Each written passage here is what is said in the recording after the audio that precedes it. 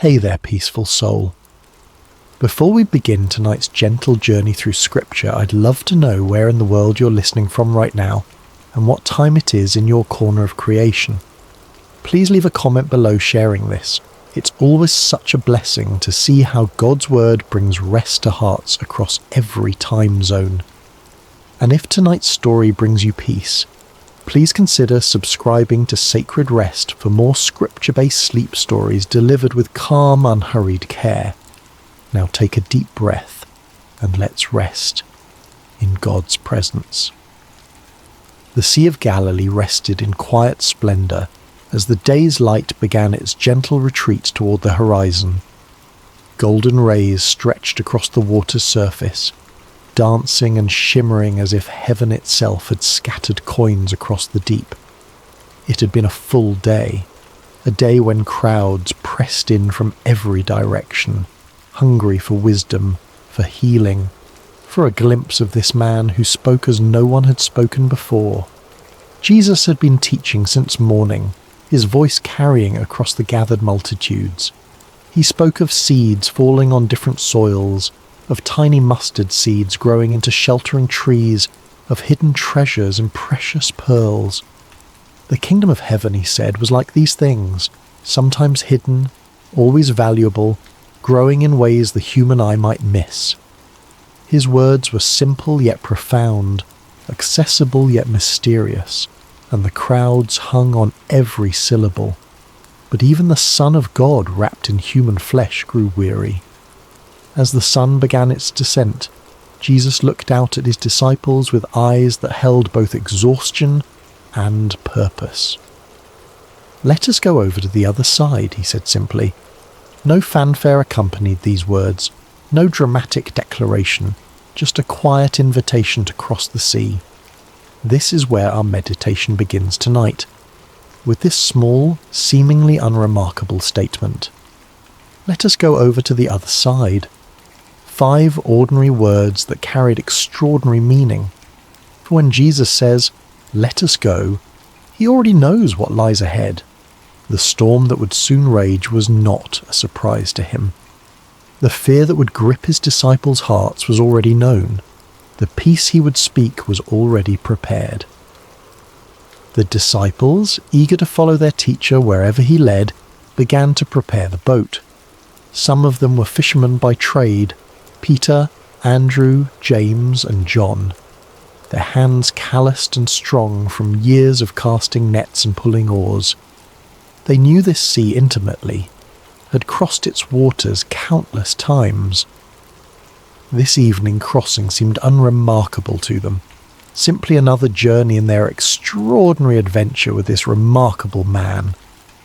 Other followers bid Jesus and the disciples farewell from the shore, perhaps still pondering the parables they had heard throughout the day. The kingdom of heaven is like. These words would linger in their hearts as they returned to their homes, planting seeds of truth that would grow in ways they couldn't yet imagine. As the boat pushed away from shore, Jesus settled into the stern. A small cushion was placed there, nothing luxurious, just a simple comfort for the teacher's rest. Several of the disciples took up the oars, their strong arms working in rhythmic unison to guide the vessel forward. Others perhaps sat quietly, watching the shoreline recede or gazing up at the vast canvas of sky that was beginning to transition from azure blue to deepening indigo.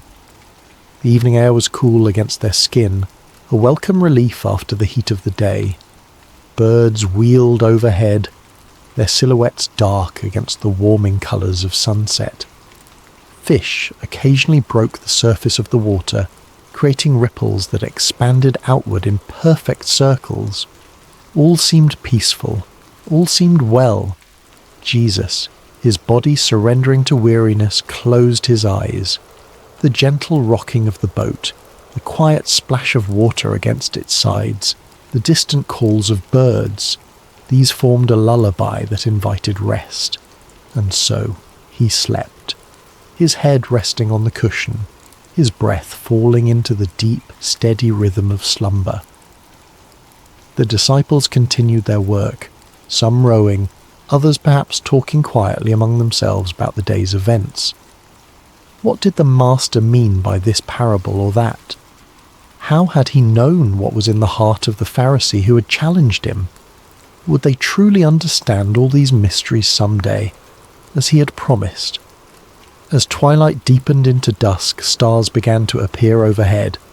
First one, then dozens, then hundreds, until the sky above was spangled with light. On any other night, this might have been a moment of transcendent beauty, a reminder of God's promise to Abraham that his descendants would be as numerous as these very stars. But those with experience on these waters noticed something concerning. The air had changed, becoming charged with an expectancy that seasoned fishermen recognized. A slight shift in the wind's direction, a subtle change in temperature, small signs that spoke volumes to those who knew how to read them. Peter exchanged glances with Andrew, then with James. No words were needed between men who had spent their lives on these waters. Something was coming. The sea, now growing restless beneath them, had secrets to tell. Yet Jesus slept on, his face peaceful in the gathering darkness. Did the disciples consider waking him then, when the first signs appeared? Did they debate among themselves whether to alert their teacher to the changing conditions? We don't know. Perhaps they chose to let him rest, confident in their own abilities to handle whatever came. Perhaps they thought the signs would come to nothing.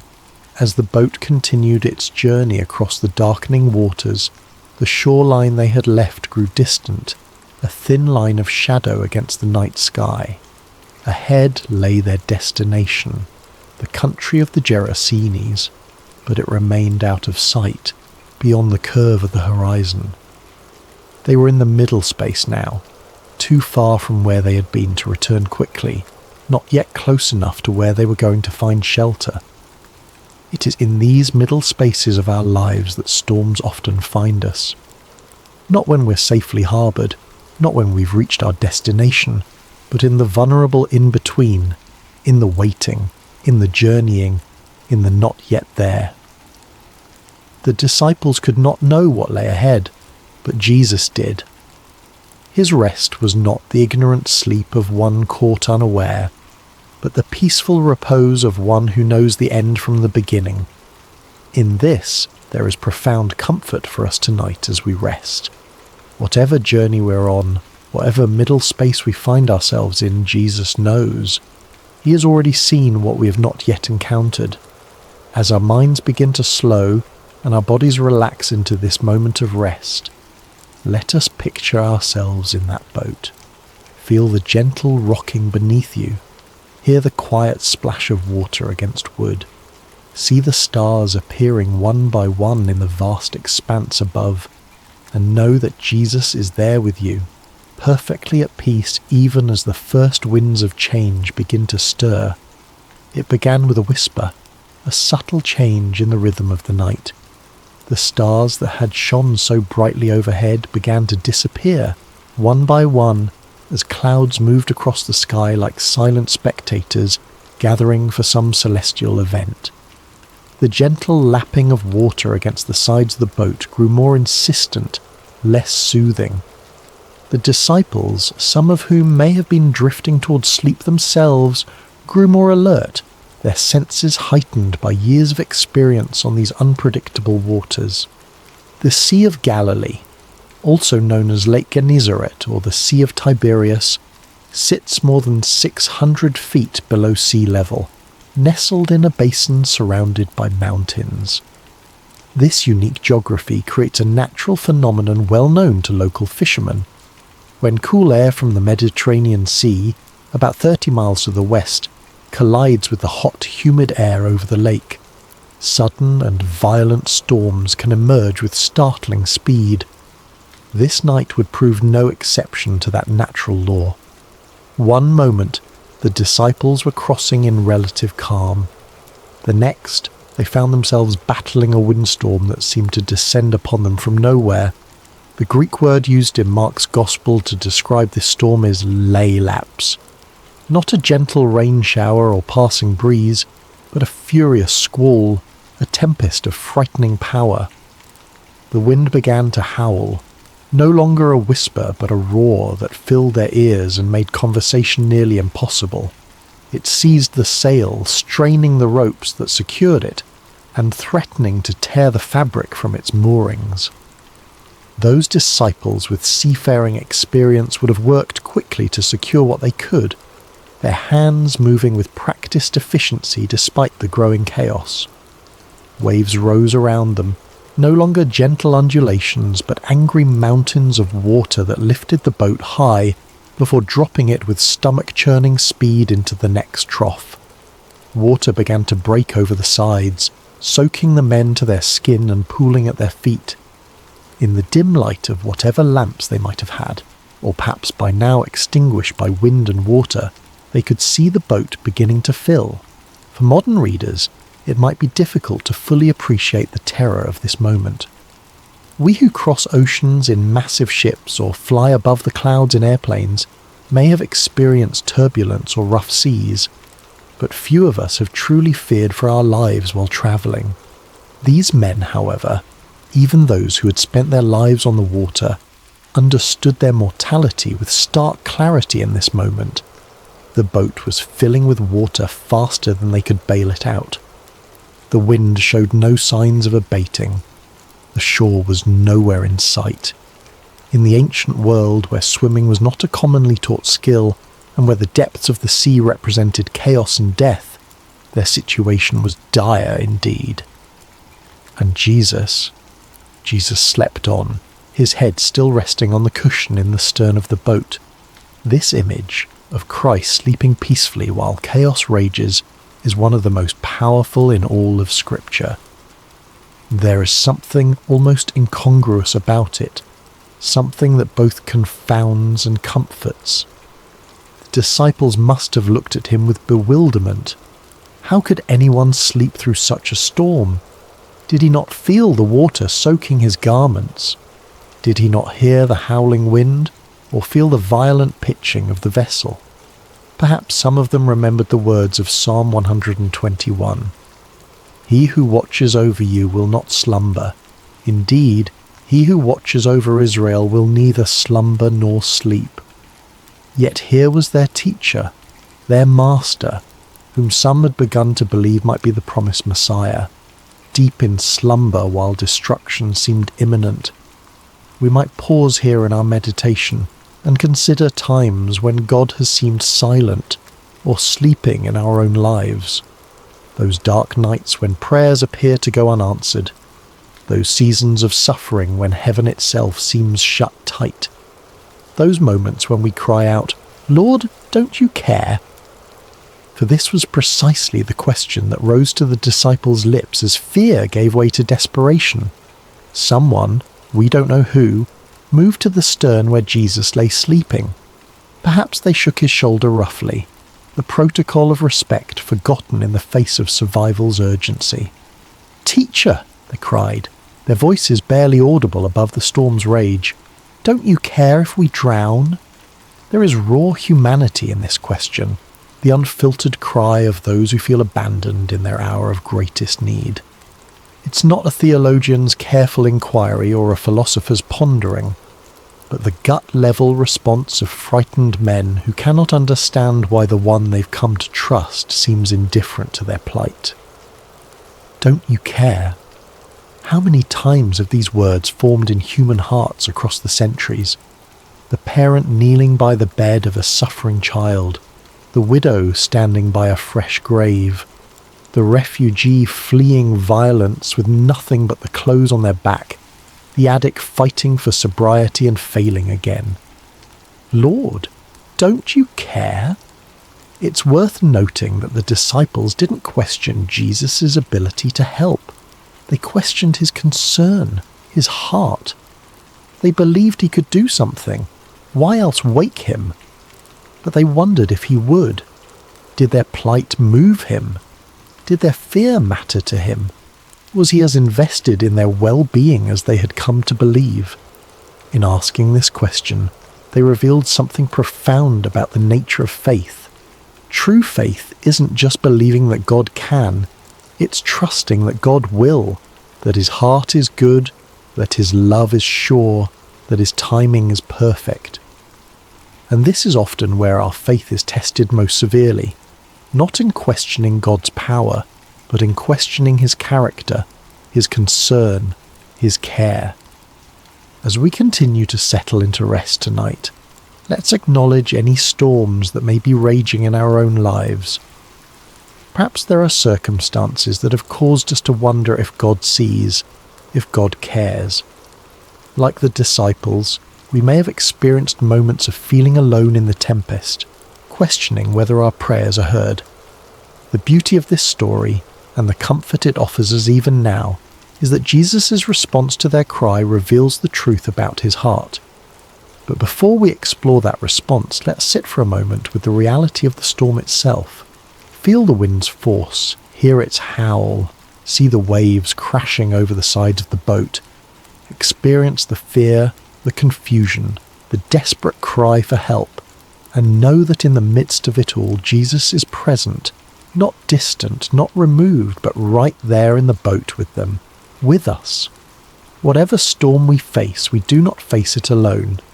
The Lord of all creation has chosen to journey with us, to be present with us in every turbulent moment and every threatening circumstance.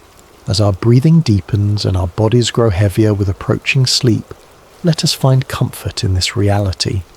The presence of Jesus in our boat does not exempt us from storms, but it changes everything about how we experience them.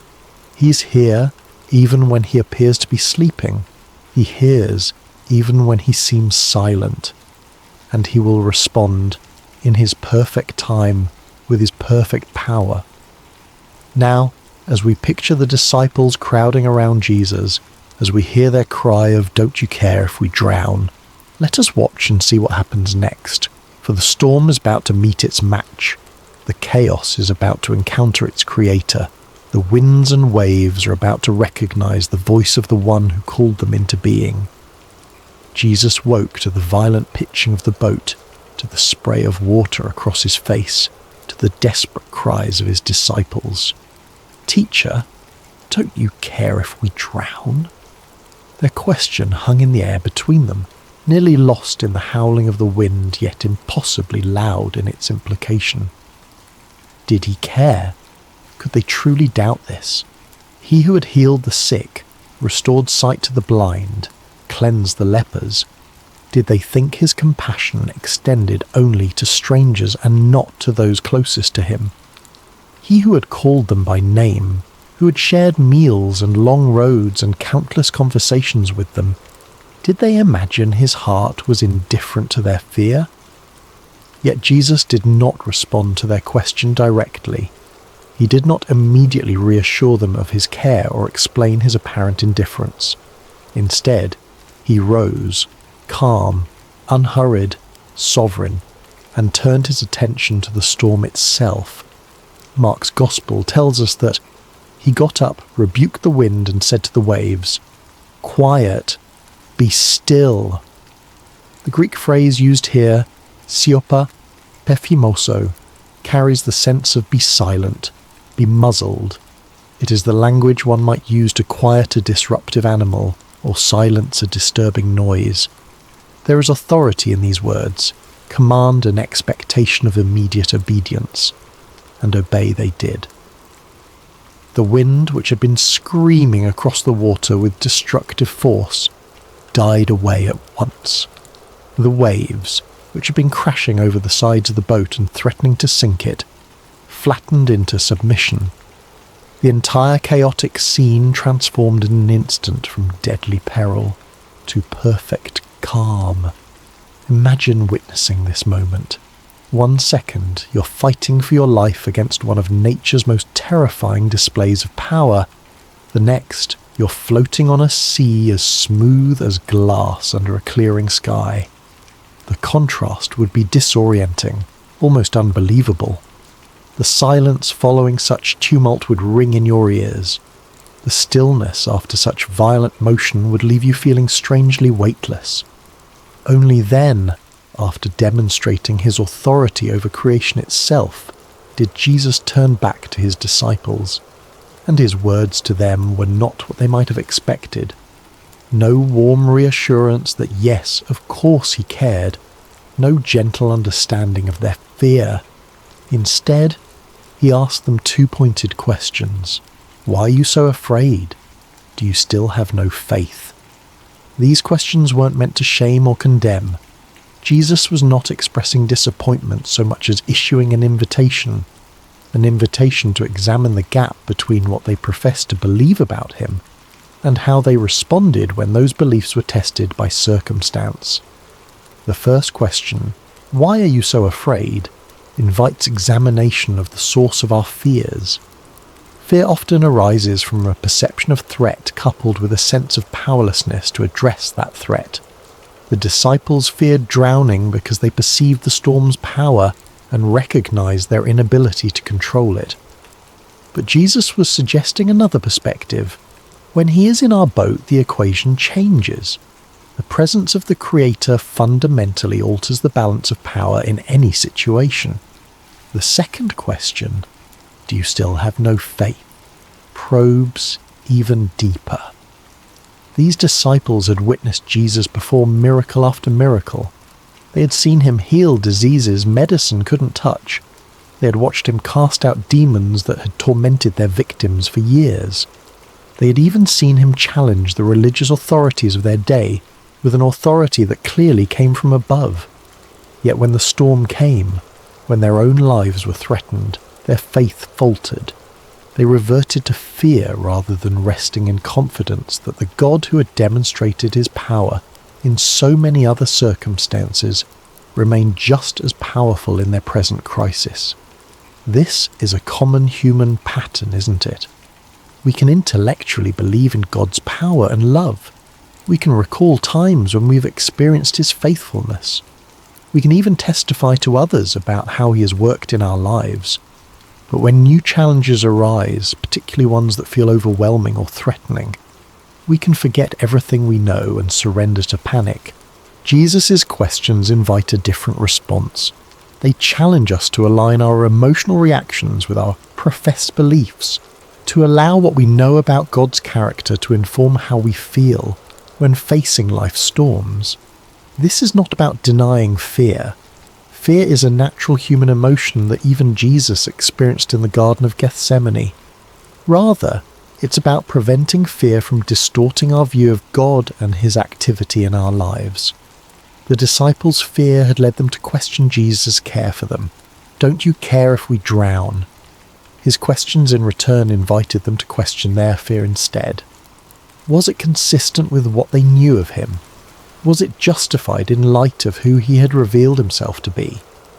As we continue our journey toward rest tonight, these questions can guide our own reflection.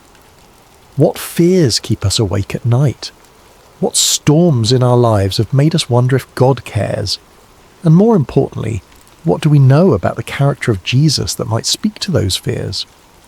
If Jesus is truly who Scripture reveals him to be, all-powerful yet deeply compassionate, sovereign yet intimately involved, holy yet merciful, then our fears must be evaluated in light of these truths.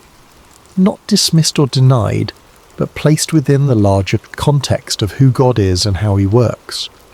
The disciples in that boat had to reconcile their experience of the storm with their experience of Jesus' power over it. We too must reconcile our experience of life's challenges with our understanding of God's character and capabilities. This reconciliation doesn't happen once and for all. It's an ongoing process, a continued growth in trust that develops as we walk with him through both calm seas and raging tempests.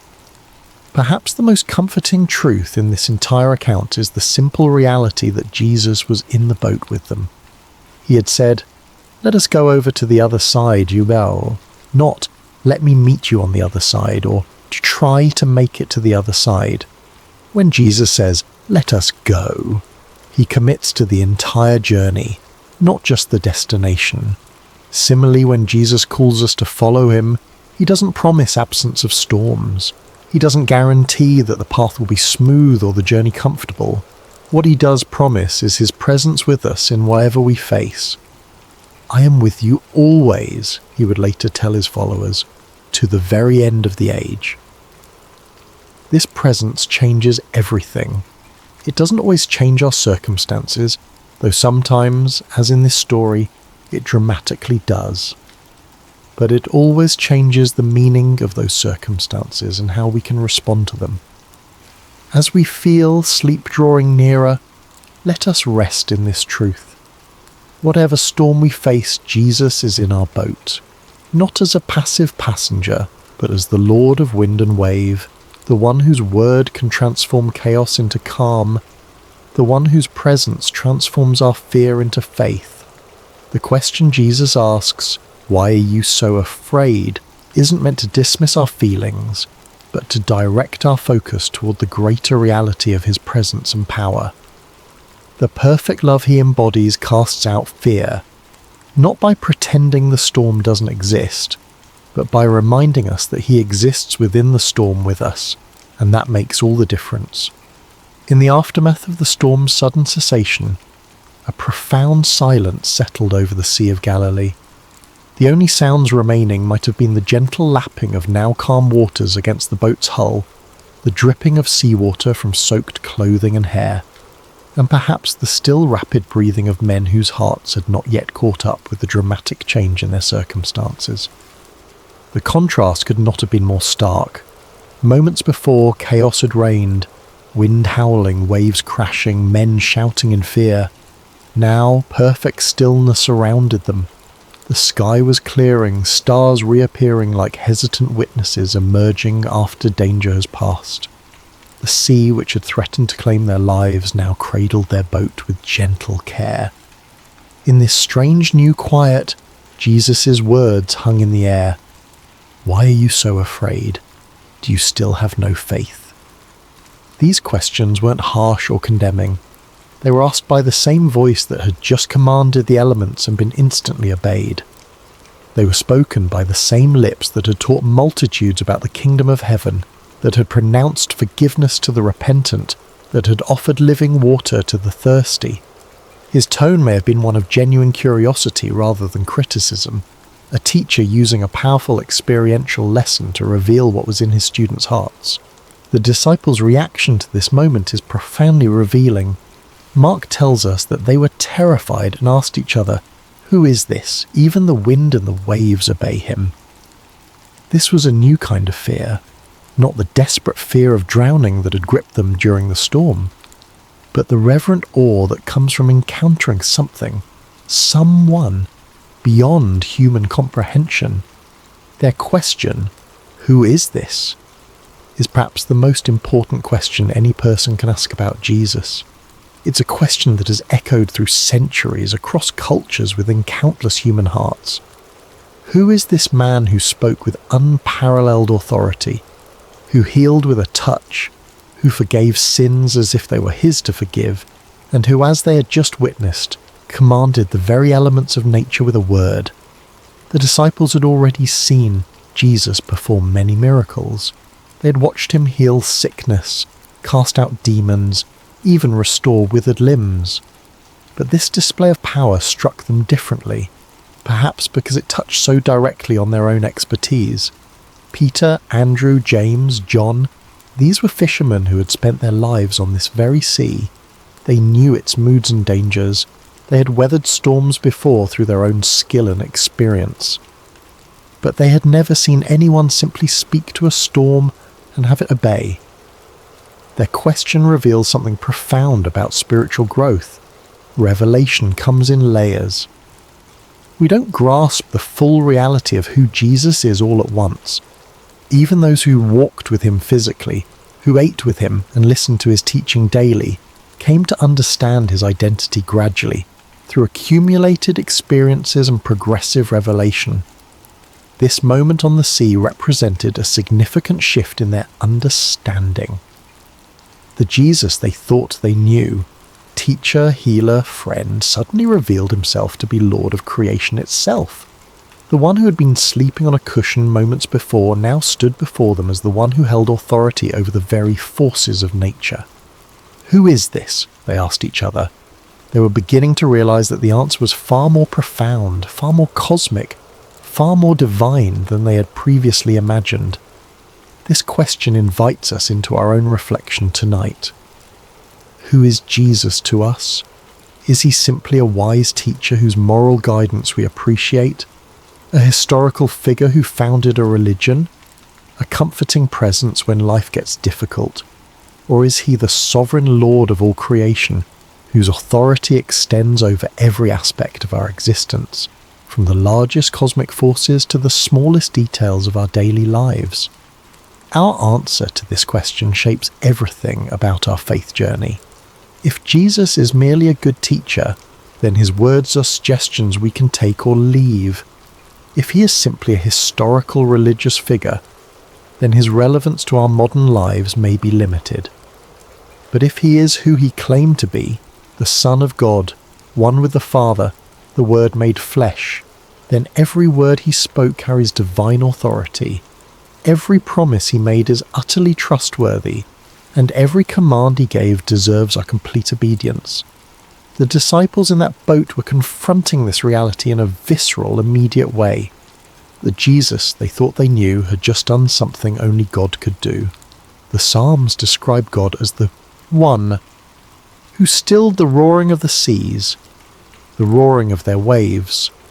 Psalm 65:7, and the one who stilled the storm to a whisper, the waves of the sea were hushed. Psalm 107:29. Now they had seen Jesus do exactly this, with their own eyes in their own boat, in response to their own cry for help. Their question, "Who is this?" was not merely rhetorical. It reflected genuine wrestling with an expanding understanding of Jesus' identity. And this wrestling is an essential part of authentic faith. God does not expect us to have perfect theological understanding from the beginning of our journey with him. He reveals himself to us gradually, meeting us where we are and gently expanding our capacity to know him as he truly is.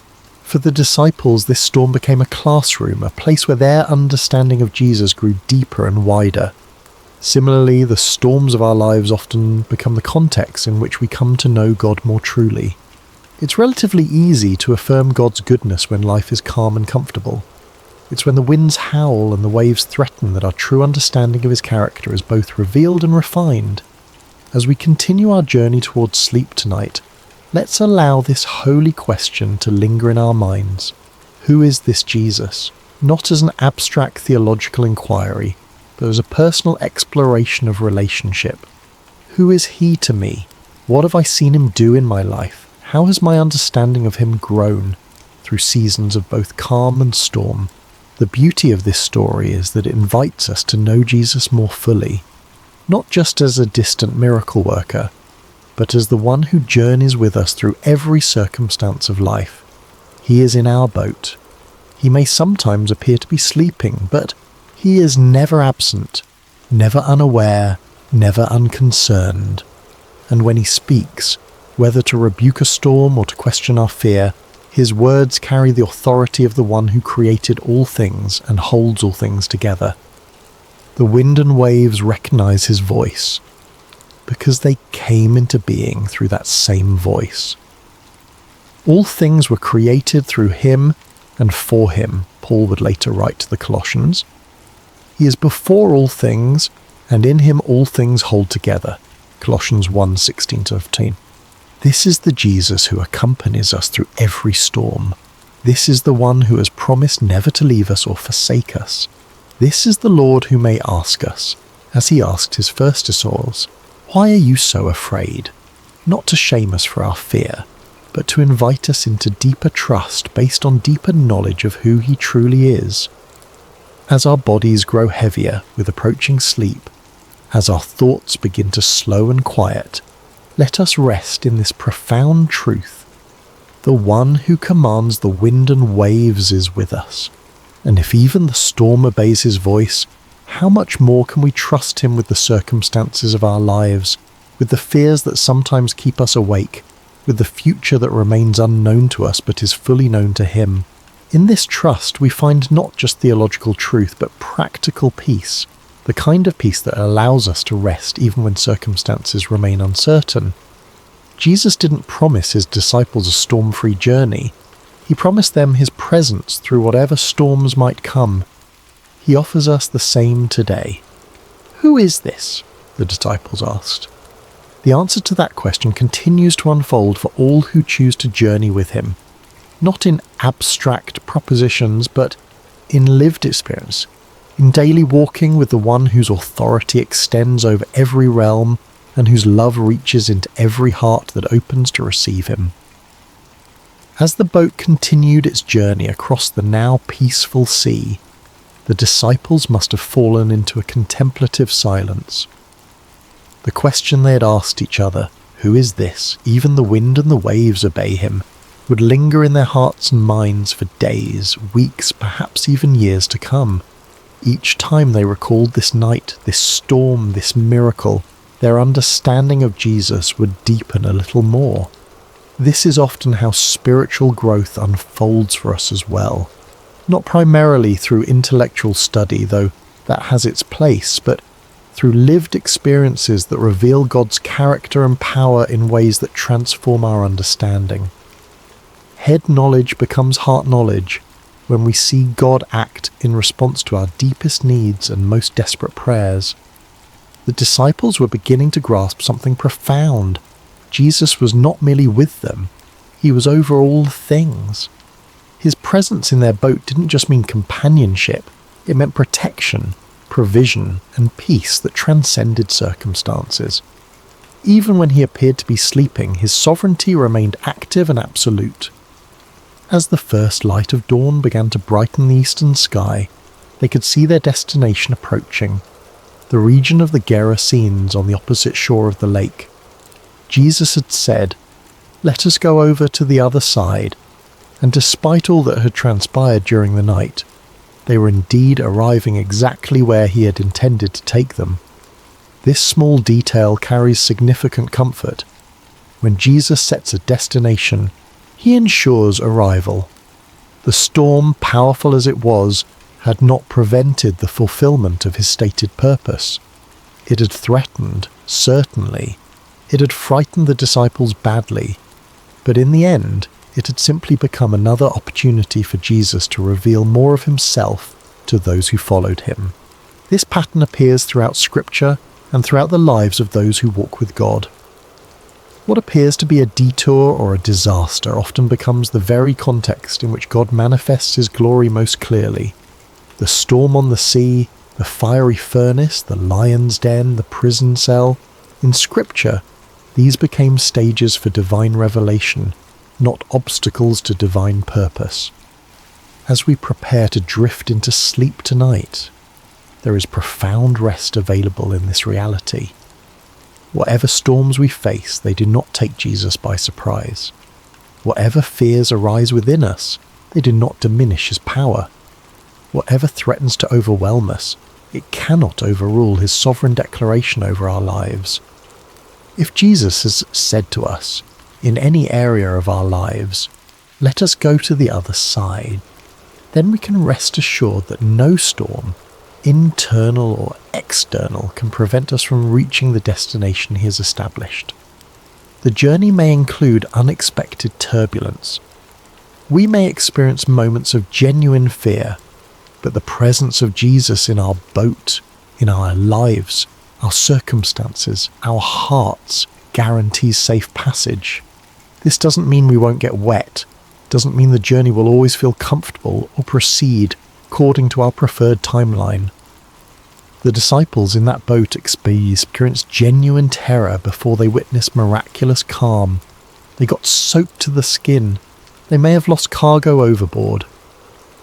The boat likely required bailing out and repairs afterward, but they made it to the other side because Jesus had declared that this would be so, and in the process, they came to know him more deeply than they had before. The storm became not an obstacle to their progress, but a vehicle for their spiritual growth. As we reflect on this story one final time tonight, let's consider 3 enduring comforts it offers to all who journey with Jesus. First, Jesus is present in every storm. He may not manifest his power immediately or in the ways we expect, but he's never absent from our struggles. The psalmist wrote, "God is our refuge and strength, an ever-present help in trouble. Therefore we will not fear, though the earth give way and the mountains fall into the heart of the sea, though its waters roar and foam, and the mountains quake with their surging." Psalm 46:1-3. This presence is not just comforting, it is transformative. It changes how we experience our circumstances, even when it doesn't immediately change the circumstances themselves. Second, Jesus' timing is perfect. He allowed the storm to rage for a time before calming it, not because he was indifferent to the disciples' fear, but because the experience would deepen their understanding and strengthen their faith. Similarly, when he seems silent or inactive in our lives, it is never due to indifference. His timing takes into account purposes and perspectives that extend far beyond our immediate comfort, encompassing our long-term growth and God's eternal glory. Third, Jesus' authority is absolute. When he spoke to the wind and waves, they had no choice but to obey. The same voice that said, "Let there be light" at creation now said, "Be still" to the storm, with the same creative authority and the same immediate result. This ultimate authority means that nothing we face, no circumstance, no enemy, no fear, no failure, is beyond his power to redeem, restore, or transform according to his perfect will. These truths don't eliminate life's storms, but they fundamentally change how we experience them. They allow us to sleep, literally and figuratively, in the sovereignty of the one who has promised to bring us safely to the other side. As your body relaxes more deeply now, as your breathing slows and your thoughts begin to drift, imagine yourself in that boat after the storm has ceased. Feel the gentle rocking of the vessel on calm waters. See the stars reflected on the surface like scattered diamonds. Hear the quiet lapping of small waves against the wooden hull. And most importantly, know that Jesus is there with you, awake, aware, almighty. The night is passing. Dawn approaches. The shore draws nearer with each moment. And the one who commanded the storm with a word continues to hold you in the palm of his hand, guiding your vessel to exactly where he intends it to go. In this assurance there is deep peace. In this knowledge there is perfect rest. In this presence there is complete safety. Whether we find ourselves currently in the midst of a raging storm, in the calm that follows, or in the ordinary moments between dramatic events, the truth remains. Jesus is with us. Jesus is for us, and Jesus will bring us safely to the other side. So breathe deeply now. Release the tension you may be holding in your shoulders, your jaw, your hands, your mind. Allow your body to grow heavy with approaching sleep. Hello, dear friends, and welcome to Sacred Slumber. Before we begin this beautiful journey together, I'd love to connect with you for just a moment. How has your day been? Whether it's morning, afternoon, or evening where you are in the world, I hope this story finds you in a peaceful place, ready to receive some comfort and inspiration.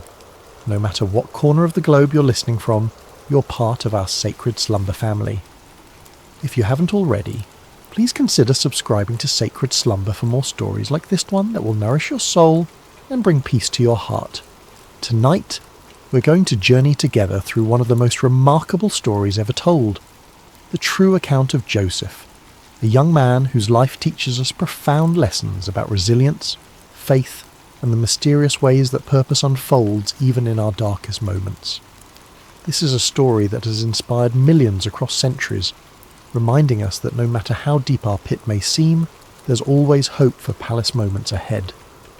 In the ancient land of Canaan, where the sun painted golden hues across rolling hills dotted with olive trees and grazing flocks, there lived a patriarch named Jacob. His tents were pitched near Hebron, and his wealth was measured not in gold or silver, but in the size of his herds and the strength of his family. Jacob had 12 sons, but among them all one held a special place in his father's heart. Joseph was 17 years old, with eyes that sparkled with intelligence and a spirit that seemed to dance with dreams. He was the son of Rachel, Jacob's beloved wife, who had died giving birth to Benjamin, Joseph's younger brother. Perhaps it was the memory of Rachel that made Jacob's love for Joseph burn so brightly. Or perhaps it was something else. A recognition of the extraordinary destiny that seemed to hover around this particular son like morning mist around a mountain peak. The favouritism was evident to everyone in the household. While Joseph's older brothers, Reuben, Simeon, Levi, Judah, Dan, Naphtali, Gad, Asher, Issachar and Zebulun, worked hard in the fields tending the flocks, Joseph often remained close to home. His brothers wore the simple, practical garments of shepherds, but Joseph wore something entirely different. One day Jacob called Joseph to his tent.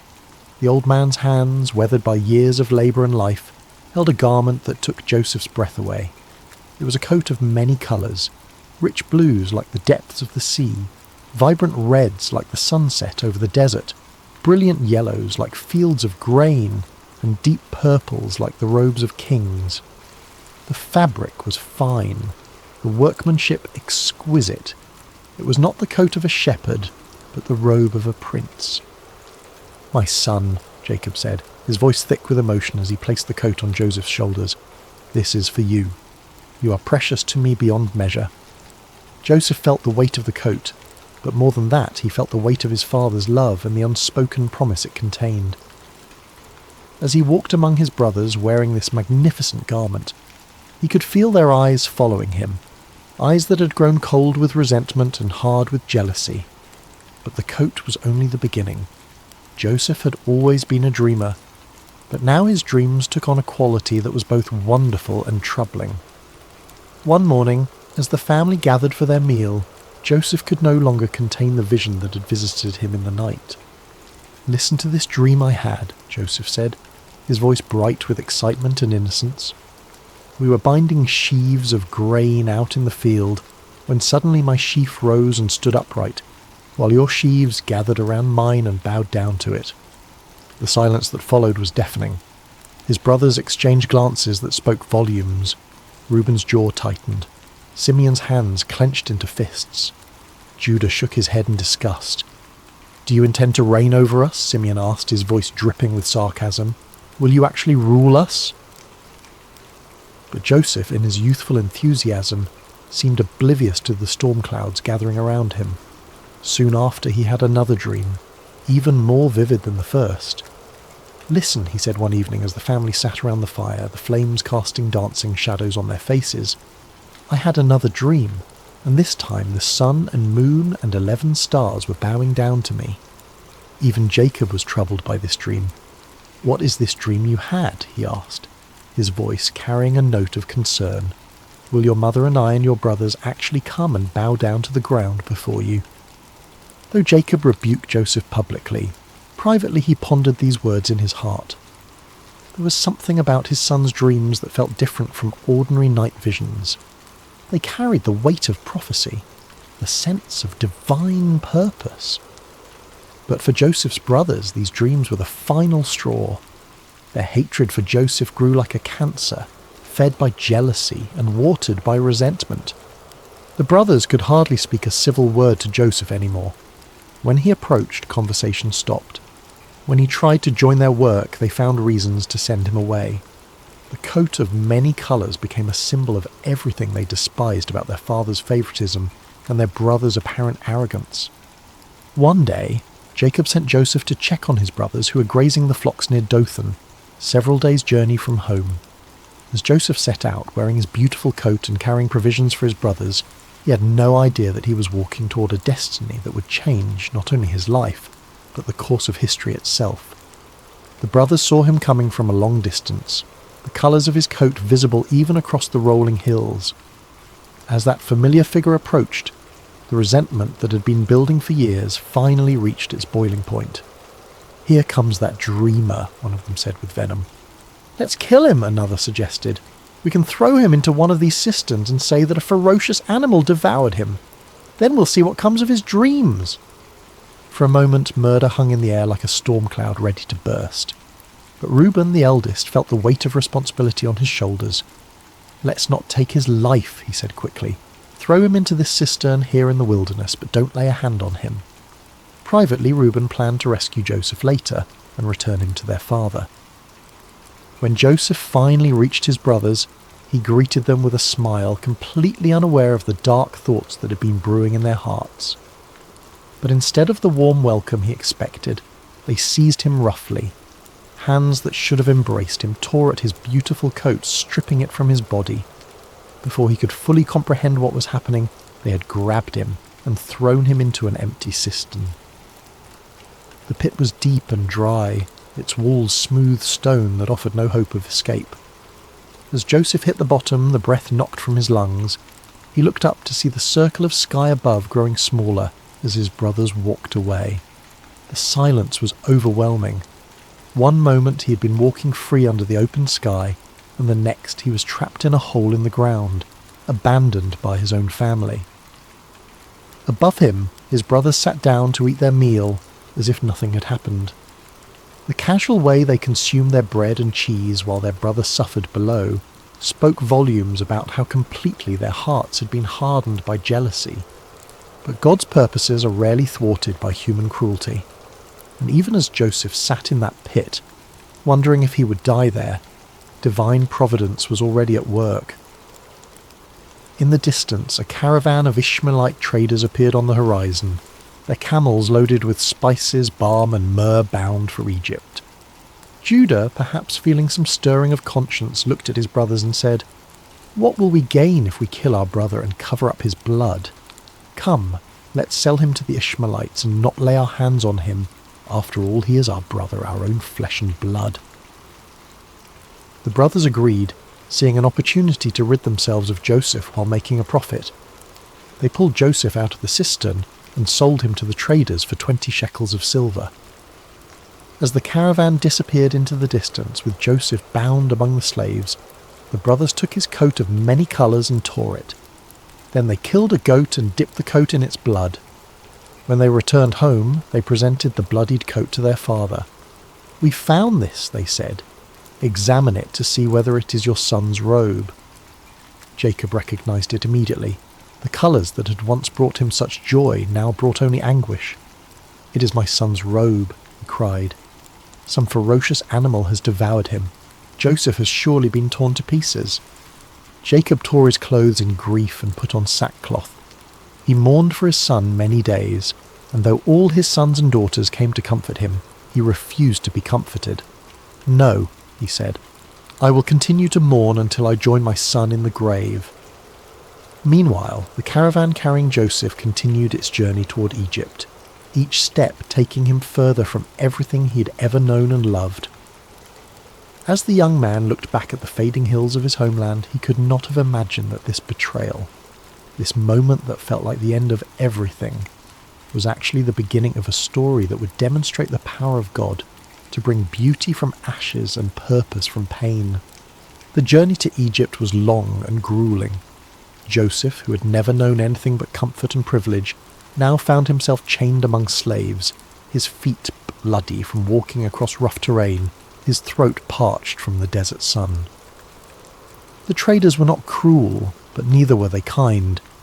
He was simply merchandise to them, a commodity to be delivered in good condition to fetch the best price. As the caravan crested the final hill before entering Egypt, Joseph's eyes widened at the sight before him. Egypt was unlike anything he'd ever seen. The Nile River stretched like a blue ribbon through the landscape, its banks lined with lush green vegetation that stood in stark contrast to the golden desert beyond. Pyramids rose majestically in the distance, monuments to the power and sophistication of this ancient civilization. The cities teemed with activity, merchants hawking their wares, craftsmen plying their trades, and everywhere the bustle of a society that had mastered the art of turning the desert into a garden. In the slave market of Memphis, Joseph stood with the others as potential buyers examined them like livestock. His youth and obvious intelligence caught the eye of several bidders. But it was Potiphar, an officer of Pharaoh and captain of the guard, who ultimately purchased him. Potiphar was a man of considerable wealth and influence, with a household that required numerous servants to maintain its operations. Joseph's new life began in Potiphar's house, where he was assigned to work among the other servants. Everything about his circumstances had changed. He who had once worn a coat of many colours now dressed in the simple linen of a slave. He who had once been served was now serving others. He who had once been the favoured son was now property, with no rights and no freedom. But something remarkable happened in Potiphar's house. Instead of becoming bitter or despondent, Joseph chose to serve with excellence. When he was given a task, he completed it better than anyone expected. When he was assigned to care for something, he treated it as if it were his own. His attitude was not that of a man who had been wronged, but of someone who understood that his character was more important than his circumstances. It didn't take long for Potiphar to notice this exceptional young man. While other servants did only what was required of them, Joseph anticipated needs before they were expressed. He learned the Egyptian language with remarkable speed, mastered the customs of the household, and demonstrated an administrative ability that was far beyond his years. Most importantly, there was something about Joseph's presence that seemed to bring blessing wherever he went. Potiphar began to entrust Joseph with greater responsibilities. First, he made him his personal attendant. Then he put him in charge of his household affairs. Before long, Joseph was managing all of Potiphar's possessions, his property, his servants, his business dealings. The Egyptian captain of the guard had never seen anything like it. Everything that Joseph touched seemed to prosper. Years passed, and Joseph grew from a teenager into a handsome young man. The hardships he had endured had not broken him, but had instead forged him into someone of remarkable character and capability. Potiphar trusted him completely, to the point where he concerned himself with nothing except the food he ate. Everything else was in Joseph's capable hands. But success and favour can sometimes bring their own dangers, and Joseph was about to face a test that would prove even more challenging than the pit his brothers had thrown him into. Potiphar's wife had noticed the young Hebrew slave who had risen to such prominence in her household. Joseph was not only capable and trustworthy, but he had grown into a man of striking appearance. Day after day she watched him as he went about his duties with quiet dignity and remarkable competence. Soon, watching was not enough. "Come to bed with me," she said to Joseph one day when they found themselves alone. Joseph was stunned by her proposition. The wife of his master, a woman of rank and privilege, was propositioning a slave. But Joseph's response revealed the depth of his character and the strength of his convictions. "No," he said firmly but respectfully. "With me in charge, my master does not concern himself with anything in the house. Everything he owns he has entrusted to my care. No one is greater in this house than I am. My master has withheld nothing from me except you, because you are his wife. How then could I do such a wicked thing and sin against God?" Day after day she spoke to Joseph, but he refused to go to bed with her or even to be with her. Joseph understood that betraying Potiphar's trust would not only be wrong, but it would also be a sin against the God who had been with him through all his trials. His integrity was not for sale, regardless of the price or the pressure. But a person determined to do wrong will often become vindictive when their advances are rejected. Potiphar's wife's desire turned to anger, and her anger to a determination for revenge. She waited for the right opportunity, and one day when Joseph came into the house to attend to his duties, and none of the household servants were inside, she made her move. She caught him by his cloak and said, "Come to bed with me." But Joseph left his cloak in her hand and ran out of the house. Holding his cloak as evidence, Potiphar's wife called to the household servants. "Look," she said, "this Hebrew has been brought to us to make sport of us. He came in here to sleep with me, but I screamed. When he heard me scream for help, he left his cloak beside me and ran out of the house. When Potiphar came home, his wife told him the same story. That Hebrew slave you brought us came to me to make sport of me, but as soon as I screamed for help, he left his cloak beside me and ran out of the house." Potiphar burned with anger. The man he had trusted above all others, the servant who had brought such blessing to his household, had apparently betrayed that trust in the worst possible way. Without investigation, without hearing Joseph's side of the story, Potiphar had Joseph seized and thrown into prison, the same prison where the king's prisoners were confined. Once again, Joseph found himself in a pit, though this time it was made of stone and iron rather than earth. Once again, he had been betrayed by those he had served faithfully. Once again, his circumstances had changed dramatically through no fault of his own. He had done the right thing, had maintained his integrity, had honoured God, and his reward was imprisonment for a crime he had not committed. Many people would have become bitter at this point. They would have questioned why God allowed such injustice, why faithfulness seemed to be rewarded with suffering. They might have decided that integrity was not worth the cost, that doing right was foolish when it led to such consequences. But Joseph was not like most people. Even in prison, even after being falsely accused and unjustly punished, something within him refused to give up hope. He had learned that his circumstances did not define him, his character did.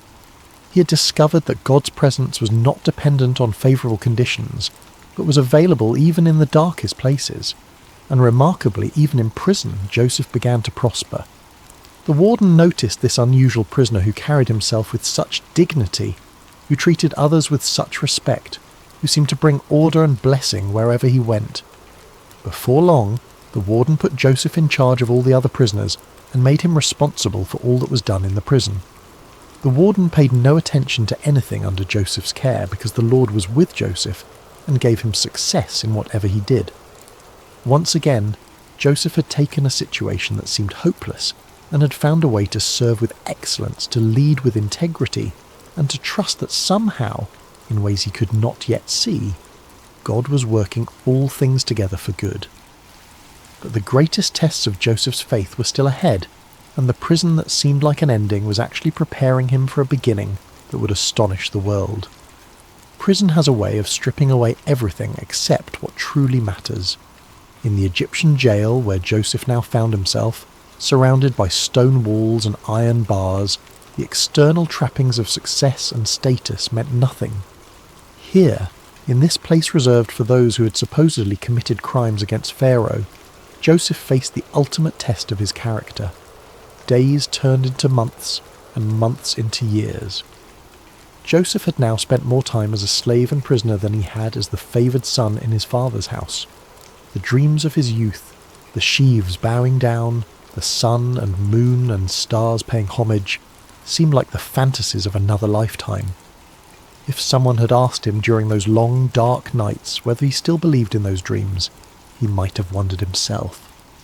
But Joseph had learned something profound during his years of hardship, that faith is not about understanding God's timeline, but about trusting God's character. He had seen evidence of divine favour even in the darkest circumstances. When he was in Potiphar's house, God had blessed his work. Now, even in prison, he could see the same pattern. Blessing flowing through him to benefit others. Success following him, even in the most unlikely places. The other prisoners noticed something different about Joseph. While many of them spent their time in despair, anger, or plotting revenge, Joseph maintained a remarkable sense of peace. He listened to their stories with compassion, helped resolve disputes with wisdom, and carried himself with a dignity that prison walls could not diminish. The warden had made him the unofficial leader among the prisoners, and everyone, guards and inmates alike, respected him. One morning, Joseph noticed that two of his fellow prisoners seemed particularly troubled. They were not ordinary criminals, but former members of Pharaoh's household, the chief cupbearer and the chief baker. Both had been imprisoned for offences against their royal master, and both carried themselves with the dignity of men, accustomed to positions of privilege and responsibility. "Why do you look so sad today?" Joseph asked them. The cupbearer answered, "We both had dreams, but there is no one to interpret them." In the ancient world, dreams were considered messages from the gods, and their interpretation was a specialized skill typically reserved for trained priests and wise men. To have a significant dream and no way to understand its meaning was a source of genuine distress. Joseph's response revealed both his humility and his faith. Do not interpretations belong to God? Tell me your dreams." The chief cupbearer went first. "In my dream," he said, "I saw a vine in front of me, and on the vine were 3 branches. As soon as it budded, it blossomed, and its clusters ripened into grapes. Pharaoh's cup was in my hand, and I took the grapes, squeezed them into Pharaoh's cup, and put the cup in his hand." Joseph listened carefully, and as the cupbearer spoke, understanding came to him with a clarity that felt like sunrise after a long night.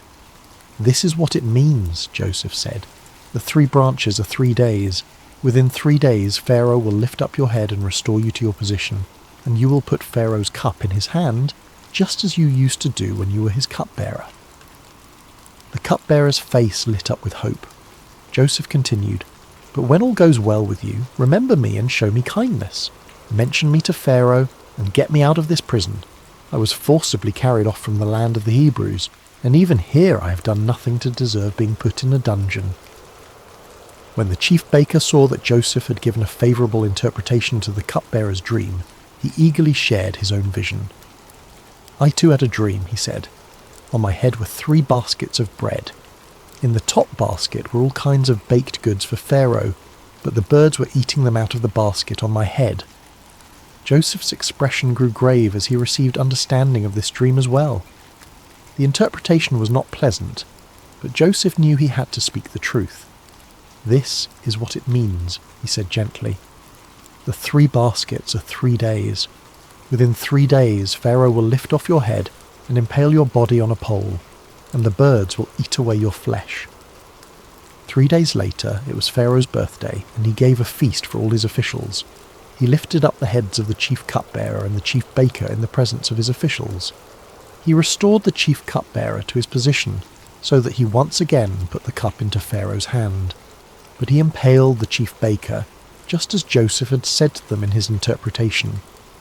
The accuracy of Joseph's interpretation should have marked him as a man of extraordinary ability, someone worthy of attention and favour. The chief cupbearer had been restored to his position of influence, with direct access to the most powerful man in Egypt. Surely he would remember the prisoner who had correctly interpreted his dream and had specifically asked to be remembered. But the chief cupbearer forgot about Joseph. This forgetting was perhaps one of the most difficult trials Joseph had yet faced. It was not the active betrayal of his brothers or the false accusation of Potiphar's wife, but the passive neglect of someone who simply failed to keep his word. Day after day, Joseph waited, hoping that this would be the day when guards would come to release him, when word would arrive that Pharaoh wanted to see him. But the days passed in silence. Months turned into a year, and then another year. 2 full years passed, and still the cupbearer, busy with his restored duties and privileges, did not remember the Hebrew slave who had correctly interpreted his dream. It was as if Joseph had been forgotten not just by one man, but by the entire world. During these 2 years of waiting, Joseph could have become bitter. He could have concluded that helping others was pointless, that kindness was wasted on those who would not return it. He could have decided that his gift for interpreting dreams was worthless if it could not even secure his own freedom. Many people would have given up hope entirely. But Joseph continued to trust, continued to serve, continued to maintain his character even when it seemed to bring no reward. He understood something that many people never learn, that our calling is to be faithful, not to control outcomes. His job was to use his gifts with integrity and kindness. God's job was to handle the timing and the results. In the darkness of those 2 forgotten years, Joseph's faith was refined like gold in a furnace. The dreams of his youth were still alive within him, but they had been purified of any pride or presumption. He was learning that God's promises are always fulfilled, but rarely on our timeline or in the way we expect. And unbeknownst to Joseph, his time of preparation was nearly complete. All the lessons he had learned, about integrity under pressure, about leadership in difficult circumstances, about maintaining faith when it seemed unrewarded, were about to be put to their ultimate test. The pit had prepared him for the palace, but first he would need to prove that he was ready for both the privilege and the responsibility that awaited him. The stage was being set for one of the most dramatic turnarounds in human history, and the forgotten prisoner was about to become the second most powerful man in the greatest empire on earth.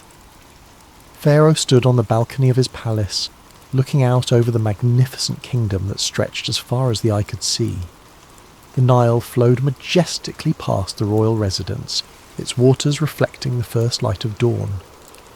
Egypt was at the height of its power and prosperity, with abundant harvests, thriving trade, and monuments that would stand for millennia as testaments to its greatness. But on this particular morning, Pharaoh was deeply troubled. For 2 nights in a row, he had been visited by dreams so vivid and disturbing that they left him unable to rest. These were not ordinary dreams. They carried the weight of divine communication, the sense that the gods were trying to tell him something of vital importance. But what? The first dream had been strange and unsettling. Pharaoh had dreamed he was standing by the Nile when 7 cows, fat and sleek, came up out of the river and began grazing among the reeds. Then 7 other cows came up out of the river after them, but these were ugly and gaunt, more wasted and emaciated than any cattle Pharaoh had ever seen in all of Egypt. The ugly, gaunt cows ate up the 7 fat, sleek cows, but even after eating them, they looked just as ugly and gaunt as before. The second dream was equally mysterious. This time, Pharaoh saw 7 heads of grain growing on a single stalk, healthy and good. Then 7 other heads sprouted after them, but these were thin and scorched by the east wind. The thin heads of grain swallowed up the 7 healthy full heads. Pharaoh woke from each dream with a sense of foreboding that he could not shake. These dreams meant something, but what? He immediately called for all the magicians and wise men of Egypt, men who were trained in the ancient arts of dream interpretation and divine communication. They came quickly at their king's summons, eager to demonstrate their wisdom and earn royal favour. But as Pharaoh recounted his dreams to them, something unprecedented happened. These men, who had built their reputations on their ability to interpret dreams and divine the will of the gods, were completely baffled. They offered various theories and possibilities, but none of them carried the ring of truth. Pharaoh could sense their uncertainty, their fumbling attempts to provide answers they simply did not have. It was in this moment of royal frustration and growing anxiety that the chief cupbearer suddenly remembered something, or rather someone, he had forgotten for 2 long years. "Today I'm reminded of my shortcomings," the cupbearer said, approaching Pharaoh with obvious embarrassment. "Pharaoh was once angry with his servants, and he imprisoned me and the chief baker in the house of the captain of the guard. Each of us had a dream the same night, and each dream had a meaning of its own. Now a young Hebrew was there with us, a servant of the captain of the guard. We told him our dreams, and he interpreted them for us, giving each man the interpretation of his dream, and things turned out exactly as he interpreted them to us. I was restored to my position, and the other man was impaled." Pharaoh's eyes sharpened with interest. A Hebrew slave who could interpret dreams with perfect accuracy, when his own wise men were stumped. "Send for him immediately," Pharaoh commanded. Guards rushed to the prison and found Joseph. "Pharaoh wants to see you," they announced. "Quickly, make yourself presentable." Joseph could hardly believe what he was hearing. After more than a decade in Egypt, first as a slave, then as a prisoner, he was suddenly being summoned to appear before the most powerful man on earth.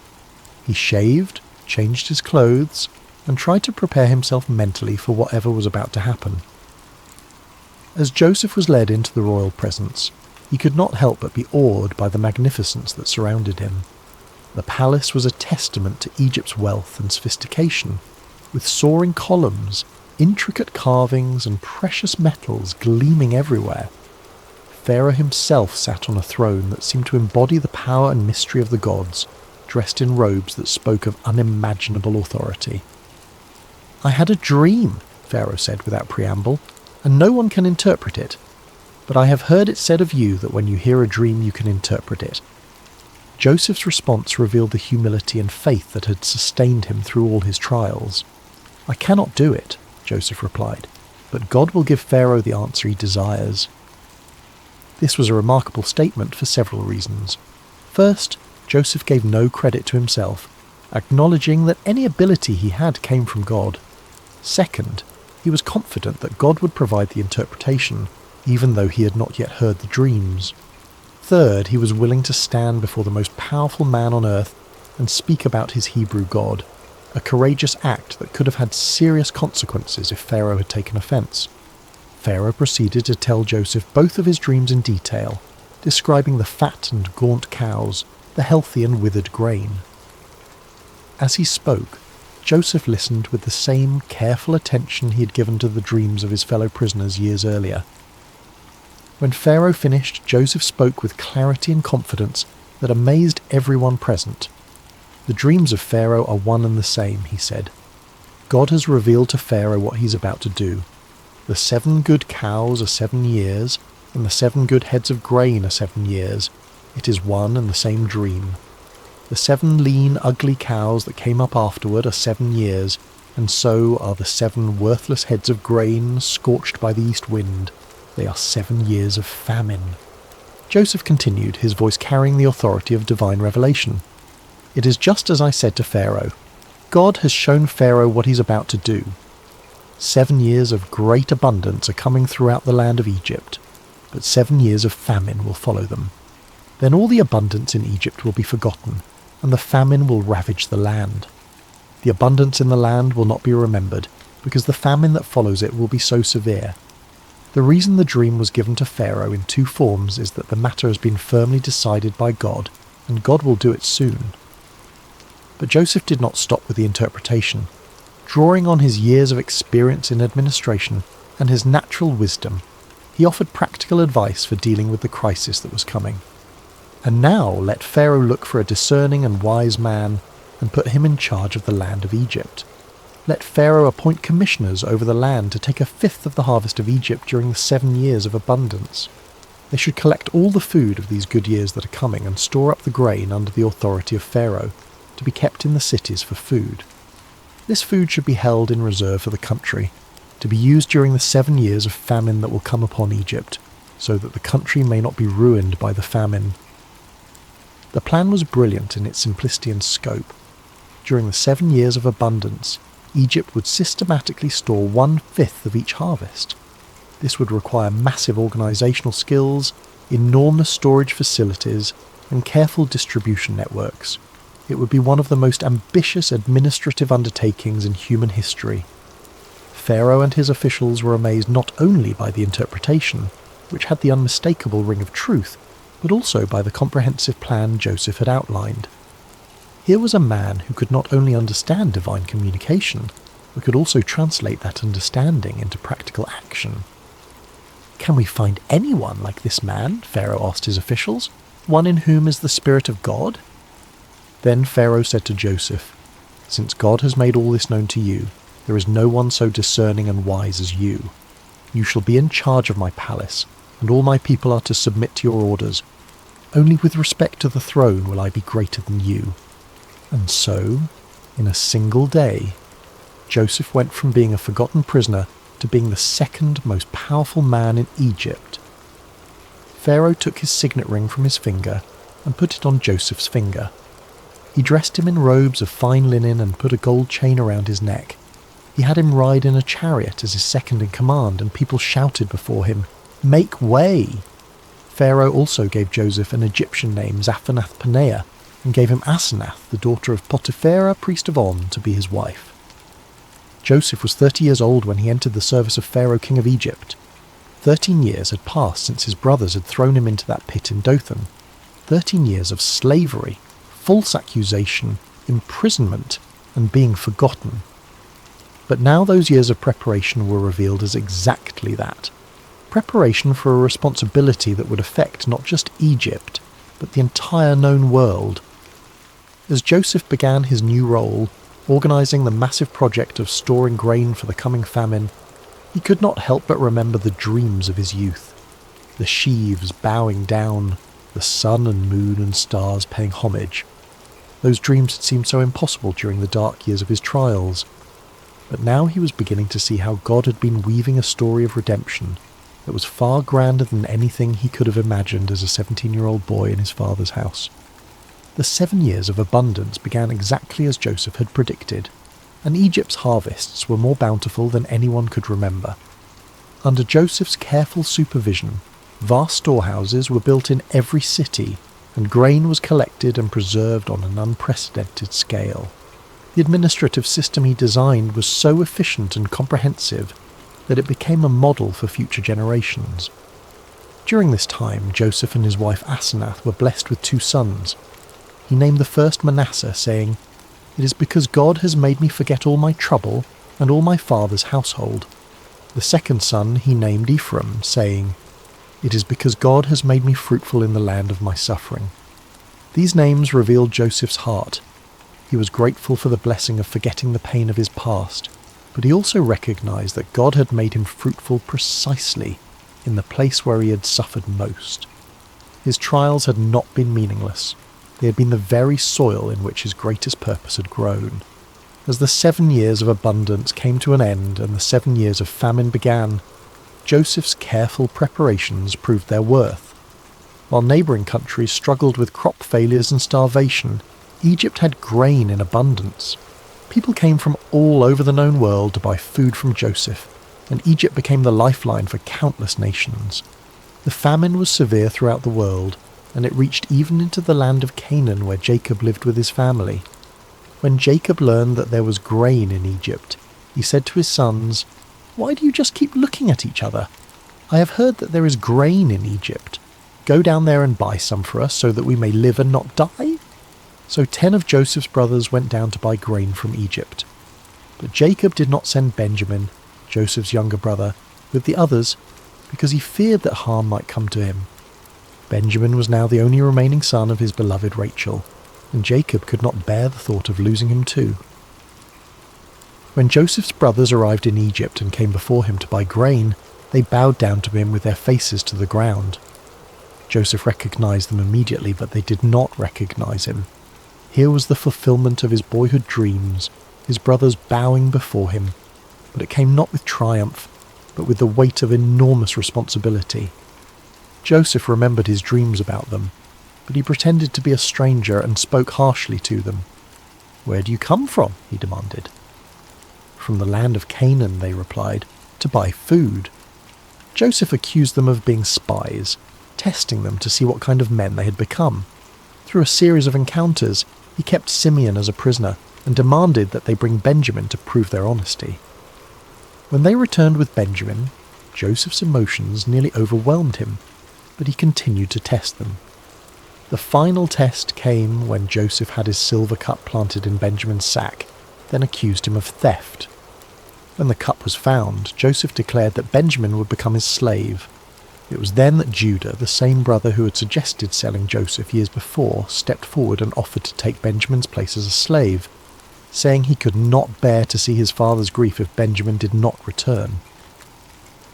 This act of selfless love broke Joseph's heart. His brothers had changed. The jealous, cruel men who had thrown him into a pit were now willing to sacrifice themselves for each other and for their father's happiness. Joseph could no longer control himself. He sent all his attendants away and revealed himself to his brothers. "I am Joseph. Is my father still living?" he said, weeping so loudly that the Egyptians heard him. His brothers were terrified, but Joseph reassured them, "Come close to me. I am your brother Joseph, the one you sold into Egypt. And now, do not be distressed and do not be angry with yourselves for selling me here, because it was to save lives that God sent me ahead of you. For 2 years now there has been famine in the land, and for the next 5 years there will be no ploughing and reaping.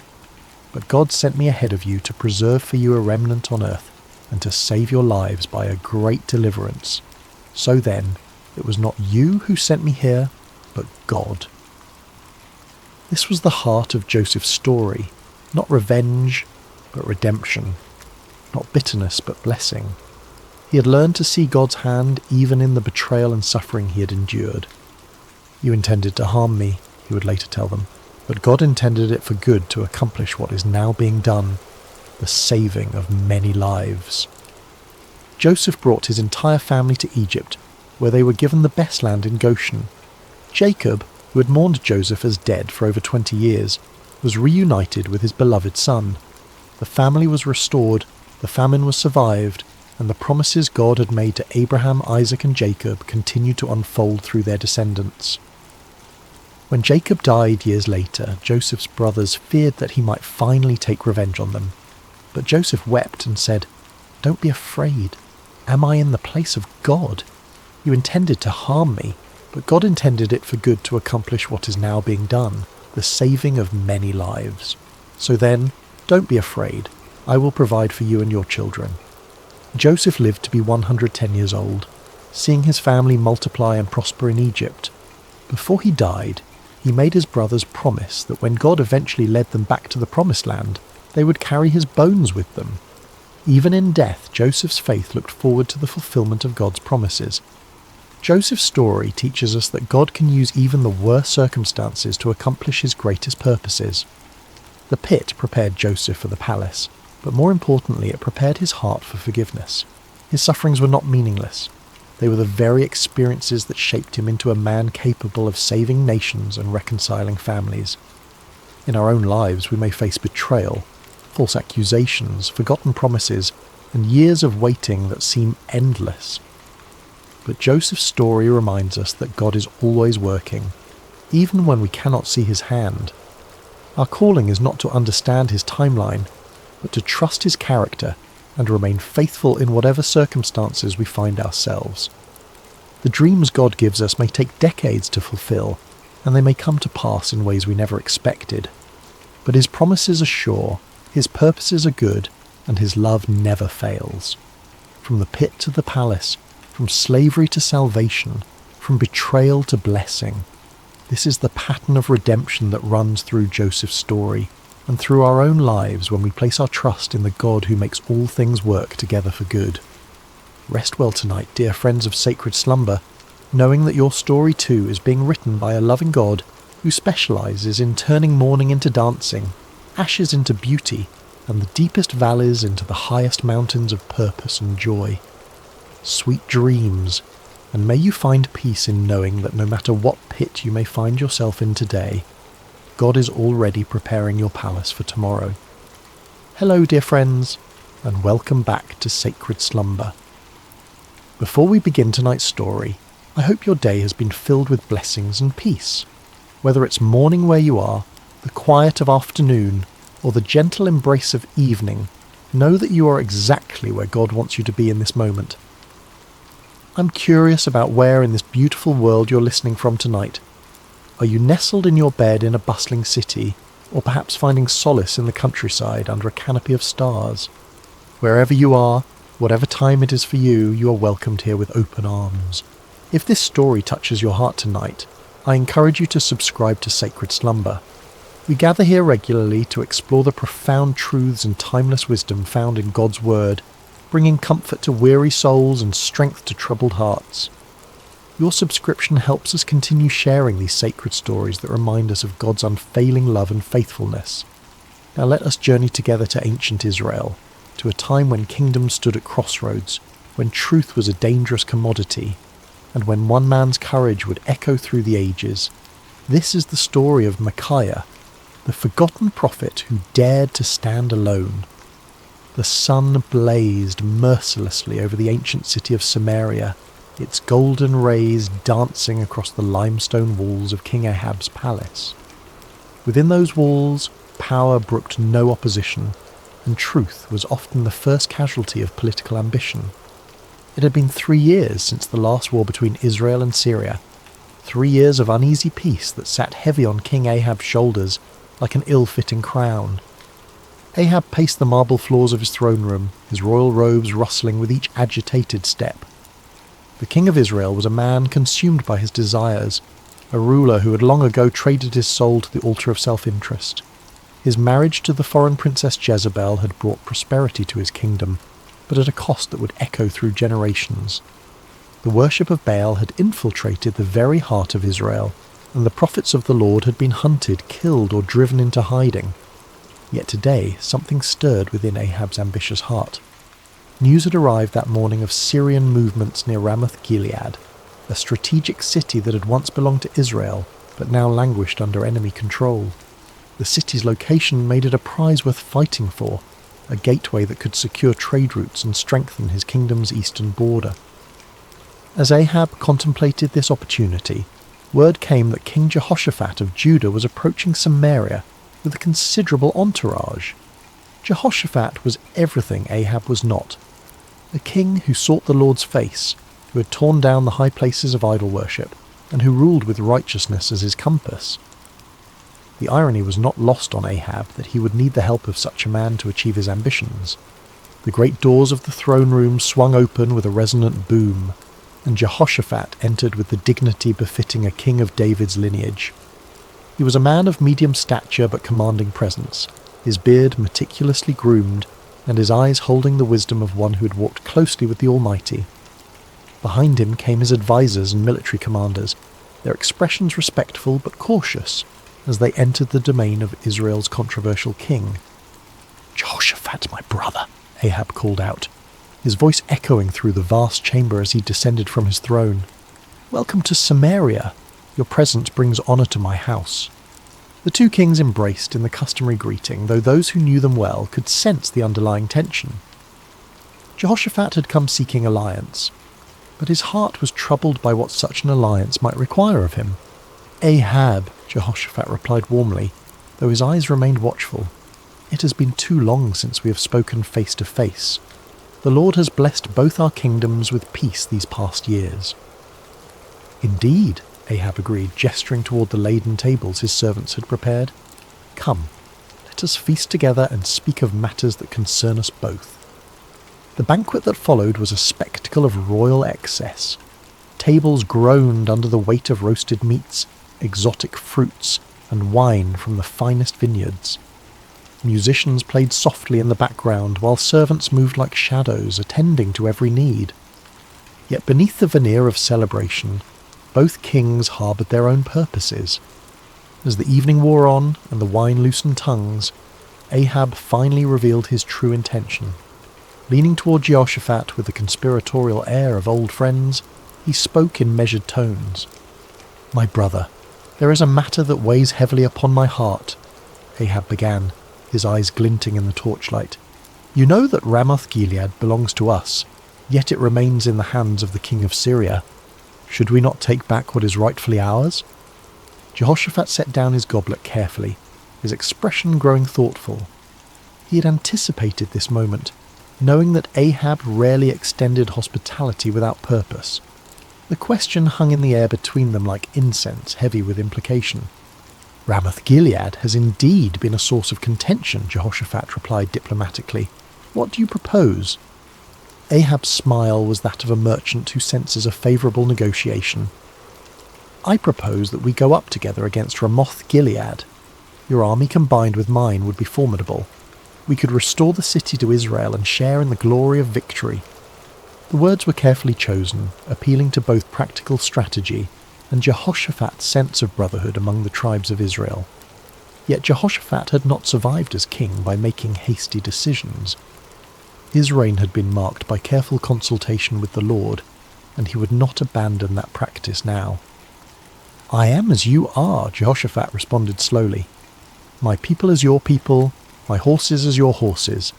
If the Lord wills it, we shall stand together in battle." He paused, his next words carrying the weight of true conviction. "But first let us inquire of the Lord."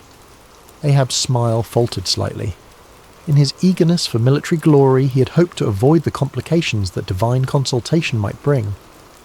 Yet he could hardly refuse such a reasonable request from a potential ally, especially one whose righteousness was renowned throughout the region.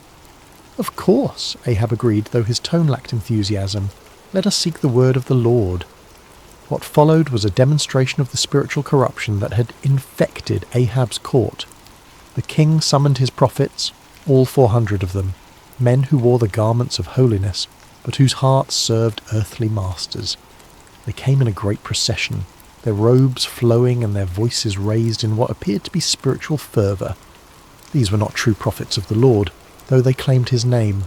They were court prophets, men who understood that their continued prosperity depended upon telling the king what he wished to hear.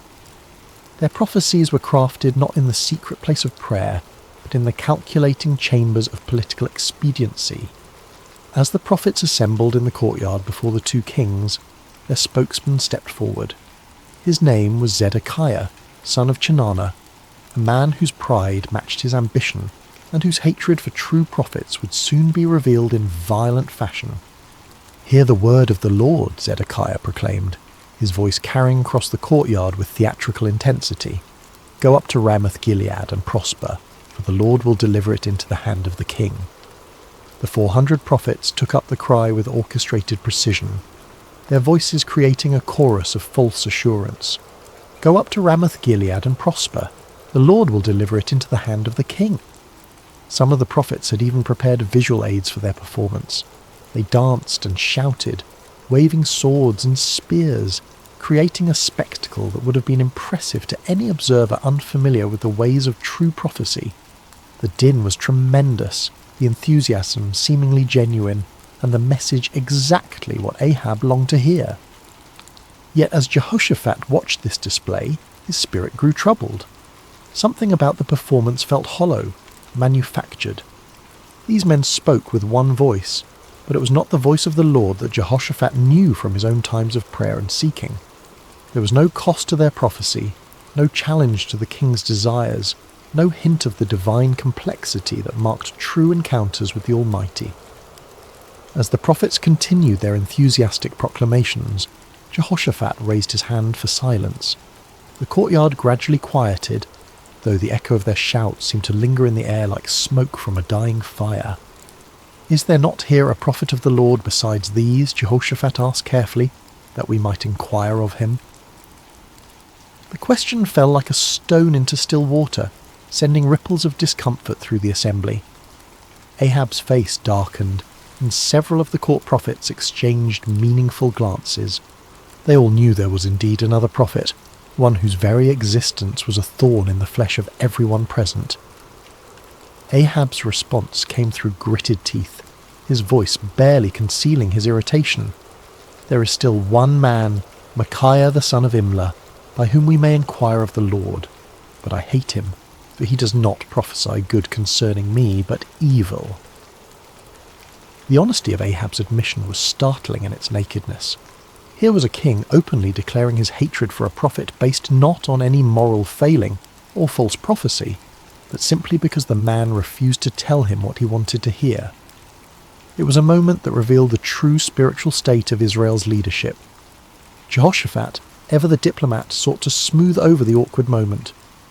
"Let not the king say such things," he replied gently, though his words carried a subtle rebuke. Ahab realized he had revealed too much of his heart.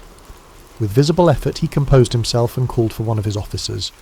"Bring Micaiah the son of Imlah quickly," he commanded, though his tone suggested he would rather summon a plague upon his house. As the officer hurried away on his grim errand, the two kings settled in to wait. The 400 prophets remained in the courtyard, their earlier enthusiasm now tempered by the knowledge that their unanimous voice was about to be challenged by a single man they both feared and despised. The sun continued its relentless journey across the sky, and in the distance the sound of the officer's horse could be heard galloping toward the place where truth dwelt in isolation, where a forgotten prophet waited in the shadows of his integrity. The horse's hooves struck the dusty road with rhythmic precision as the king's officer rode toward the humble dwelling where Micaiah made his home. The prophet lived simply, far from the luxury of the royal court, in a stone house that spoke of function rather than ostentation. Here, away from the corrupting influence of political power, dwelt a man who had chosen faithfulness over favour, truth over comfort. Micaiah son of Imlah was not an imposing figure by earthly standards. Of average height and lean build, he bore the weathered appearance of one who had walked through many storms. His beard was streaked with silver, and his eyes held the deep weariness of a man who had spoken unpopular truths for too many years. Yet there was something unbreakable in his demeanour, a quality that suggested he had found his anchor in something far stronger than human approval. When the king's messenger arrived, Micaiah was in his garden, tending to the vegetables that provided much of his sustenance. The prophet lived modestly, supported by the occasional gifts of those few souls who still valued truth above comfort. He had long ago learned to find contentment in simple things, the satisfaction of honest work, the peace of prayer, and the quiet joy of communion with the Almighty.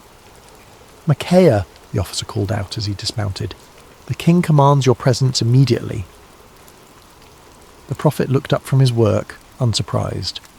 He He had sensed in recent days that the Lord was preparing him for something significant.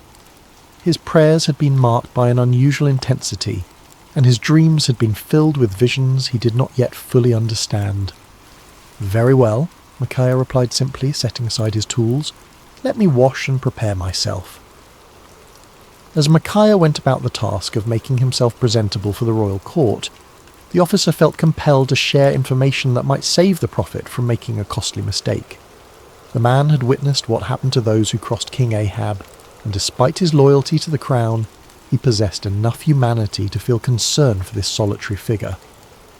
"Listen to me, Micaiah," the officer said, his voice dropping to a confidential tone. "The words of the prophets declare good to the king with one mouth. Let your word be like the word of one of them, and speak favourably." It was well-intentioned advice, offered by a man who understood the political realities of Ahab's court. The officer had seen the 400 prophets deliver their unanimous message of victory and prosperity. He knew that Micaiah's reputation for speaking uncomfortable truths could lead to imprisonment, exile, or worse. In his mind, he was offering the prophet a lifeline, a chance to align himself with the majority and avoid the consequences of standing alone. Micaiah paused in his preparations, considering the messenger's words. The offer was clear: conform, agree with the crowd, tell the king what he wants to hear, and enjoy the benefits of royal favour. It would be so easy, so practical, so utterly reasonable by every human measure.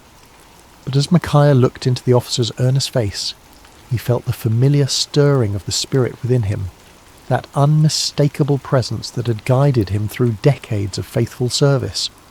The Lord had not called him to an easy path, but he had never failed to provide strength for the journey. "As the Lord lives," Micaiah replied with quiet dignity, "whatever the Lord says to me, that I will speak." The words hung in the air between them, a declaration of absolute commitment that left no room for compromise. The officer's face showed his disappointment and concern, but he knew better than to argue further. He had delivered his warning. What the prophet did with it was beyond his control. The journey back to Samaria was made in relative silence, the officer pondering the stubborn integrity of his passenger, while Micaiah prayed and prepared his heart for whatever lay ahead. As they approached the city, the prophet could see the banners of both Israel and Judah flying from the palace walls, confirming his suspicion that this summons involved more than a routine consultation. The palace courtyard was a scene of controlled chaos when they arrived. Servants scurried about preparing for what appeared to be an important gathering, while guards stood at attention in their finest armour. The 400 prophets were still present, clustered in small groups and speaking in hushed tones. Their earlier enthusiasm had given way to a more subdued attitude, though their confidence in their message remained unshaken. As Micaiah dismounted and followed the officer toward the throne room, he could feel the weight of many eyes upon him. Some looks were curious, others hostile, and a few held the barely concealed contempt of those who viewed his independence as a personal affront. He had grown accustomed to such reactions over the years, understanding that his very presence served as an uncomfortable reminder of the spiritual compromise that permeated the court. The great doors opened before them, revealing the opulent throne room where Kings Ahab and Jehoshaphat waited. The contrast between the two rulers was immediately apparent even to a casual observer. Ahab sat upon his throne with the restless energy of a man driven by ambition, his fingers drumming impatiently on the armrest. Jehoshaphat, seated in a chair of equal honour nearby, maintained the composed dignity of one accustomed to seeking divine guidance before making important decisions. "Ah, Micaiah," Ahab said as the prophet entered, his tone carrying forced joviality that fooled no one. "At last, our final consultant arrives." Micaiah approached the throne with measured steps, neither hurrying to show deference nor dawdling to display defiance. He had learned long ago that in the presence of earthly power, his allegiance belonged to a higher authority. When he reached the appropriate distance, he bowed respectfully but not obsequiously, acknowledging the king's position without compromising his own integrity. "You summoned me, your majesty," Micaiah said simply, his voice carrying clearly through the chamber. King Jehoshaphat studied the prophet with interest. He had heard reports of Micaiah's reputation for uncompromising honesty, and after witnessing the theatrical performance of the 400 prophets, he was eager to hear from someone who might offer a different perspective. Ahab leaned forward on his throne, his eyes fixed on the solitary figure before him. "Micaiah, shall we go to war against Ramoth-Gilead, or shall we refrain?" It was the same question that had been posed to the 400 prophets, the same inquiry that had produced such enthusiastic unanimity. Now it fell upon the shoulders of one man who stood alone, without allies or supporters, facing the combined expectation of two kings and their assembled courts. The moment stretched taut with anticipation. Everyone present understood that they were witnessing something significant, though few could have predicted the drama that was about to unfold. In the silence, Micaiah felt the familiar stirring of the spirit, but what came first was not the word of the Lord, but something altogether unexpected. What happened next would be remembered and debated for generations to come. Micaiah, the prophet known for his uncompromising honesty, looked directly at King Ahab and delivered exactly the message the king wanted to hear. "Go up and prosper," Micaiah declared, his voice carrying throughout the throne room, "for the Lord will deliver it into the hand of the king." A murmur of surprise rippled through the assembled court. The 400 prophets exchanged glances of confusion and perhaps a touch of irritation. Here was the man they had feared would contradict their unanimous verdict, and instead he was confirming their prophecy word for word.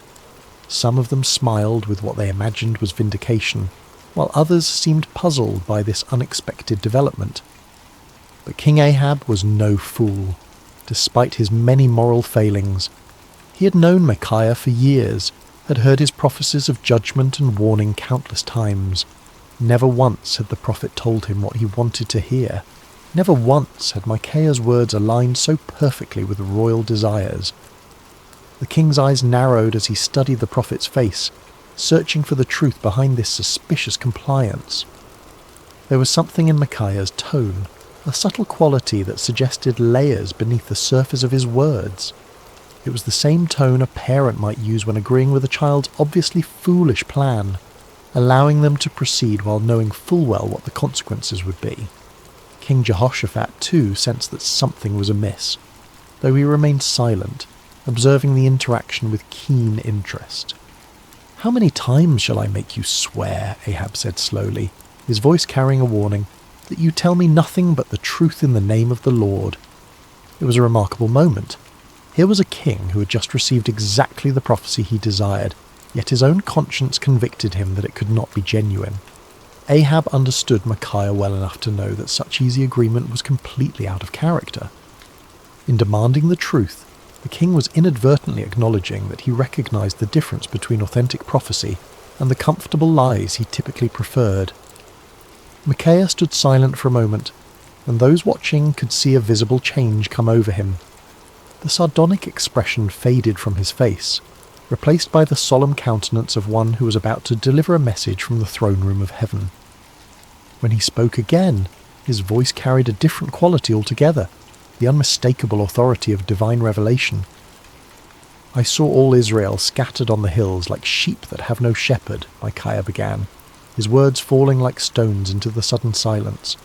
"And the Lord said, 'These have no master. Let each return to his house in peace.'" The impact of these words was immediate and devastating. The vision was clear to everyone present. Israel would be defeated, their army scattered, and their king would not return from battle. It was a prophecy of military disaster and royal death, delivered with the calm certainty of one who had seen beyond the veil of earthly circumstances.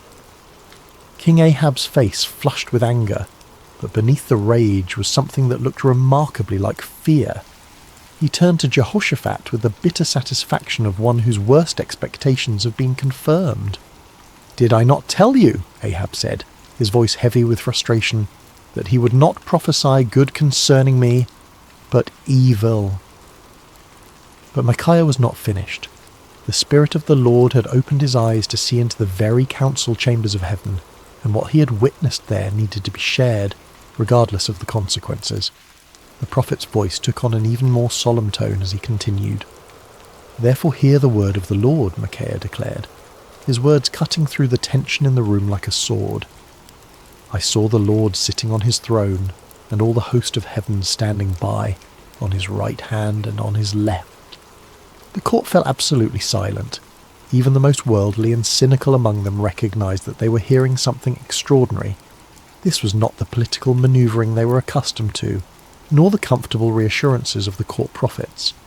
This was a glimpse into eternal realities, a revelation of divine purpose that transcended human understanding. "And the Lord said," Micaiah continued, "Who will persuade Ahab to go up, that he may fall at Ramoth-Gilead?" So one spoke in this manner, and another spoke in that manner. Then a spirit came forward and stood before the Lord and said, "I will persuade him." The Lord said to him, "In what way?"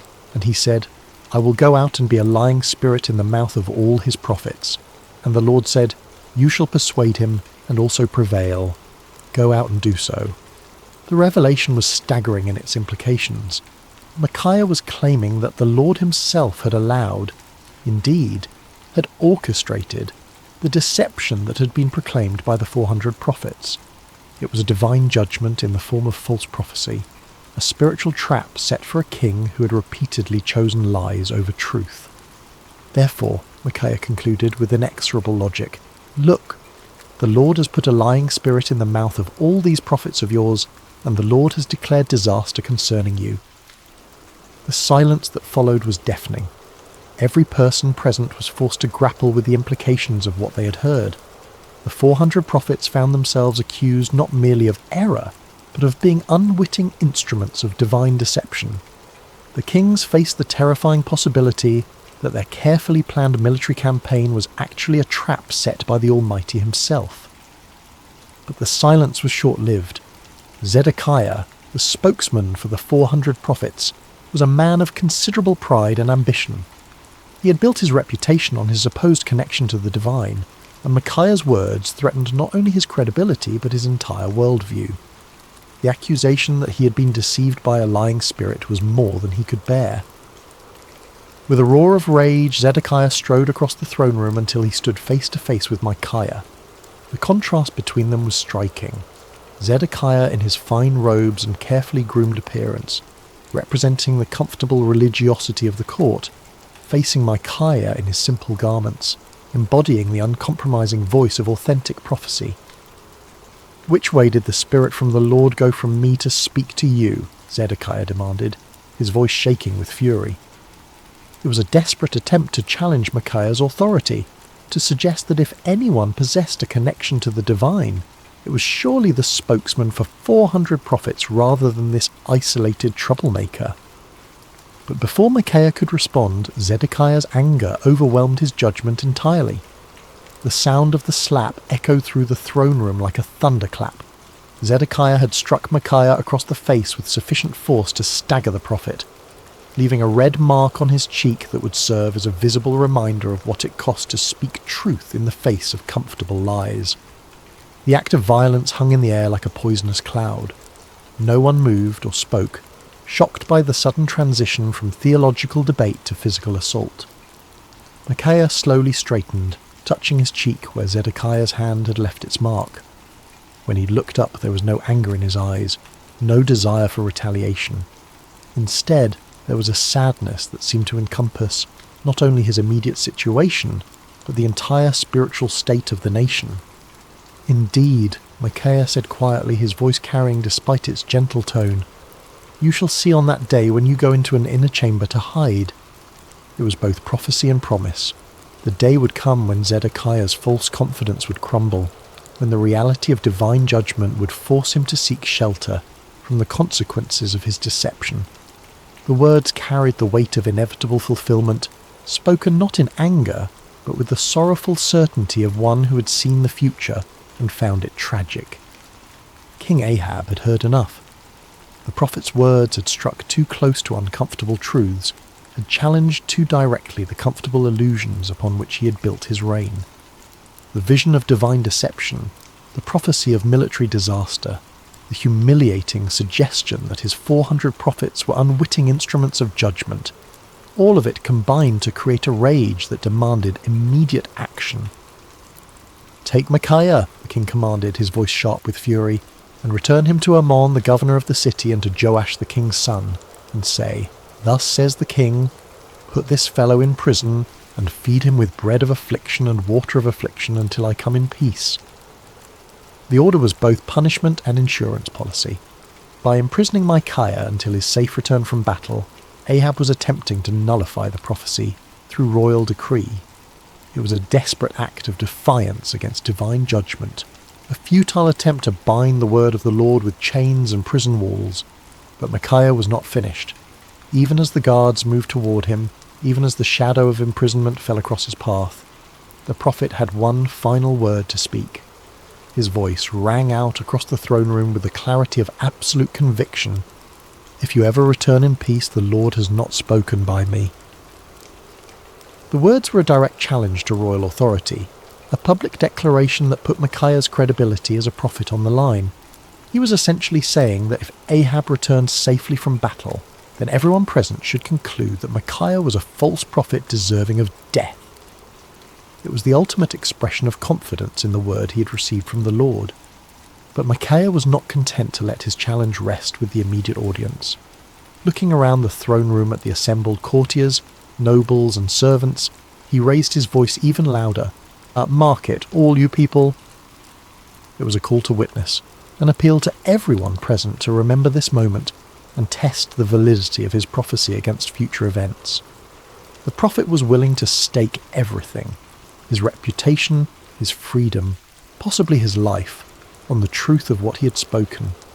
It was a level of certainty that transcended human confidence and entered the realm of divine assurance. As the guards seized Micaiah's arms and began to lead him away, the throne room erupted in a buzz of conversation. Some whispered among themselves about the prophet's boldness, others debated the implications of his vision, and still others tried to process the dramatic confrontation they had just witnessed. Through it all, the 400 prophets maintained their uncomfortable silence, uncertain how to respond to accusations that struck at the very heart of their prophetic claims. King Jehoshaphat watched the proceedings with deep concern. The righteous king of Judah had requested divine counsel, and what he had received was a prophecy that directly contradicted his military plans and predicted disaster for his ally. Yet something in Micaiah's bearing, some quality of authentic conviction, made it impossible to dismiss his words as the ravings of a madman or the spite of a disgruntled prophet. As Micaiah was led away, his footsteps echoing through the palace corridors, he felt no bitterness toward his captors or self-pity for his situation. He had spoken the word of the Lord faithfully, regardless of the consequences, and that obedience brought a peace that transcended his circumstances. The prison cell that awaited him might confine his body, but his spirit remained free, anchored in the unshakable certainty that he had been faithful to his calling. The cell where Micaiah was imprisoned was a far cry from the luxury of the royal court. Built of rough stone with a small barred window that provided minimal light, it was designed for punishment rather than comfort. The bread of affliction and water of affliction promised by the king proved to be exactly that, meagre rations calculated to sustain life while providing a constant reminder of a royal displeasure. Yet in that dark cell, Micaiah found something that had eluded him in the freedom of his simple home, absolute clarity about his purpose and calling. Stripped of all earthly comforts and securities, he was forced to rely entirely upon his relationship with the Lord. In the long hours of solitude, he prayed not for deliverance but for continued faithfulness, not for vindication, but for grace to endure whatever lay ahead. Meanwhile, preparations for war continued with increasing intensity. King Ahab threw himself into military planning with the fervour of a man trying to drown out unwelcome voices of conscience. He consulted with his generals, inspected his troops, and made elaborate arrangements for what he was determined would be a glorious victory. The prophecy of the 400 court prophets was repeated frequently, as if constant repetition could somehow make it more reliable. King Jehoshaphat, however, found himself deeply troubled by the day's events. The contrast between the theatrical unanimity of the 400 prophets and Micaiah's stark authenticity had left him with serious doubts about the wisdom of the planned campaign. Yet he had given his word to stand with Ahab, and the political implications of backing out now were significant. As the day of departure approached, Ahab made one final attempt to circumvent the prophecy that haunted his thoughts. If the word of the Lord through Micaiah was true, then King Ahab was destined to die in battle. But perhaps, the king reasoned, he could outwit divine judgment through human cleverness. "I will disguise myself and go into battle," Ahab announced to his commanders, "but you put on your robes." It was a cunning plan. By dressing as an ordinary soldier while Jehoshaphat wore royal garments, Ahab hoped to deceive the enemy about his identity and location. If the Syrians could not identify him as the king of Israel, perhaps he could survive the battle and prove Micaiah wrong. It was the kind of tactical thinking that had served Ahab well in political manoeuvring, but he was about to discover that divine judgment operates by different rules than human conflict. The morning of battle dawned clear and bright, with a gentle breeze that carried the scent of wildflowers across the plains surrounding Ramoth Gilead. It seemed an unlikely day for the fulfillment of prophecy, too beautiful for the tragic events that were about to unfold. The armies of Israel and Judah had assembled in impressive formation, their banners flying proudly in the morning air, their weapons gleaming in the sunlight. King Ahab, disguised as a common soldier, moved among his troops with nervous energy. His royal armour had been replaced with the simple leather and bronze of an ordinary warrior, and his distinctive crown was nowhere to be seen.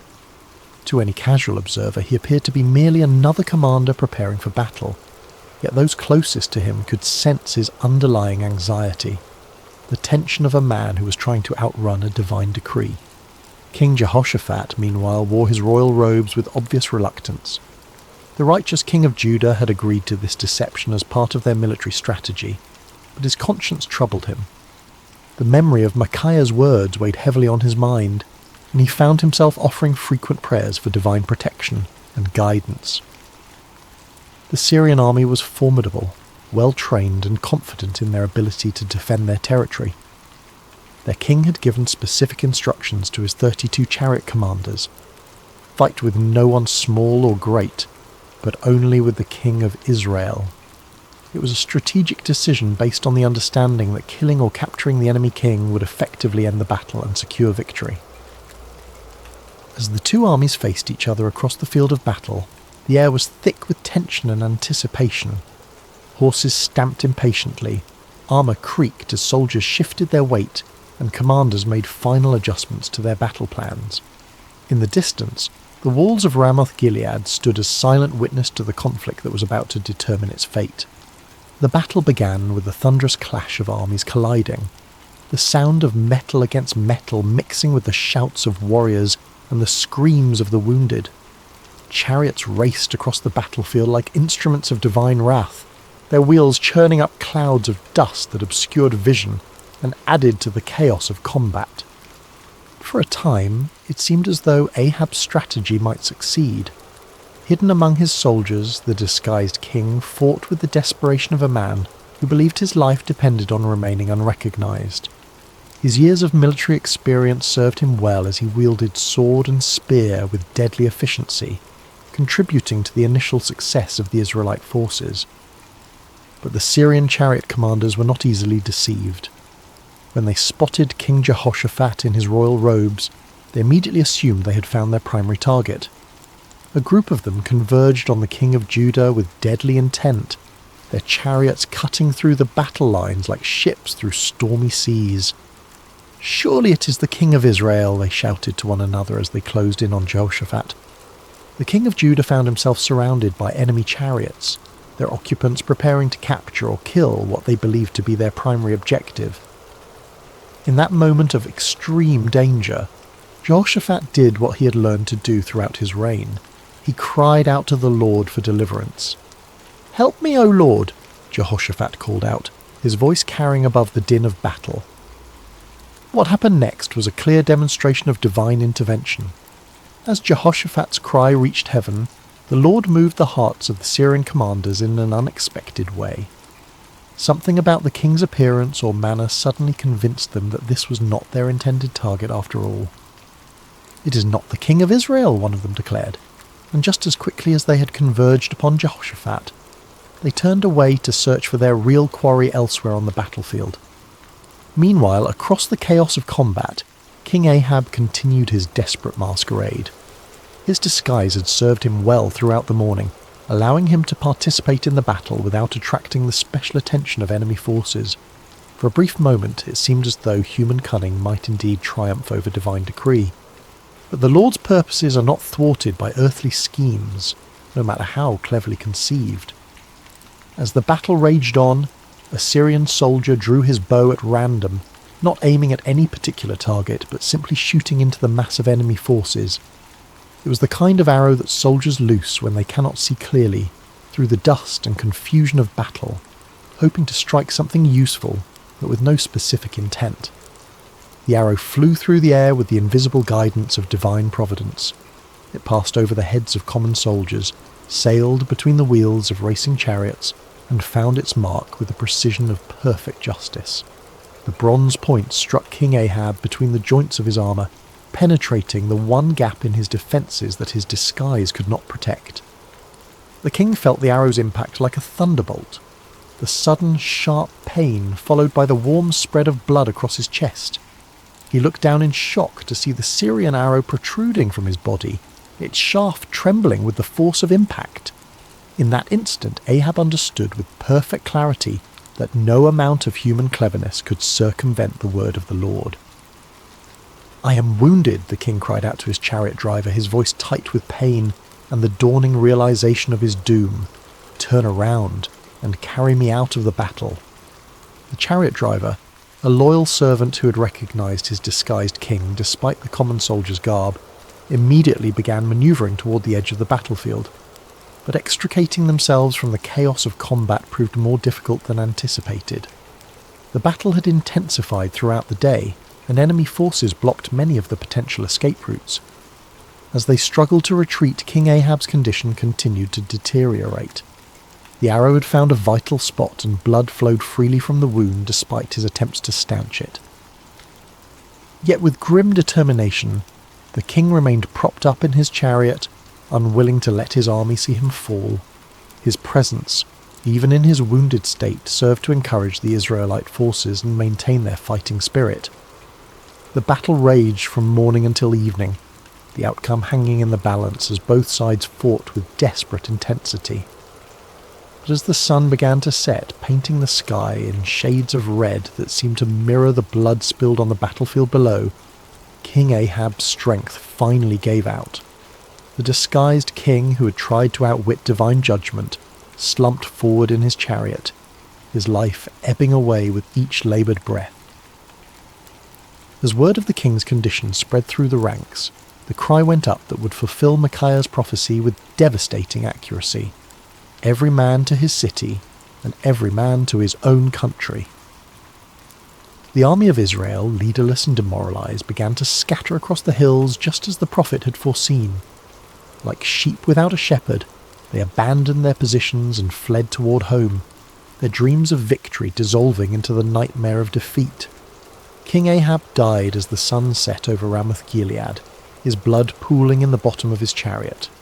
The man who had spent his reign choosing comfortable lies over uncomfortable truths had finally encountered a reality that no amount of deception could alter. The word of the Lord, spoken through his faithful prophet, had been fulfilled to the letter. News of King Ahab's death spread quickly through the land, carried by the scattered remnants of his army and the merchants who followed military campaigns. In the palace at Samaria, the reaction was one of stunned disbelief. The 400 prophets who had proclaimed certain victory found themselves facing a crisis of credibility that would haunt them for the rest of their lives. In his prison cell, Micaiah heard the news with a mixture of sadness and vindication. He had taken no pleasure in prophesying disaster, had felt no joy in predicting the death of his king. Yet the fulfillment of his prophecy served as a powerful reminder that the word of the Lord does not return void, regardless of how unwelcome it might be to human ears. When the guards came to release him from prison, Micaiah emerged into the daylight a changed man. His body bore the marks of his confinement. He was thinner, paler, and bore the lines of one who had endured hardship. But his spirit was unbroken, perhaps even strengthened by his ordeal. He had spoken truth in the face of overwhelming opposition, had maintained his integrity under pressure, and had been vindicated by the very events that had brought tragedy to the kingdom. The political ramifications of Ahab's death were immediate and far-reaching. His son Ahaziah ascended to the throne, inheriting a kingdom shaken by military defeat and spiritual confusion. The influence of Queen Jezebel remained strong, but the dramatic fulfillment of Micaiah's prophecy had dealt a severe blow to the credibility of the Baal-worshipping establishment. Zedekiah, the false prophet who had struck Micaiah in the throne room, found himself in an impossible position.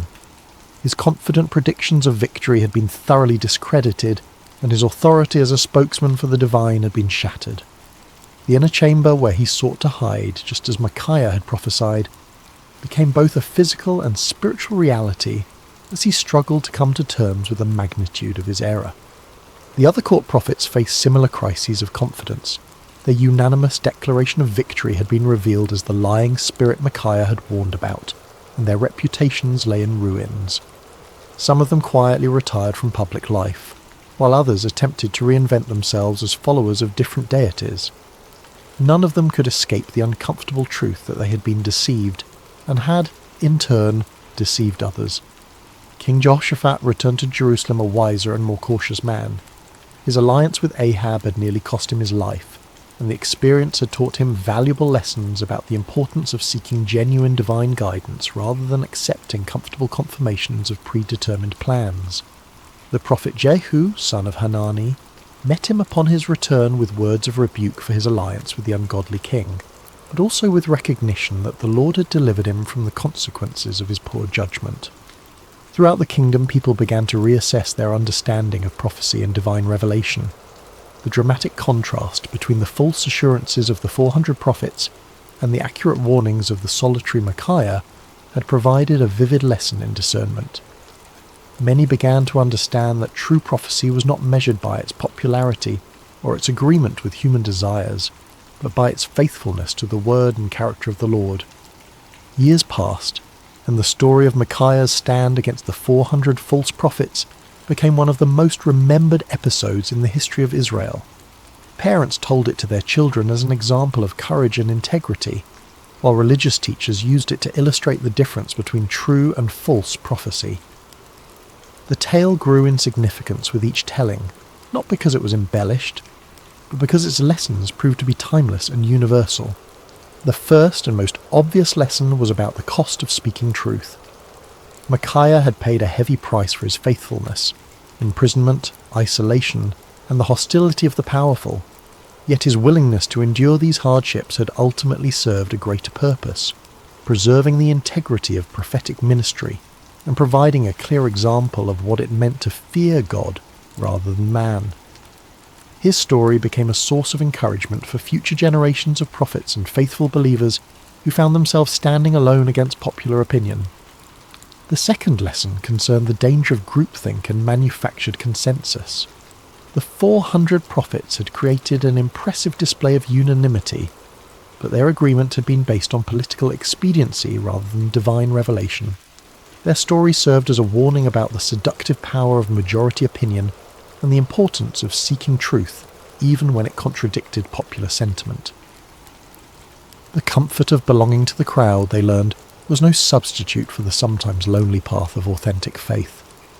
The third lesson was perhaps the most theologically complex, the reality that God sometimes allows deception as a form of judgment. The lying spirit that had influenced the false prophets was not an independent force, but an instrument of divine justice, permitted by the Lord as part of his sovereign plan. This aspect of the story forced believers to grapple with difficult questions about the nature of divine sovereignty and human responsibility, helping them develop a more mature understanding of how God works in the world. The fourth lesson focused on the importance of discernment in spiritual matters. King Jehoshaphat's initial uneasiness with the 400 prophets had been a manifestation of spiritual discernment, a recognition that something was amiss despite the impressive display of consensus. His request for a prophet of the Lord had demonstrated the value of seeking authentic divine guidance, rather than accepting convenient confirmations of predetermined plans. The fifth lesson was about the ultimate futility of human schemes when they oppose divine purposes. King Ahab's elaborate disguise had been a clever attempt to circumvent prophecy through human ingenuity, but it had proven utterly useless against the sovereign will of the Lord. The random arrow that found its mark had served as a powerful reminder that God's purposes will be accomplished regardless of human attempts to thwart them. As the years passed and the kingdom of Israel continued its spiritual decline, the story of Micaiah took on additional significance. It became a benchmark against which other prophets and prophecies were measured, a reminder of what authentic faithfulness looked like in the face of opposition. When Elijah stood alone against the prophets of Baal on Mount Carmel, people remembered Micaiah's solitary stand. When Jeremiah faced persecution for his unpopular messages, the example of Micaiah's courage provided encouragement and precedent. The story also served as a cautionary tale for those in positions of authority. King Ahab's admission that he hated Micaiah because the prophet never spoke favourably about him had revealed the dangerous tendency of leaders to surround themselves with yes men rather than truthful counsellors. Future kings and officials who heard the story were challenged to examine their own relationships with advisors and to consider whether they were seeking truth or merely confirmation of their existing beliefs. In the quiet of his later years, Micaiah often reflected on that pivotal day when he had stood alone before 2 kings and 400 false prophets. The physical scars from his imprisonment had faded, but the spiritual impact of his experience continued to shape his understanding of his calling and his relationship with the Lord. The prophet had learned that faithfulness was not measured by immediate results, but by obedience to divine instruction. His warning had not prevented the battle or saved King Ahab's life, but it had preserved the integrity of prophetic ministry and provided a clear demonstration of the difference between true and false revelation. Sometimes, he realized, the greatest victories were won not through changing circumstances, but through maintaining faithfulness in the midst of difficult circumstances. Micaiah had also discovered that standing alone was not the same as being alone. In his prison cell, deprived of human companionship and comfort, he had experienced a deeper intimacy with the Lord than he had ever known before. The isolation that had seemed like punishment had actually become a pathway to greater spiritual understanding and strength. He had learned that the approval of the crowd was a poor substitute for the approval of the Almighty. The prophet had come to understand that his role was not to be popular, but to be faithful, not to tell people what they wanted to hear, but to speak what the Lord had given him to say. This understanding had freed him from the burden of trying to manage people's reactions to his messages, and had allowed him to focus entirely on the sacred responsibility of accurate communication of divine truth. The peace that came from this clarity of purpose was worth more than all the royal favour he might have gained through compromise. As news of Micaiah's faithfulness spread beyond the borders of Israel, his story began to influence other nations and cultures.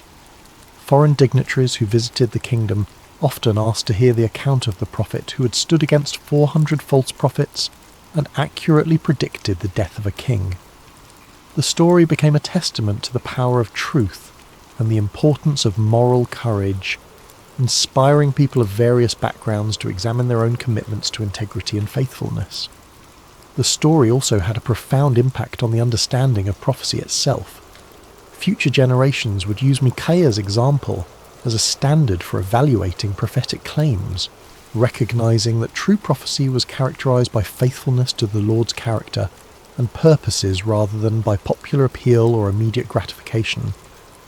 The account helped establish criteria for distinguishing between authentic divine revelation and human manipulation disguised as spiritual authority. In the broader context of Israel's history, Micaiah's stand represented a crucial moment in the preservation of true worship and authentic faith.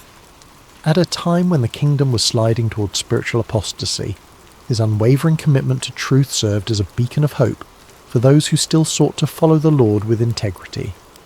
His example encouraged other faithful believers to maintain their convictions even when they seemed to be in the minority. The story of Micaiah also served as a bridge between the ministries of the earlier prophets like Elijah and later ones like Jeremiah and Ezekiel. his experience of standing alone against popular opinion and suffering for his faithfulness would be echoed in the lives of many subsequent prophets who face similar challenges. The patterns of persecution, vindication, and ultimate triumph that characterized his story became recurring themes in the ongoing narrative of God's relationship with his people. As we reach the end of Micaiah's story, we find ourselves confronted with questions that transcend the ancient world and speak directly to our modern hearts. In an age of social media echo chambers and manufactured consensus, the prophet's example challenges us to examine our own commitment to truth and our willingness to stand alone when necessary. The 400 false prophets of Micaiah's day have their counterparts in every generation. Those who tell us what we want to hear rather than what we need to hear, who offer comfortable lies instead of challenging truths. The temptation to join the crowd, to find safety in numbers, to seek approval rather than accuracy, remains as strong today as it was in ancient Israel. Micaiah's courage reminds us that faithfulness is not a group activity, but an individual responsibility. Each of us must decide whether we will speak truth or remain silent, whether we will stand for what is right or compromise for what is convenient. The prophet's example shows us that the path of integrity is often lonely, but it is never walked alone by those who trust in the Lord. The story also challenges us to examine our own relationship with authority and our tendency to surround ourselves with people who confirm our existing beliefs rather than challenging us to grow. Like King Ahab, we may find ourselves preferring the comfort of familiar lies to the discomfort of unfamiliar truths. Micaiah's example calls us to seek out voices that speak with authenticity, rather than those that merely echo our own opinions. Perhaps most importantly, the story of Micaiah reminds us that truth has a way of prevailing in the end, even when it seems overwhelmed by opposition. The prophet's vindication did not come immediately, and it came at great personal cost, but it came nonetheless. His example encourages us to trust in the ultimate triumph of truth, and to remain faithful even when the outcome is uncertain. In our own lives, we may face moments when we are called to be like Micaiah, to stand alone against popular opinion, to speak uncomfortable truths, to choose faithfulness over favour. When those moments come, may we remember the forgotten prophet who found his courage not in the approval of men, but in the approval of his God. The story of Micaiah teaches us that true strength is not found in numbers, but in conviction, that real courage is not the absence of fear, but the willingness to do what is right despite our fears, and that lasting victory comes not from avoiding conflict, but from maintaining integrity in the midst of it. As you close your eyes tonight and drift towards sleep, may you carry with you the quiet courage of Micaiah, the man who dared to stand alone because he knew he was not truly alone. May his example inspire you to speak truth with love, to stand for what is right with humility, and to trust in the ultimate triumph of God's purposes even when the immediate circumstances seem overwhelming. In a world that often rewards conformity and punishes authenticity, may you find the strength to be like Micaiah, faithful, courageous, and true. For in the end, it is not the approval of the crowd that matters, but the approval of the one who sees all hearts and knows all truths. The forgotten prophet's story ends, but its echo continues in every heart that chooses truth over comfort, courage over convenience, and faithfulness over favour. May that echo sound clearly in your own life, guiding you toward the kind of integrity that leaves a lasting legacy long after the voices of the crowd have faded into silence. Rest well, dear friends, and may your dreams be filled with the peace that comes from knowing you serve a God who honours faithfulness, rewards courage, and never abandons those who trust in him. The story of Micaiah reminds us that in God's kingdom, standing alone with truth is always better than standing with the crowd in deception. Sleep peacefully, knowing that like Micaiah, you're never truly alone when you walk in the light of divine truth.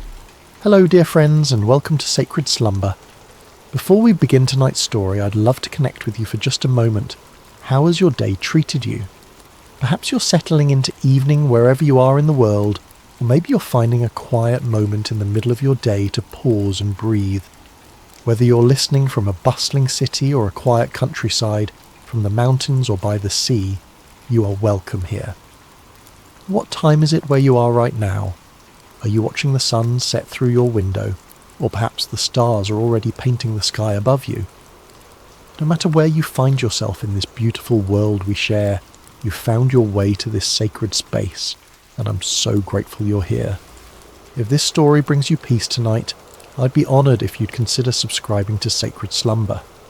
Your presence in our community means the world to us, and it helps us continue sharing these timeless stories that remind us of hope, faith, and the gentle strength that carries us through life's seasons. Now let's settle in together for tonight's story. Take a deep breath with me. Let your shoulders drop. Let your heart rest. Tonight, we journey to an ancient land, to a time of great drought and scarcity, where we'll meet a widow whose small act of faith would echo through the ages. This is the story of bread in the drought, the story of the widow of Zarephath. The sun beat down mercilessly on the cracked earth of Israel, its rays sharp as bronze swords piercing through air that shimmered with heat. Not a cloud had crossed the sky for months, and the land lay barren and broken, crying out for relief that would not come. This was the drought that Elijah had prophesied, the drought that would bring a proud king to his knees and teach a nation that there was still a God in Israel. Elijah moved like a shadow across the wilderness, his weathered feet finding paths where others saw only desolation. His dark hair hung long and wild, his beard streaked with dust from countless days of wandering. The rough camel's hair that wrapped around his lean frame had become his second skin, and the leather belt at his waist held the simple tools of a man who had learned to survive on little. But Elijah was no ordinary wanderer. He was a prophet of the Most High God, and his words had the power to shut up the heavens themselves. When he had stood before King Ahab in his glittering palace, surrounded by the false prophets of Baal and Asherah, Elijah had spoken with the authority of heaven itself. As the Lord, the God of Israel, lives, whom I serve, there will be neither dew nor rain in the next few years except at my word. Those words had sealed his fate as a fugitive. Ahab's rage had been swift and terrible, and Queen Jezebel's thirst for the prophet's blood was legendary throughout the land. So Elijah had fled, following the voice of God that whispered to him in the wind, that spoke to him in the silence of the wilderness, that guided his steps away from the palaces of men and toward the humble places where faith still flickered like a candle in the darkness. For months God had provided for his prophet in the most unlikely ways. By the brook Cherith, ravens had brought him bread and meat morning and evening, their black wings carrying sustenance from heaven itself. Elijah had learned to read the language of divine provision, to trust in a God who could command the birds of the air and the streams of the earth to serve his purposes. But as the drought deepened and the brook dried up, God's voice came to Elijah again, gentle but unmistakable. Go at once to Zarephath in the region of Sidon and stay there. I have directed a widow there to supply you with food. Zarephath. The name itself meant refining or smelting place, a fitting destination for a prophet who was learning daily what it meant to be refined by fire, to have the dross of self-reliance burned away until only faith remained. It was a small coastal town in Phoenicia, in what we now call Lebanon, far from the borders of Israel and the reach of Ahab's soldiers. As Elijah walked the dusty roads towards Zarephath, his mind turned over the peculiar nature of God's provision. Not to a wealthy merchant's house would he go, not to a palace or a place of abundance. God was sending him to a widow, a woman who in that ancient world would have been among the most vulnerable, the most likely to be in need herself. And she was a Gentile, a foreigner, one who did not worship the God of Israel. Yet this was how the Almighty worked, Elijah had learned. He chose the foolish things of the world to shame the wise, the weak things to shame the strong. He provided for his servants not through the expected channels of power and wealth, but through the humble offerings of those who had little to give but gave it anyway. The journey to Zarephath took Elijah through landscapes that told the story of the drought's devastation. Wells that had once bubbled with clear water stood empty, their stones exposed and cracking in the heat. Fields that should have been green with growing grain stretched out like brown parchment. The soil so hard it rang under his footsteps like pottery. Trees that had weathered centuries of seasons now stood leafless and dying, their branches reaching toward a pitiless sky like the arms of supplicants begging for mercy. In the villages he passed through, Elijah saw the human cost of the judgment he had pronounced. Children with hollow eyes clung to their mothers' skirts, their small faces etched with the premature wisdom that comes from knowing hunger. Men sat in the shade of buildings, their hands idle because there was no work to be done in fields that would not grow. Women walked great distances with empty water jars, returning with barely enough to wet their families' lips. Yet Elijah did not waver in his conviction that he had spoken truly the word of the Lord. This drought would serve its purpose in drawing the hearts of the people back to the God they had abandoned for the seductive promises of Baal, the god of storms and fertility who had proven powerless to bring rain when it was most needed. Sometimes the mercy of God looked like judgment, and the healing had to begin with the pain of truth. As he crested the final hill before Zarephath, Elijah could smell the salt of the Mediterranean Sea, could hear the distant cry of gulls wheeling over waters that mocked the thirsty land with their abundance. The town spread before him, small and unpretentious, its whitewashed buildings clustered around a modest marketplace. Smoke rose from only a few chimneys, and even here, far from Israel, the drought had left its mark in the form of empty gardens and worried faces. Elijah paused at the crest of the hill, looking down at the place where God had promised him provision. Somewhere in that humble town was a widow who would supply him with food, though she herself was surely struggling to survive. The prophet's heart stirred with curiosity and a deep sense of anticipation. What manner of woman would God choose for such a task? What kind of faith would he find in this foreign place? The sun was beginning its descent toward the western horizon as Elijah made his way down the hill and through the narrow streets of Zarephath. The town was quiet in the afternoon heat, most of its people taking shelter in the cool shadows of their homes. A few merchants sat listlessly beside their stalls, their wares meagre and their customers few. Children played half-heartedly in the dust, their games subdued by the oppressive weight of want that hung over everything like a heavy blanket. Elijah walked with purpose toward the town gate, the place where travellers traditionally stopped to rest, and where the business of daily life was conducted. It was there, God had whispered to his spirit, that he would find the woman who would provide for him. As he approached the gate, his eyes searched the few people moving about in the late afternoon shadows, looking for a sign, a divine indication of which among them was the widow God had prepared. And then he saw her. She was gathering sticks near the city gate, her movements slow and deliberate, like someone conserving every ounce of strength for an essential task. Elijah knew immediately that this was the woman God had sent him to find, not through any dramatic sign or heavenly voice, but through the quiet certainty that settled in his spirit like dew on morning grass. The widow of Zarephath was neither young nor old, but somewhere in that indefinite middle season of life, where hope and despair wage their daily battle in a woman's heart. Her dark hair was partially covered by a simple headscarf, and her clothes, though clean and carefully mended, spoke of years of making do with little. Her hands, as she bent to gather the dry branches scattered near the gate, were the hands of one who had worked hard for everything she had ever possessed. There was something in her posture, in the careful way she selected each stick and added it to her small bundle, that spoke of finality. These were not the movements of someone gathering fuel for many meals to come, but of someone preparing for a last act, a final ceremony before surrendering to whatever fate awaited. Elijah approached her slowly, not wanting to startle her. In her concentration on her task, she had not yet noticed the travel-worn prophet making his way toward her. When she finally looked up, her eyes registered first surprise, then the wary caution of a woman who had learned to be careful around strangers. "Peace be with you," Elijah said gently, his voice carrying the warmth of one who understood what it meant to be far from home and dependent on the kindness of others. The widow straightened, still holding her bundle of sticks against her chest like a shield. "And with you, traveller," she replied, her voice soft but tinged with the wariness of one who had little left to lose and could therefore afford few mistakes. Elijah gestured toward the well that stood near the gate, its depths long since dry, but its stone rim still serving as a place for travellers to rest. "Could you bring me a little water in a jar so I may have a drink?" The request was simple enough, the kind of hospitality that travellers routinely requested and that kind hearts routinely provided.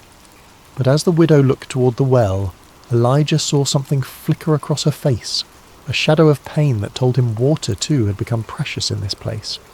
Still she nodded. "I will see what I can do," she said, and began to turn away to fulfill his request.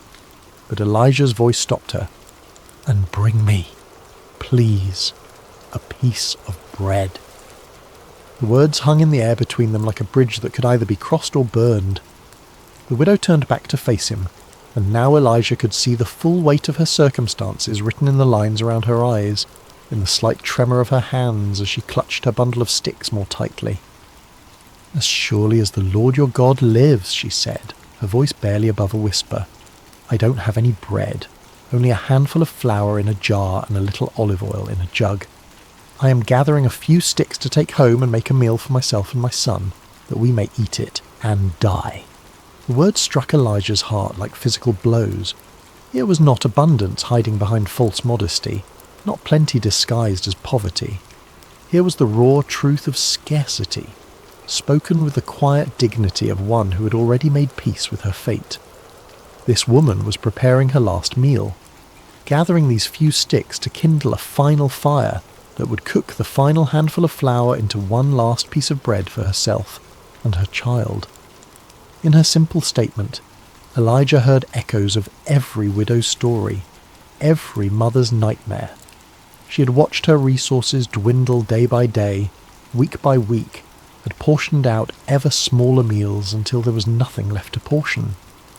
Now she'd reached the end of her rope, the bottom of her jar, the last of her oil. She'd perhaps spent sleepless nights calculating and recalculating, hoping against hope that somehow her meagre supplies would stretch just one more day, one more meal. And here was a stranger, a foreign prophet, asking her to share even this last morsel.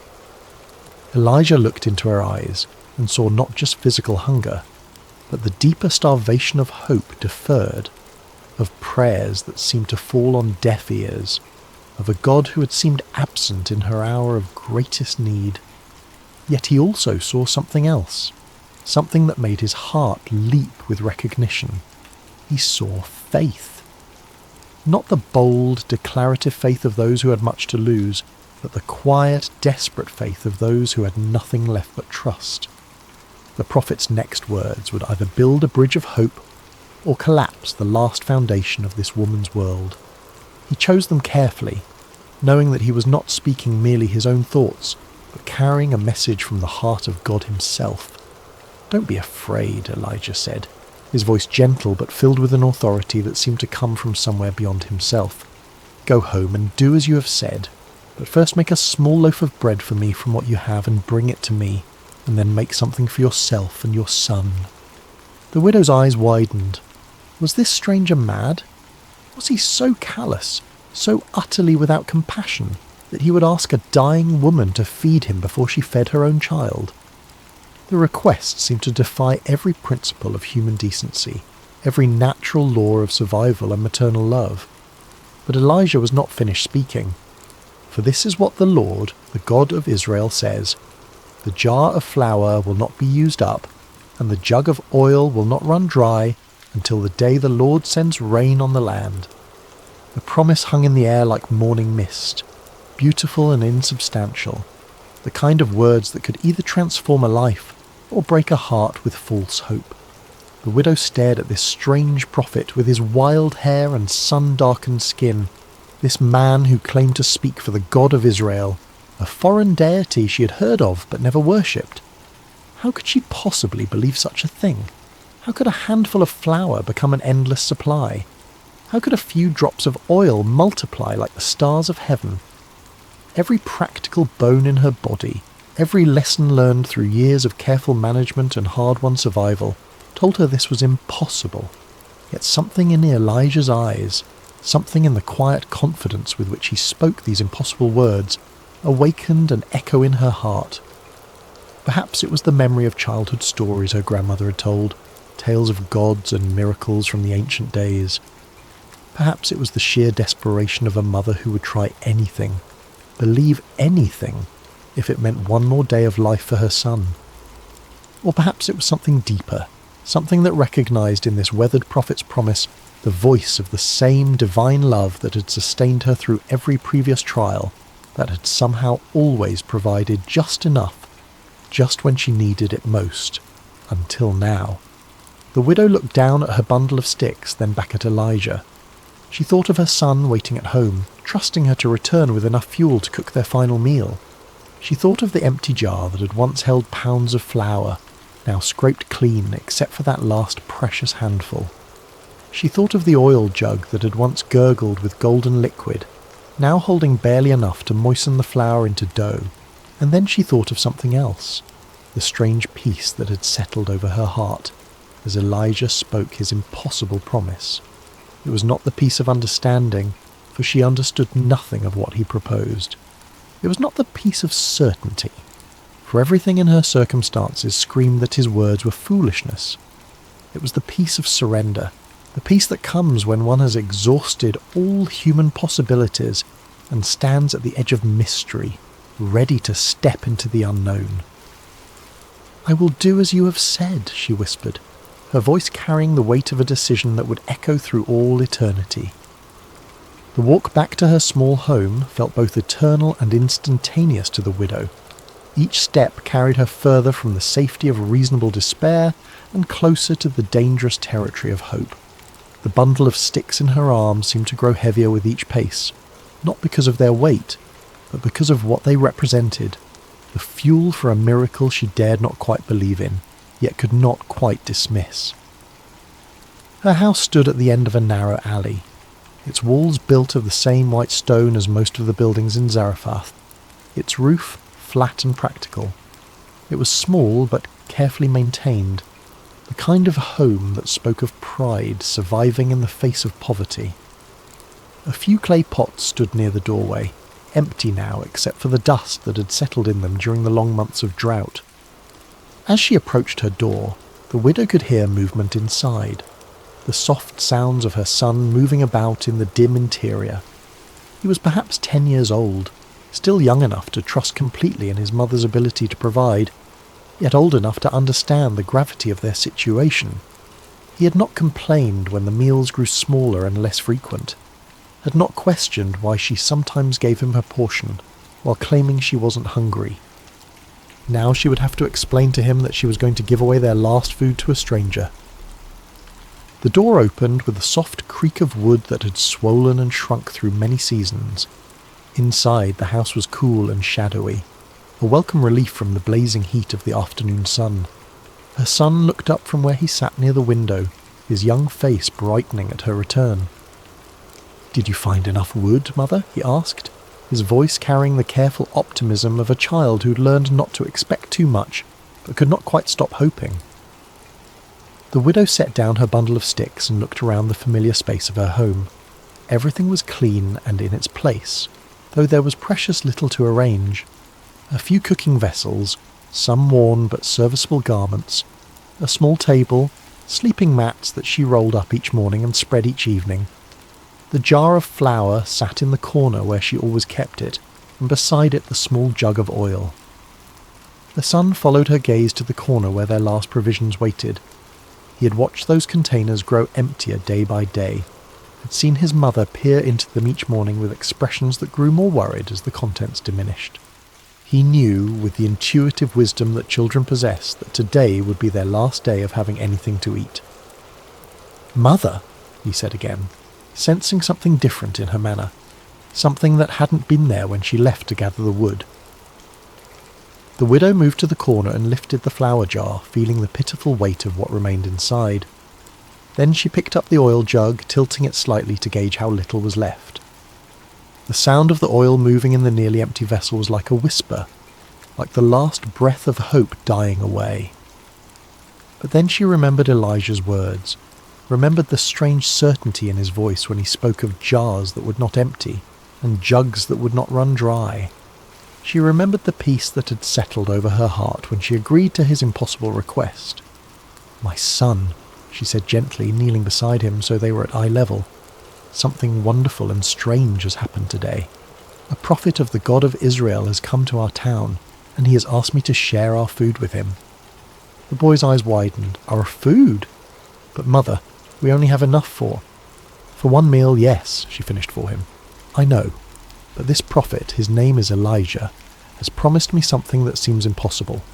He says that if I feed him first, then our jar of flour will not be used up, and our jug of oil will not run dry until the day the Lord sends rain on the land." The child stared at his mother, processing this information with the serious concentration of one who had learned that adult decisions often determined whether children lived or died. "Do you believe him, mother?" It was such a simple question, but it cut to the heart of everything. Did she believe?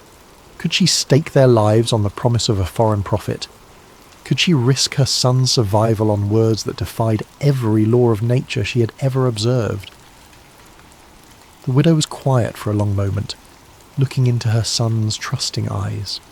Then she smiled, and it was the first real smile that had crossed her face in months. "I don't know if I believe him with my mind, my son, but my heart tells me that we have nothing left to lose, and perhaps everything to gain.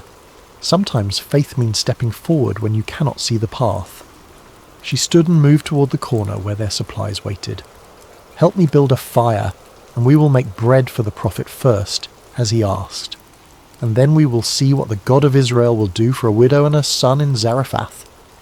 The boy nodded solemnly and began arranging the sticks his mother had gathered while she prepared to perform what might be either an act of supreme faith or supreme foolishness. The distinction, she realized, might not matter as much as she had thought. Working together, they built a small fire outside their door, the flames dancing bright against the darkening sky. The widow poured water into her mixing bowl, then opened the flour jar and looked inside. The handful that remained seemed pitifully small, barely enough for one small loaf, certainly not enough for 2 meals as Elijah had promised. But she had given her word, and more than that, she had felt something stir in her heart when the prophet spoke. Perhaps it was only desperation disguised as faith, but it was all she had to offer. Carefully, reverently, she poured half of the remaining flour into her bowl. Then she tilted the oil jug and let a few precious drops fall into the mixture. The oil gleamed golden in the firelight, and she found herself thinking of ancient stories, half-remembered tales of gods who provided for their people in miraculous ways. As she mixed the flour and oil with water, kneading the small portion of dough with practiced hands, the widow felt a strange sense of ceremony settling over the simple task. This was no ordinary bread-making. This was an act of faith performed in the face of impossible circumstances, a leap into the unknown guided only by the promise of a prophet and the whisper of hope in her own heart. The dough came together under her hands, soft and elastic despite the small amount of oil. She shaped it into a small round loaf and placed it on the flat stone they used for baking, setting it carefully over the coals. The bread began to bake, filling the evening air with the ancient comforting aroma of grain transformed by fire. As they waited for the bread to cook, the widow and her son sat quietly by the fire. The boy leaned against his mother's side, and she wrapped her arm around him, holding him close. Whatever happened next, whatever the morning would bring, they had this moment of peace together. When the bread was finished, golden and warm from the stones, the widow wrapped it carefully in a clean cloth and stood. "I will take this to the prophet now," she told her son. "While I am gone, keep the fire burning.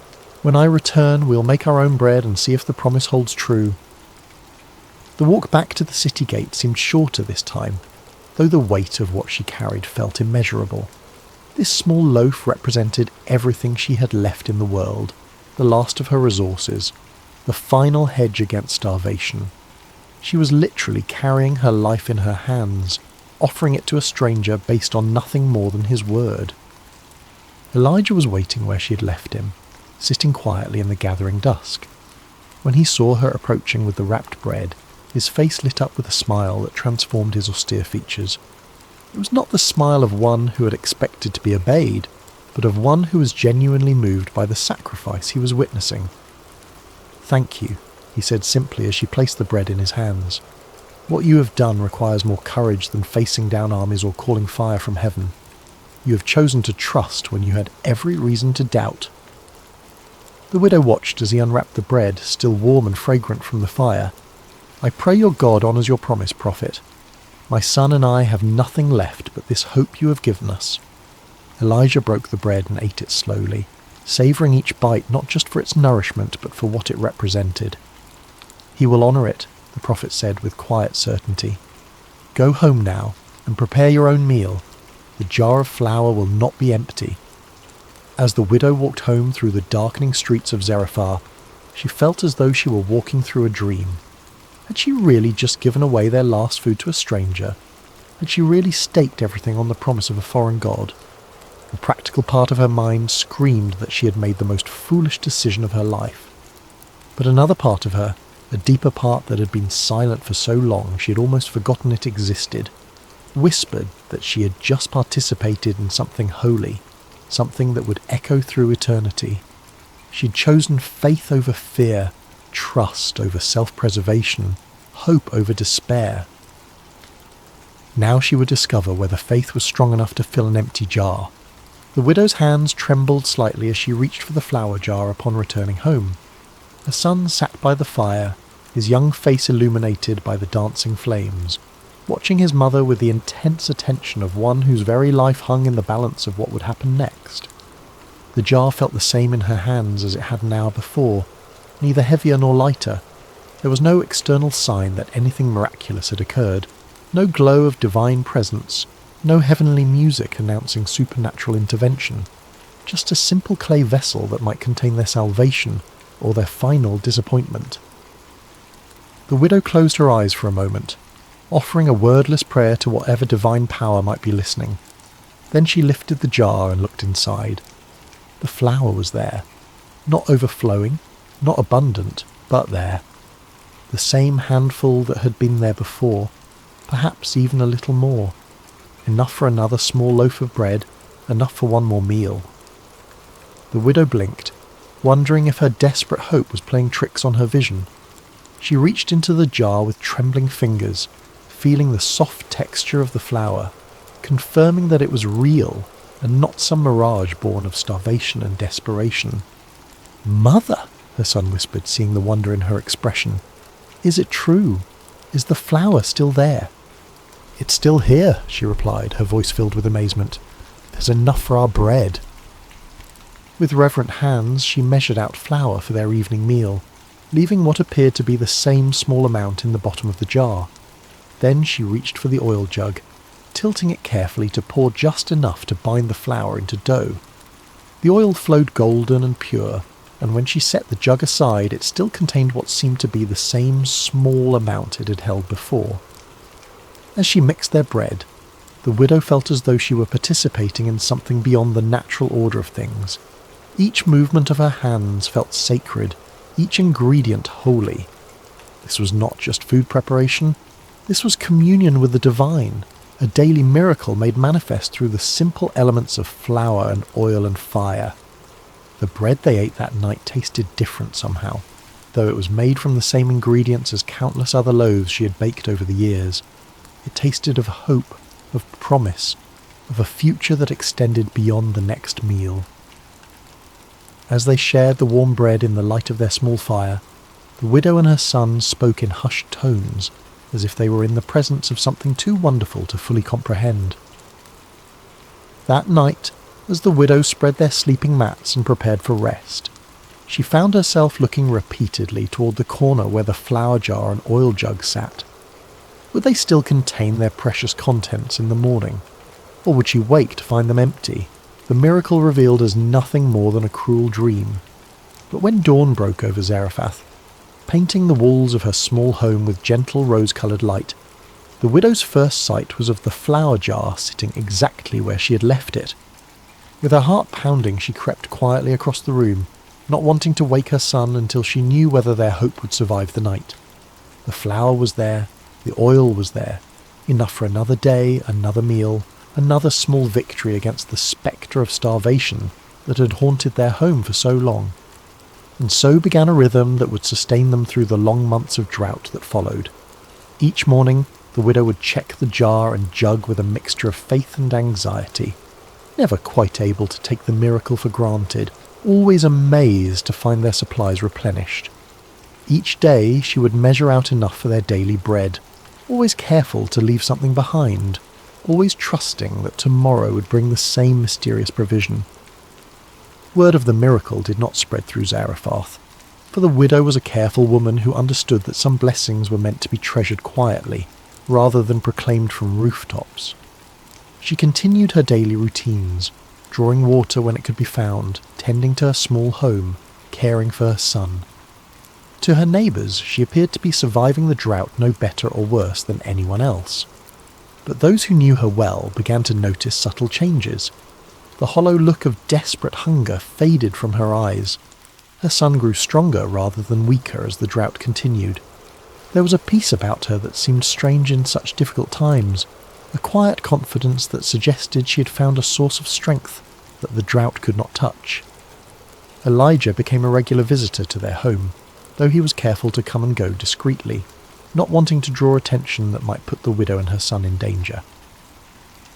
The prophet had found lodging in a small room at the edge of town, but he took many of his meals with the family he had come to think of as his own. The widow always set a place for him at their modest table, always insisted that there was enough to share. As the weeks turned to months, the relationship between the prophet, the widow and her son deepened into something resembling family. Elijah told them stories of his travels, of the wonders he had seen, and the voice of God he had learned to recognize in wind and whisper.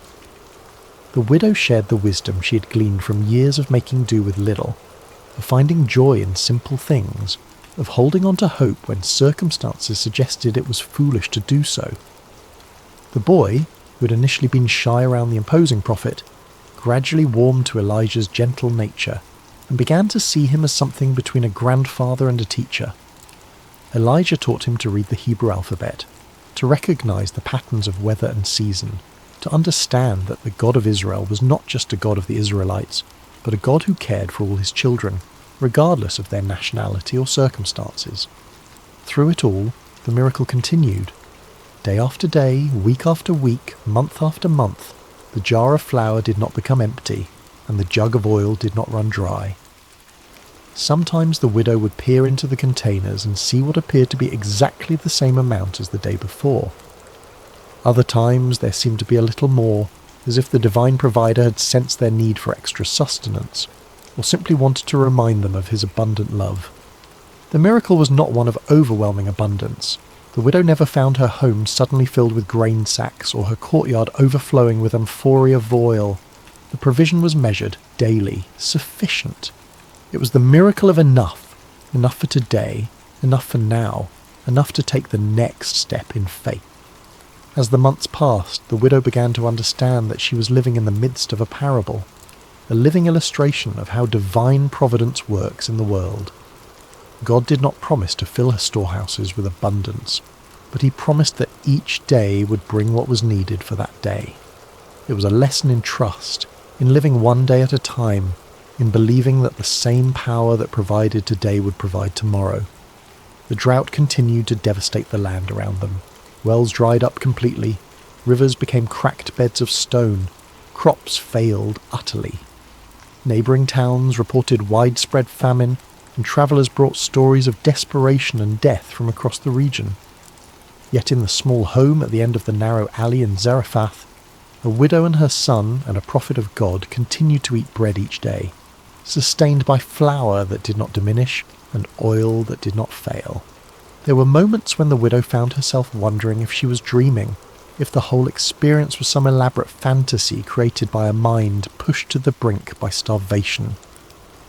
But then she would see Elijah's weathered face across their simple table, would hear her son's laughter as he played in the courtyard, would taste the reality of the bread in her mouth, and she would know that she was living in the midst of the miraculous. The widow learned to live with wonder as her constant companion. Each morning brought the possibility of disappointment, yet each morning brought instead the confirmation of promise kept. She learned that faith was not a single dramatic leap, but a daily choice to trust, a daily decision to act on belief rather than sight. As the seasons cycled and the drought persisted, the widow's faith deepened from desperate hope to quiet confidence. She'd seen the faithfulness of God demonstrated not in spectacular signs and wonders, but in the daily grace of provision, in the steady reliability of a promise kept day after day after day. Her son, too, was changed by their experience. The boy who had faced starvation learned that he served a God who provided for his children, who noticed the needs of the small and insignificant, who could be trusted to keep his word even when all evidence suggested otherwise. The lessons he learned at his mother's table, watching flour and oil multiply through divine grace, would shape his understanding of faith for the rest of his life. And Elijah found his own faith strengthened as he witnessed the widow's daily trust. This foreign woman, this Gentile who had no obligation to believe in the God of Israel, demonstrated a quality of faith that put many of his own countrymen to shame. She trusted not because she understood, but because she chose to believe. She obeyed not because the path was clear, but because she was willing to walk into mystery. The miracle of the flour and oil became more than mere physical provision. It became a daily sacrament, a reminder that the God who made the universe was intimately involved in the details of their lives. Every meal was a communion, every shared bread a celebration of divine faithfulness. Through it all, the rhythm of ordinary life continued. The widow swept her floors, mended their clothes, drew what water could be found. Her son played with other children when energy permitted, helped with household tasks, grew taller and stronger despite the famine that surrounded them. Elijah prayed, studied, taught, and waited for the word of the Lord that would eventually send him back to Israel to confront the king and end the drought. But in the quiet moments, when the work was done and the evening meal was finished and they sat together in the glow of their small fire, all three understood that they were witnessing something eternal. They were living proof that God's love extends beyond the boundaries of nation and tribe, that his provision flows to all who trust him, and that faith the size of a mustard seed can move mountains of impossibility. The widow would often reflect on that first day when Elijah had asked for her last handful of flour. She had stood at the crossroads between fear and faith, between holding tight to what little she had and releasing it into the hands of an unknown God. Her choice to trust, to give when she had nothing left to give, had opened the door to a miracle that sustained not just her body, but her soul. As the months passed, other miracles followed. The widow's health improved, her son grew strong, and their small home became a beacon of hope in a drought-stricken land. Neighbours began to notice that this family seemed to weather the crisis better than most, though they never suspected the divine intervention that made it possible. Elijah taught them that true wealth was not measured in the size of one's storehouses, but in the faithfulness of one's provider. The widow learned that obedience to God's word, even when it seemed to contradict human wisdom, always led to blessing. Her son discovered that the God of Israel was also his God, that divine love knew no boundaries of race or nationality. Years later, when the drought finally ended, and rain fell once again on the parched earth, the widow would remember these days as the most precious of her life, not because they were easy, but because they were holy. In her poverty she had discovered riches. In her weakness she had found strength. In her emptiness she had encountered the fullness of God's love. The jar of flour never ran empty until the day the rains came. The jug of oil never ran dry until the crisis passed. And the faith that began with a handful of flour and a desperate prayer grew into a testimony that would echo through generations, reminding all who heard it that God's provision is always sufficient, his timing always perfect, and his love always faithful. In the quiet of your own heart tonight, as you rest in the peace of this ancient story, remember the widow's courage. Remember that sometimes faith looks like giving when you have nothing left to give, trusting when you cannot see the way forward, believing when all evidence suggests you should despair. Remember that the same God who provided for a widow in Zarephath provides for you today. He sees your needs, knows your fears, and holds your tomorrow in his hands. Sleep now in the assurance that his love surrounds you, his grace sustains you, and his faithfulness will carry you through every season of your life. The jar of flour will not be empty, the jug of oil will not run dry, And the God who multiplied a widow's faith will multiply yours as well. One day at a time, one meal at a time, one breath at a time. Rest well, dear friend. Tomorrow brings new mercies, fresh provision, and the continued unfolding of God's perfect plan for your life. Like the widow of Zarephath, you can trust that there will always be enough. As we close this sacred story tonight, let your heart rest in the truth that the same God who provided for the widow provides for you. In your own seasons of scarcity, whether of resources or hope or strength, remember that divine provision often comes not as abundance but as enough. Enough for today, enough for now. Enough to take the next step in faith. The widow's miracle was not that her cupboards overflowed, but that they never emptied. Sometimes God's greatest gift is not more, but sufficient. Not wealth, but provision. Not ease, but sustenance for the journey. Sleep now, knowing that the Keeper of Israel neither slumbers nor sleeps, and that his eye is upon you with the same loving attention he showed to a foreign widow in an ancient town. Your jar will not be empty. Your jug will not run dry. His faithfulness endures forever. Rest well, dear soul, rest well. Hello, dear friends, and welcome to Sacred Slumber. Before we begin tonight's story, I'd love to know, how has your day been? Whether it's evening where you are, or perhaps the middle of the night, or even early morning on the other side of the world, you're so welcome here. What time is it in your corner of the world right now? And where are you listening from tonight? Whether you're in a bustling city or a quiet countryside, in the mountains or by the ocean, you belong in this peaceful space we're creating together. If this is your first time with us, welcome to our community of seekers finding rest in ancient wisdom. And if you're returning, thank you for being part of this journey. Don't forget to subscribe to Sacred Slumber so you never miss these moments of peace and reflection that we share together. Now let's settle in as we travel back to ancient Israel, to a time of prophets and miracles, to discover a story about trust, provision, and the surprising ways that hope can multiply in our darkest hours. The morning sun cast long shadows across the dusty village streets, but Miriam barely noticed its warmth. She stood in the doorway of her small stone house, watching her 2 young sons sleep on their woven mats, their faces peaceful in the golden light. For a moment she allowed herself to pretend that everything was as it had been before the illness took her husband, before the debts mounted like stones upon her chest, before the collectors began their visits with increasingly stern voices and hardening faces. But pretending was a luxury she could no longer afford. The sound of approaching footsteps made her stomach clench with familiar dread. She knew that measured pace, those heavy sandals against the packed earth. The debt collectors had returned, and this time she knew they would not leave empty-handed. Miriam's husband, Obadiah, had been a good man, a servant in the school of prophets, devoted to following Elisha and learning the ways of the Lord. But goodness, she had learned, did not always translate to prosperity. When the drought had stretched on for months, when the harvest had failed, Obadiah had borrowed money to keep food on their table and oil in their lamps. He had been certain that better times were coming, that the Lord would provide as he always had.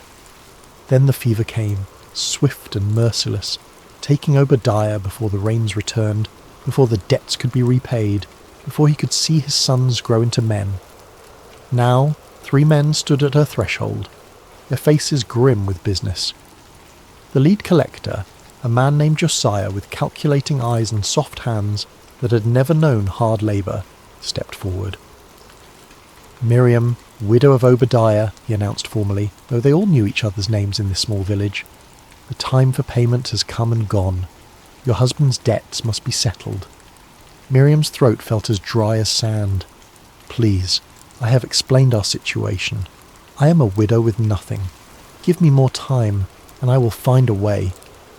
Time is a luxury that costs money, Josiah interrupted, his voice neither cruel nor kind, simply matter-of-fact. We have been patient, but patience does not feed our families, or pay our own obligations. The law is clear about what must be done when debts cannot be paid. Behind him, the other 2 men shifted uncomfortably. They knew what came next, and while they might not relish it, they would not hesitate to carry out what the law demanded. "Your sons," Josiah continued, his eyes flicking toward the doorway where the boys still slept. "They will come with us. 7 years of service will settle your husband's debt. It is more merciful than we are required to be." The words hit Miriam like a physical blow. She gripped the door frame to keep from falling, her knuckles white against the worn wood. 7 years. Her sons were only 8 and 10 years old. By the time they returned, they would be grown men who barely remembered their mother's face. "No," she whispered, then louder. "No, please. They're all I have left. There must be another way." But even as she spoke, she knew the futility of her words. She had nothing of value to offer. No jewellery, no livestock, no land. The house itself belonged to her husband's brother, who had graciously allowed her to remain but could offer no financial help of his own. "I will give you until tomorrow morning to say your goodbyes," Josiah said, and there was perhaps the smallest note of sympathy in his voice. "We will return at sunrise." As the men walked away, their sandals raising small clouds of dust that caught the morning light, Miriam sank to her knees in the doorway. The weight of hopelessness pressed down upon her like a stone, threatening to crush what little breath remained in her lungs. Her sons stirred behind her, waking to another day they assumed would be like all the others. Simple, poor perhaps, but together. How could she tell them that their childhood was about to end? How could she explain that the law that was meant to protect would now tear their family apart? But as the sun climbed higher, and the reality of her situation settled like dust around her, Miriam remembered something her husband used to say when times were difficult. "When we have nowhere else to turn, we can always turn upward." Obadiah had learned this truth in his years following the prophet Elisha, and even in death, his faith whispered to her across the veil of grief. Elisha. The prophet was still in the region, still teaching and performing the wonders that had made him famous throughout Israel and beyond. If anyone could help her, if anyone might know a way where there seemed to be no way, it would be the man of God who had been her husband's teacher and guide. Miriam rose to her feet, dust falling from her simple brown robe. She looked back at her sons, now awake and eating the last of their bread, with the unconscious contentment of children who trust that tomorrow will somehow provide for itself. "Aaron, Micah," she called softly, "I must go into the village. Stay close to home and watch out for each other." The boys nodded, accustomed to their mother's brief errands, unaware that she was about to embark on a journey that would either save their family or confirm their worst fears. As Miriam walked through the village streets, her heart hammered against her ribs like a caged bird. The prophet Elisha was known to be staying with a family on the far side of the village, and with each step she rehearsed what she would say, how she would explain their desperate situation without sounding like she was demanding a miracle. But by the time she reached the modest house where Elisha was lodging, all her carefully planned words had evaporated like morning dew. She stood at the gate, paralysed by the enormity of what she was about to ask and the crushing possibility that even a prophet might not be able to help her. The courtyard was quiet except for the gentle murmur of voices from within the house. Miriam could see Elisha through the open doorway, seated on a low cushion with several young men gathered around him, students perhaps, or local villagers seeking wisdom. His presence was immediately recognisable, not because of any physical grandeur, but because of a quality of stillness that seemed to radiate from him like heat from a hearth. Miriam had seen the prophet before, of course. In a village this small, everyone knew when such a significant figure was present. She had watched from a distance as people brought their sick children for healing, their troubled hearts for counsel, their impossible situations for divine intervention. But she had never imagined herself among their number, never thought her own need would drive her to such a desperate act. A woman emerged from the house, evidently the hostess, and noticed Miriam standing uncertainly at the gate. "Can I help you, sister?" the woman asked kindly, but there was a protective quality in her voice. She had probably dealt with many people seeking the prophet's attention. Before Miriam could answer, Elisha's voice came from within. "Let her come. The Lord has brought her here for a reason." The woman's expression immediately softened, and she gestured for Miriam to enter. "Come, the prophet will see you." Miriam's legs felt unsteady as she crossed the threshold. The young men who had been listening to Elisha's teaching respectfully moved aside, creating a space for her to approach. The prophet's eyes, kind but penetrating, met hers, and she felt as though he could see not just her present desperation, but the entire story of her life written in her face. "You're Obadiah's widow," Elisha said gently. It was not a question. Miriam nodded, surprised that he knew her by sight. "Yes, my lord. I am Miriam. Your husband was a faithful servant, both to the Lord and to this community. His loss has been felt by many." Elisha's words were spoken with genuine warmth, and Miriam felt tears prick at her eyes, partly from grief that was still fresh, partly from gratitude that someone remembered her husband's worth. "Thank you, my lord," she managed, "but I have come because—" The words stuck in her throat like thorns. How did one ask a holy man to solve what seemed unsolvable? "Speak freely, daughter. What troubles you?" The kindness in his voice broke through her restraint like water through a cracked dam. The whole story poured out. The debts, the collectors, the threat to take her sons, the sunrise deadline that loomed like an executioner's blade. She spoke of her husband's faithful service, of their family's long devotion to the Lord, of her complete bewilderment at how faithfulness could lead to such devastating circumstances. When she finished, the courtyard was silent except for the distant sound of children playing in another street, a sound that reminded Miriam acutely of what she stood to lose. Elisha listened without interruption, his expression grave but not hopeless. When she fell silent, he sat quietly for a moment, as though listening to a voice only he could hear. Finally he spoke. "Tell me, what do you have in your house?" The question caught Miriam off guard. What did she have? The very essence of her problem was that she had nothing.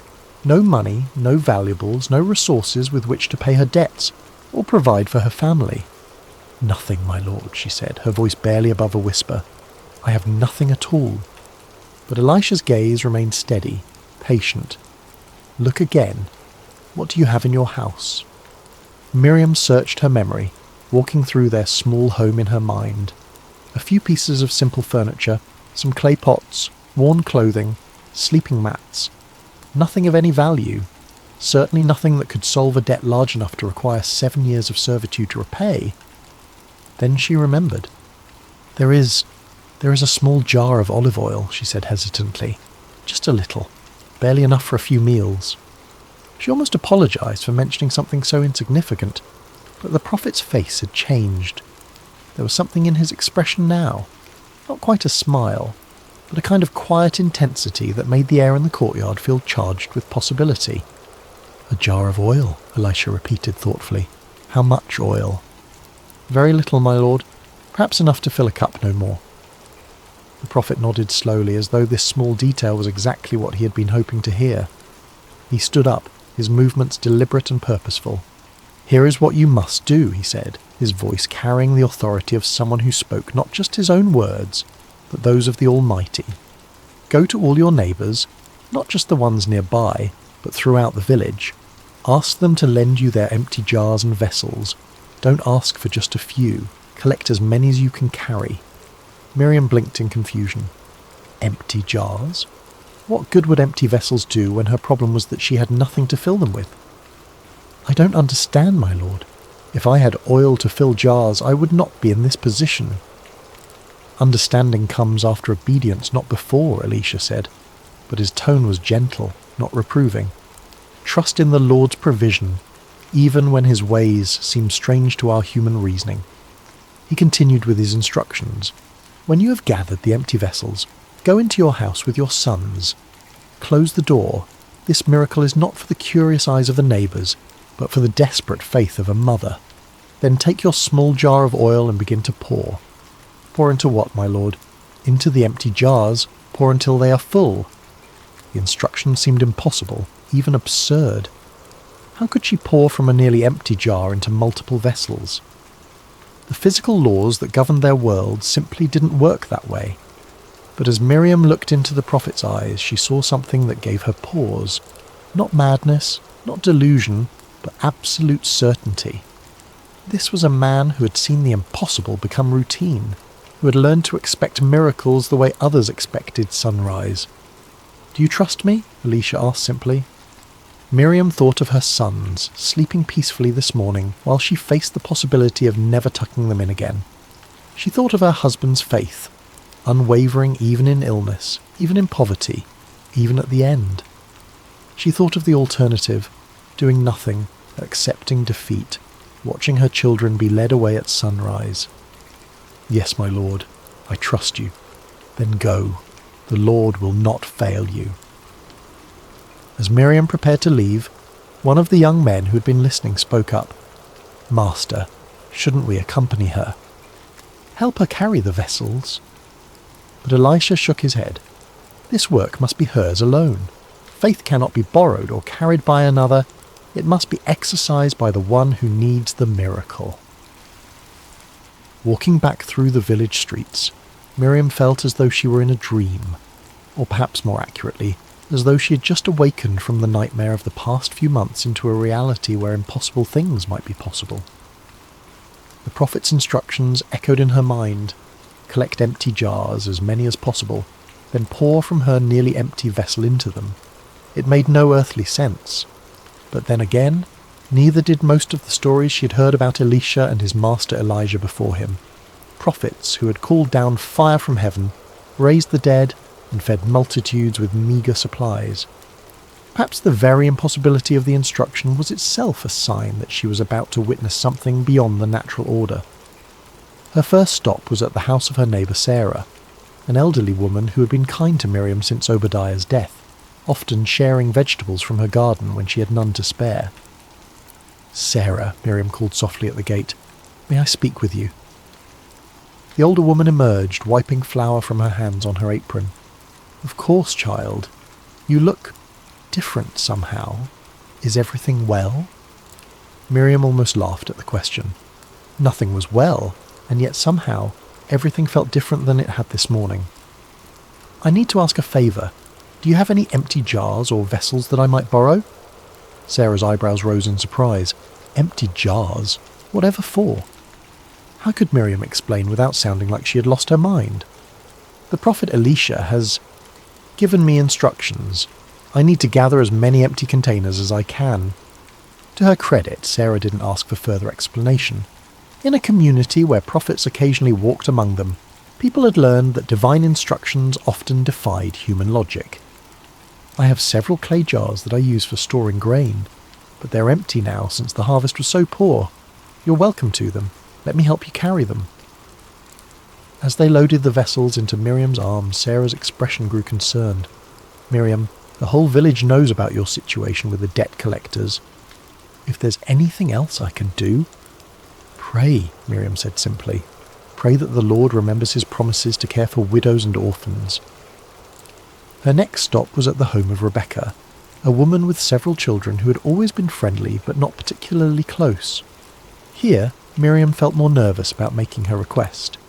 "Rebecca, I know this will sound strange, but I need to borrow any empty jars or pots you might have." Rebecca looked puzzled but not unfriendly. "Empty jars? Are you planning to store something? I heard about your troubles. Surely you're not thinking of buying oil or grain?" "No, nothing like that. The prophet Elisha has asked me to collect empty vessels. I'm not entirely sure why, but I trust that he knows what he's doing." At the mention of Elisha's name, Rebecca's demeanour changed immediately. "The prophet gave you instructions? Of course, take whatever you need." "Children," she called into the house. "Bring out all the jars and pots we're not using, quickly now." Soon Miriam's arms were full again, and Rebecca's children were helping to carry the additional vessels. Word seemed to be spreading through the village. She could see neighbours emerging from their houses, curious about the unusual activity. By the time she reached the house of David the potter, she didn't even need to make her request. He was already waiting with an armload of clay vessels, not his finest work, but good serviceable jars in various sizes. "I heard you were collecting empties on the prophet's instructions," he said with a grin. "I've got plenty of these. Consider it my contribution to whatever miracle is about to happen." "You really think there will be a miracle?" Miriam asked, suddenly feeling the weight of what she was attempting. So many people were now involved, so many witnesses to what would either be a tremendous demonstration of God's power or a devastating display of her own foolishness. David's expression grew serious. "I've lived in this village for 40 years, and I've seen 3 different prophets pass through. Not once have I seen one of them give instructions that didn't lead to something remarkable. The real question isn't whether there will be a miracle, it's whether we'll have enough faith to receive it." As Miriam continued through the village, she was amazed by the response. People she barely knew were offering their vessels, and those who had no jars to spare were spreading the word to others who might. Children ran ahead of her, announcing to each household what was needed.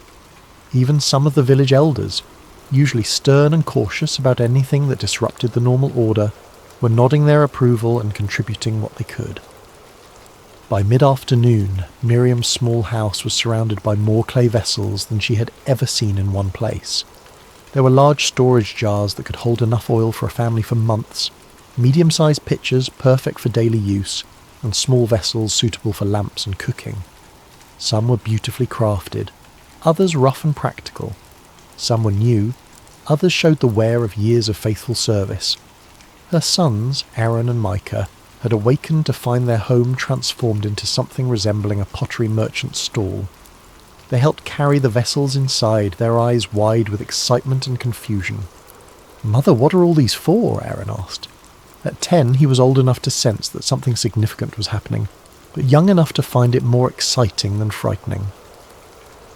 "We're going to fill them," Miriam said, the words sounding even stranger when spoken aloud to her children. "Fill them with what?" 8-year-old Micah wanted to know. Miriam looked at the small jar of oil sitting on their simple wooden table, the same jar she had mentioned to the prophet, containing perhaps a cup's worth of precious olive oil. It looked impossibly small, surrounded by all the empty vessels now crowding their one-room home. "With oil," she said, and saw her sons exchange the kind of look children give when they're certain their parent has said something that makes no sense but are too polite to argue. As the sun began to sink toward the horizon, painting the sky in shades of orange and gold, Miriam stood in her doorway one last time before following the prophet's final instruction. The village around her looked the same as it had this morning, but everything had changed. This morning she'd been a desperate woman with no options. Now she stood on the threshold of either a miracle or a disaster. But at least she was no longer passive in the face of her circumstances. She could see a few neighbours lingering in their own doorways, clearly curious about what would happen next. News of the prophet's instructions had spread throughout the village, and while no one was bold enough to ask for details, there was a sense of anticipation in the air, as though the entire community was holding its breath. Tomorrow morning the debt collectors would return, expecting to claim her sons, but tonight belonged to faith, to the impossible, to the hope that a God who had parted seas and raised the dead might still care about one widow's desperate prayer. "Come, boys," she said, stepping back inside their small home. "It's time to close the door." The interior of their small house felt different with the door closed and the outside world shut away. The late afternoon light filtered through the single window, casting long shadows among the collection of empty vessels that now filled nearly every available space. Aaron and Micah stood close to their mother, sensing that they were about to witness something extraordinary, though they couldn't possibly understand what. Miriam picked up the small jar of oil with hands that trembled slightly, not from fear now, but from anticipation. The prophet had been so certain, so confident in his instructions. But looking at the meagre amount of oil in her jar compared to the dozens of empty vessels surrounding them, she felt the weight of impossibility settling over her like a heavy cloak. "Mother," Aaron said quietly, "how can we fill all these jars with so little oil?" It was the question that had been echoing in her own mind, but hearing it from her son's lips made her realize that this moment was about more than just solving their financial crisis. Her children were watching, learning what it meant to trust when trust seemed foolish, to obey when obedience seemed pointless, to hope when hope seemed dead. "I don't know how, my son," she said honestly, "but the prophet told us to pour, so we will pour. Sometimes we must act on faith before we understand the reason." She moved to the largest jar first, a beautiful vessel that David the potter had contributed, large enough to hold oil for several months. As she lifted her small jar and positioned it over the opening, she whispered a prayer. Lord God of Israel, you who cared for the widow of Zarephath in the days of Elijah, remember your servant and his children.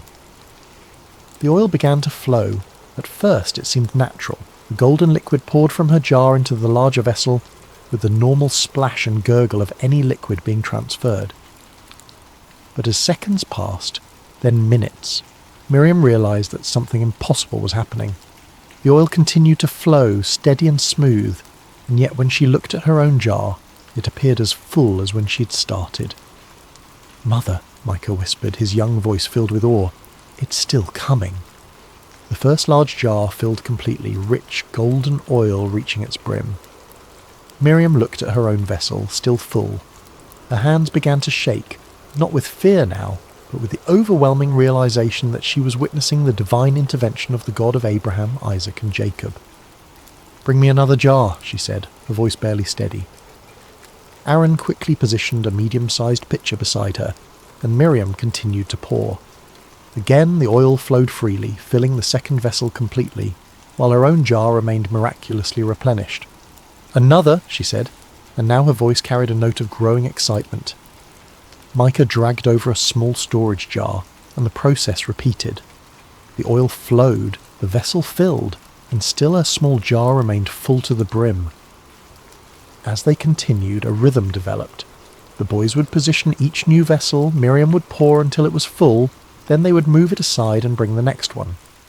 With each jar they filled, their excitement grew, and what had begun as nervous obedience transformed into joyful celebration. "It's not stopping," Aaron laughed, no longer trying to whisper in the presence of miracle. "Mother, it's really not stopping." Miriam found herself laughing too, tears of relief and wonder streaming down her face as she poured jar after jar. The oil continued to flow, inexhaustible, impossible, absolutely real. This was the God her husband had served, the God who had parted the Red Sea and provided manna in the wilderness, and he was here in their small house, multiplying oil for a desperate widow and her children.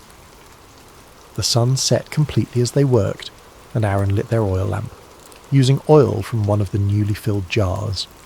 The warm light danced across the growing collection of filled vessels, each one a testament to divine provision, each one a step away from the disaster that had threatened to destroy their family. They filled the large storage jars first, then the medium pitchers, then the smaller vessels for daily use. Oil for cooking, oil for lamps, oil for anointing, oil for trade. More oil than their family could use in a year, more than they could use in several years. "Mother," Micah said during a brief pause, "will we ever run out of empty jars?" Miriam looked around their home. They had filled perhaps half of the vessels they had collected, and still the oil flowed freely from her small jar. "I hope not, my son. I hope we never run out." But even as she spoke, she realized they were approaching the end of their supply of empty containers. Only a handful of vessels remained unfilled, the smallest ones suitable for perfumes and medicines. As she filled the second-to-last jar, a delicate little vessel that Rebecca had contributed, Miriam felt a change. The oil still flowed, but there was something different in its quality, as though it was beginning to recognize that its work was nearly complete. She reached for the final jar, the smallest one in the collection, barely large enough to hold oil for a single lamp. As she positioned her small jar above it and began to pour, the oil flowed out in a steady stream, filling the tiny vessel to its brim. And then, as suddenly as the miracle had begun, it stopped. Miriam tilted her jar, trying to coax out even a few more drops, but it was empty. Completely, naturally, normally empty, as though the laws of physics had suddenly remembered themselves and returned to their usual operation. The silence that followed was profound. For hours their small house had been filled with the sound of flowing oil, excited whispers, and occasional exclamations of wonder. Now, surrounded by dozens of filled vessels, they stood in the golden lamplight and absorbed the magnitude of what had just occurred. Aaron was the first to speak. "Is it over?" Miriam looked at her empty jar, then at the abundance surrounding them. "Yes, my son, it's over because we have no more empty vessels to fill." "What does that mean?" Micah asked. Before Miriam could answer, she remembered something the prophet had implied in his instructions. The miracle was not limited by the amount of oil God could provide, but by the amount of faith they could exercise, represented by the number of empty vessels they had been able to gather. It means, she said slowly, understanding dawning on her like sunrise, that God's provision is only limited by our capacity to receive it. If we had gathered 100 jars, he would have filled 100 jars. If we had gathered 1,000... The implications took her breath away. They had gathered many vessels, yes, but now she wondered, could they have gathered more? Had their own limited vision constrained the miracle? It was a question that would follow her for the rest of her life, a reminder to always ask for more, expect more, prepare for more when seeking God's intervention. But such thoughts were for later reflection. Tonight, surrounded by the tangible evidence of divine love and provision, there was only gratitude and wonder. Tomorrow, she told her sons as they prepared for sleep among the filled vessels, we will go to the prophet and then to the marketplace. We will sell this oil, pay our debts, and secure our future. As her boys settled onto their sleeping mats, their faces glowing with excitement and the security of knowing they would not be taken away, Miriam sat beside the window and looked out at the village where she had lived her entire life. Tomorrow she would no longer be known as the desperate widow who had nothing. She would be the woman whom God had remembered, the mother whose children had been saved, the recipient of a miracle that would be told and retold for generations. But tonight she was simply a woman who had learned that emptiness was not the absence of provision, but the presence of possibility, and that sometimes the most important thing you can bring to God is not what you have, but what you lack. The oil lamps flickered gently in the darkness, fueled by the miracle oil casting dancing shadows on the walls of their transformed home, and in the quiet of the night, Miriam whispered prayers of thanksgiving to the God who multiplies hope in the hands of those who dare to pour out their faith, one empty jar at a time. Morning came with a gentle golden light that seemed especially bright as it streamed through the window of their small house. Miriam awakened to a sight that confirmed the previous evening had not been a dream. Dozens of clay vessels filled with rich golden olive oil crowded every surface and corner of their home. Aaron and Micah were already awake, sitting among the jars with expressions of continued amazement, as though they expected the oil to disappear with the sunrise. "It's still here," Aaron said wonderingly. "All of it." "Did you think it wouldn't be?" Miriam asked, though she understood his disbelief. Miracles had a quality of unreality about them, even to those who experienced them directly. "I dreamed about it," Micah said. "I dreamed that we were pouring oil forever and ever, and there were jars as tall as trees, and the oil turned into rivers that flowed through the whole village." Miriam smiled at her younger son's imagination, but then paused to consider his words. In a way, wasn't that exactly what had happened? The oil had flowed beyond their immediate need, beyond their ability to contain it all, beyond what seemed possible in their small, constrained world. A knock at their door interrupted her thoughts. Through the window she could see the familiar figure of Elisha standing in their courtyard, his presence as calm and assured as it had been the day before. "The prophet," Aaron whispered excitedly. Miriam quickly adjusted her headscarf and opened the door, her heart racing with anticipation and gratitude. "My lord," she said, bowing respectfully, "please, come in and see what the Lord has done." Elisha entered their transformed home, his eyes taking in the abundance with what appeared to be satisfaction, but not surprise. This was clearly not the first time he had witnessed the Lord's provision in response to desperate faith. "It is well," he said simply, then looked directly at Miriam. "Tell me what happened." Though he had given the instructions and surely knew what to expect, Miriam realized he wanted to hear her testimony, to let her put into words the miracle she had experienced. So she told him everything: the gathering of vessels, the closing of the door, the first hesitant pour, the growing amazement as jar after jar filled with oil that seemed to come from an inexhaustible source. "We filled every vessel we had collected," she concluded. "When the last jar was full, the oil stopped flowing." Elisha nodded thoughtfully. "And what do you understand from this?" The question surprised her. She had expected congratulations, perhaps instructions for what to do next, but not an examination of her theological understanding. I understand that the Lord remembers his promises to care for widows and orphans, she said slowly, and that his provision is beyond what we can imagine or contain. Yes, Elisha agreed. And what else? Miriam thought about the experience, about the rhythm of pouring and filling, about the moment when the oil finally stopped. The miracle was limited only by our preparation, she said with growing insight. If we had gathered more vessels... The oil would have continued to flow, Elisha confirmed.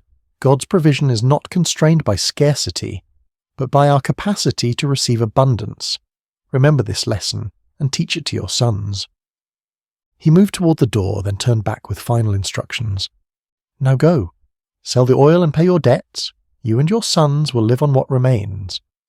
How much should I sell? Miriam asked, suddenly practical concerns rushing back as she realized she had no experience as a merchant. Take the oil to the marketplace in portions. Don't flood the market all at once, or you'll drive down the price. Sell slowly, over time, and you'll receive full value. The Lord has given you not just provision for today, but wisdom for managing tomorrow. After the prophet left, Miriam stood in her doorway watching his retreating figure until he disappeared around a corner. Then she turned back to face her transformed reality. The first practical task was obvious. She needed to begin transporting oil to the market. But first there was another matter to address. The sound of approaching footsteps made her look up.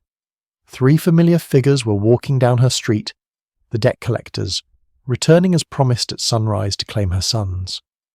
But this time Miriam felt no fear, no desperate helplessness. She stood calmly in her doorway, watching their approach with something approaching pity for men who lived in a world too small to contain miracles. Miriam, Josiah called as they drew near, are you prepared to surrender the boys? I am prepared to pay the debt, she replied evenly. The 3 men stopped walking, clearly taken aback by her confident tone. Pay the debt? Josiah repeated skeptically. Yesterday you claimed to have nothing. What has changed overnight? The Lord has provided, Miriam said simply. I now have the means to settle my husband's obligations in full. She gestured toward her house, where several of the oil jars were visible through the open doorway. Olive oil of the finest quality, more than enough to cover what is owed, with plenty remaining for my family's future needs. The debt collectors exchanged glances, clearly struggling to process this unexpected development. Where did you get oil? One of them asked suspiciously. You cannot simply produce valuable goods from nothing. With the Lord, nothing is impossible, Miriam replied. But if you doubt the quality or value, you are welcome to examine it for yourself. Josiah stepped forward and peered into the house, his eyes widening at the sight of dozens of filled vessels. He dipped his finger into the nearest jar and tasted the oil, his expression shifting from skepticism to amazement. This is premium oil, he admitted reluctantly, worth far more than your husband's debt. Then we are agreed, Miriam said. I will deliver payment to you within 3 days once I have sold sufficient oil in the marketplace. The 3 men departed, shaking their heads in bewilderment, leaving Miriam alone with her sons and their miraculous abundance. Over the following weeks, Miriam carefully sold portions of the oil at the market, following Elisha's wise counsel. The oil was of such exceptional quality that merchants competed to purchase it, and word spread throughout the region about the widow's premium product. True to her word, she paid her husband's debts in full within the promised time, but the oil continued to provide for their family month after month, year after year. She was able to purchase their house from Obadiah's brother, expand their small business, and ensure her sons received proper education. Aaron and Micah grew into strong, faithful men who never forgot the night they witnessed their mother pour from an empty jar and receive abundance beyond measure. They told the story to their own children and grandchildren, how God had multiplied oil in the hands of a desperate widow who dared to trust when trust seemed impossible. Years later, when Miriam was an old woman surrounded by prosperity and family, people would ask her about the secret of her success. She would always smile and say, "The miracle was not in the oil that multiplied, but in the faith that dared to pour from an empty jar. God is not limited by what we lack. He's only limited by our willingness to bring him our emptiness and trust him to fill it. And in the evenings, when the oil lamps flickered in homes throughout the village, many still burning oil that traced its origins back to that miraculous night, the people would remember that sometimes the greatest abundance comes not when our jars are full, but when we have the courage to pour from what little we have, trusting that the God who created the universe from nothing can certainly create provision from our emptiness. The widow's oil became more than a solution to debt.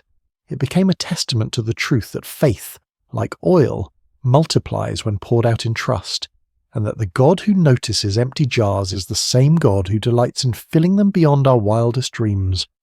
For in the end, Miriam learned the most important lesson of all. We bring our emptiness to God not as a sign of our failure, but as an invitation for his abundance. And when we dare to pour out our faith, even from the smallest jar, we discover that his provision knows no limits except those we place on our own capacity to receive. The story of the widow's oil echoed through generations, a reminder that in the hands of the Almighty, even our deepest need can become our greatest testimony to his faithfulness. Hello, dear listener, and welcome to Sacred Slumber. Before we begin tonight's story, I'd love to know how your day has been. Whether it was filled with joy or challenges, you're exactly where you need to be right now. What time is it where you are in the world?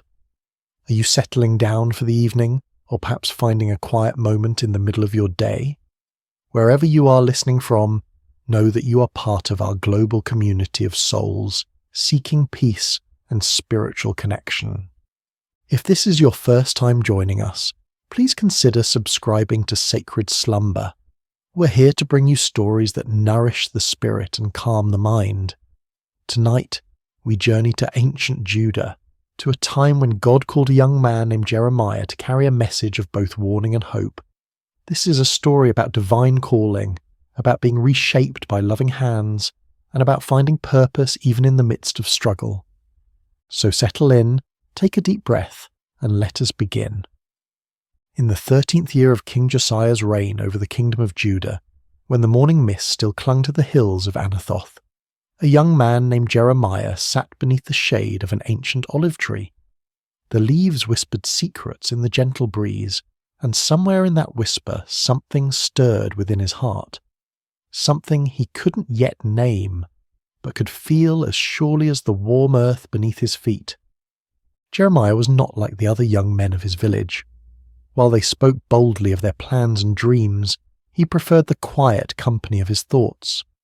While they gathered in the marketplace to debate and jest, he found himself drawn to solitary places where he could listen to the deeper rhythms of life.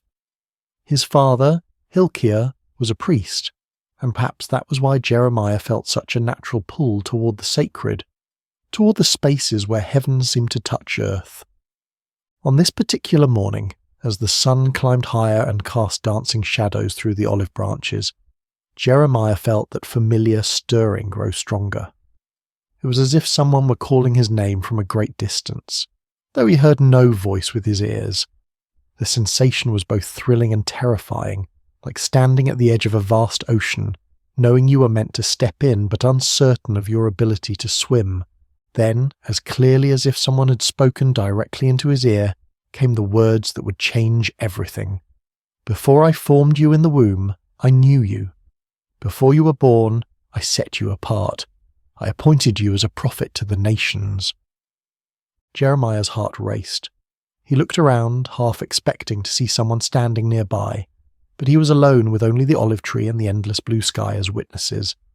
The voice came again, gentle yet unmistakable. Jeremiah, I have called you to be my messenger. The young man's immediate response was one of panic. Sovereign Lord, he whispered, his voice barely audible even to himself. I don't know how to speak. I am too young. Who would listen to me? I am nobody special, just a priest's son from a small village. Surely you have made a mistake. But the presence that surrounded him was filled with such love and certainty that his fears began to quiet. Do not say you are too young, came the gentle correction. You must go to everyone I send you to and say whatever I command you. Do not be afraid of them, for I am with you and will rescue you. In that moment, Jeremiah felt something touch his lips. Not a physical touch, but something deeper, more real than anything he had ever experienced. "I have put my words in your mouth," the voice continued. "See, today I appoint you over nations and kingdoms to uproot and tear down, to destroy and overthrow, to build and to plant." As the presence gradually faded, leaving only the normal sounds of morning, birds singing, leaves rustling, the distant lowing of cattle, Jeremiah remained sitting beneath the olive tree, stunned by what had just occurred. His life had been ordinary just moments before, and now he was being called to something extraordinary. The weight of it should have crushed him, but instead he felt a strange peace settling over his spirit. He didn't yet understand what lay ahead, couldn't foresee the years of rejection and persecution that awaited him, or the deep wells of sorrow he would have to draw from. He only knew that the God of his fathers had spoken to him, had chosen him for a purpose that was both terrible and wonderful. And though he trembled at the thought of it, something deep within him whispered back, "Yes, Lord, I will go." Months passed after Jeremiah's calling, and he found himself struggling with the enormity of his task. The messages that came to him were not easy ones.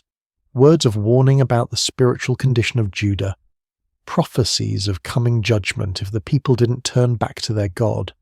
How could he, a young man with no credentials or authority, stand before the elders and priests and kings with such heavy words? One morning, as Jeremiah prayed in the quiet of his chamber, seeking guidance for this impossible mission, he heard the familiar voice of the Lord speaking to him once again. "Go down to the potter's house, and there I will give you my message." Jeremiah had passed by the potter's house countless times in his life, but had never paid it much attention. It was a humble building on the outskirts of the village, marked by the constant sound of the spinning wheel and the earthy smell of wet clay. As he approached that day, however, he felt a sense of anticipation, as if he were about to witness something profound. The potter was an elderly man named Malachi, whose hands bore the calluses and clay stains of decades spent at his craft. His hair was white as wool, and his eyes held the patient wisdom of someone who had spent his life creating beauty from formless earth. When Jeremiah arrived, Malachi looked up from his wheel and smiled, as if he'd been expecting him. "Shalom, young prophet," Malachi said, his voice warm with genuine kindness. "Please sit and watch. I have work to do." Jeremiah settled himself on a wooden stool in the corner of the workshop, fascinated despite himself. He had never really watched a potter at work before, had never paid attention to the intricate process of creation that happened in this simple space. The wheel began to turn, and Malachi placed a lump of clay in the centre, his hands moving with practiced precision. At first the clay seemed to resist, wobbling and threatening to collapse. But Malachi's hands were steady and sure, applying just the right amount of pressure, guiding the clay upward into the beginning of what would become a vessel. Jeremiah watched in wonder as the formless lump slowly took shape, a wide base, curving sides, the promise of something beautiful and functional. But then something went wrong. Perhaps there was a stone in the clay, or a dry patch that wouldn't bend. The emerging vessel began to collapse, its sides caving in despite the potter's careful ministrations. Jeremiah expected to see frustration on Malachi's face, perhaps anger at the ruined work. Instead, the old man simply smiled and pressed the clay back into a lump ready to begin again. "The clay has its own nature," Malachi explained, his hands already starting to reshape the material. "Sometimes it has hard spots, or air bubbles, or impurities that make it difficult to work with.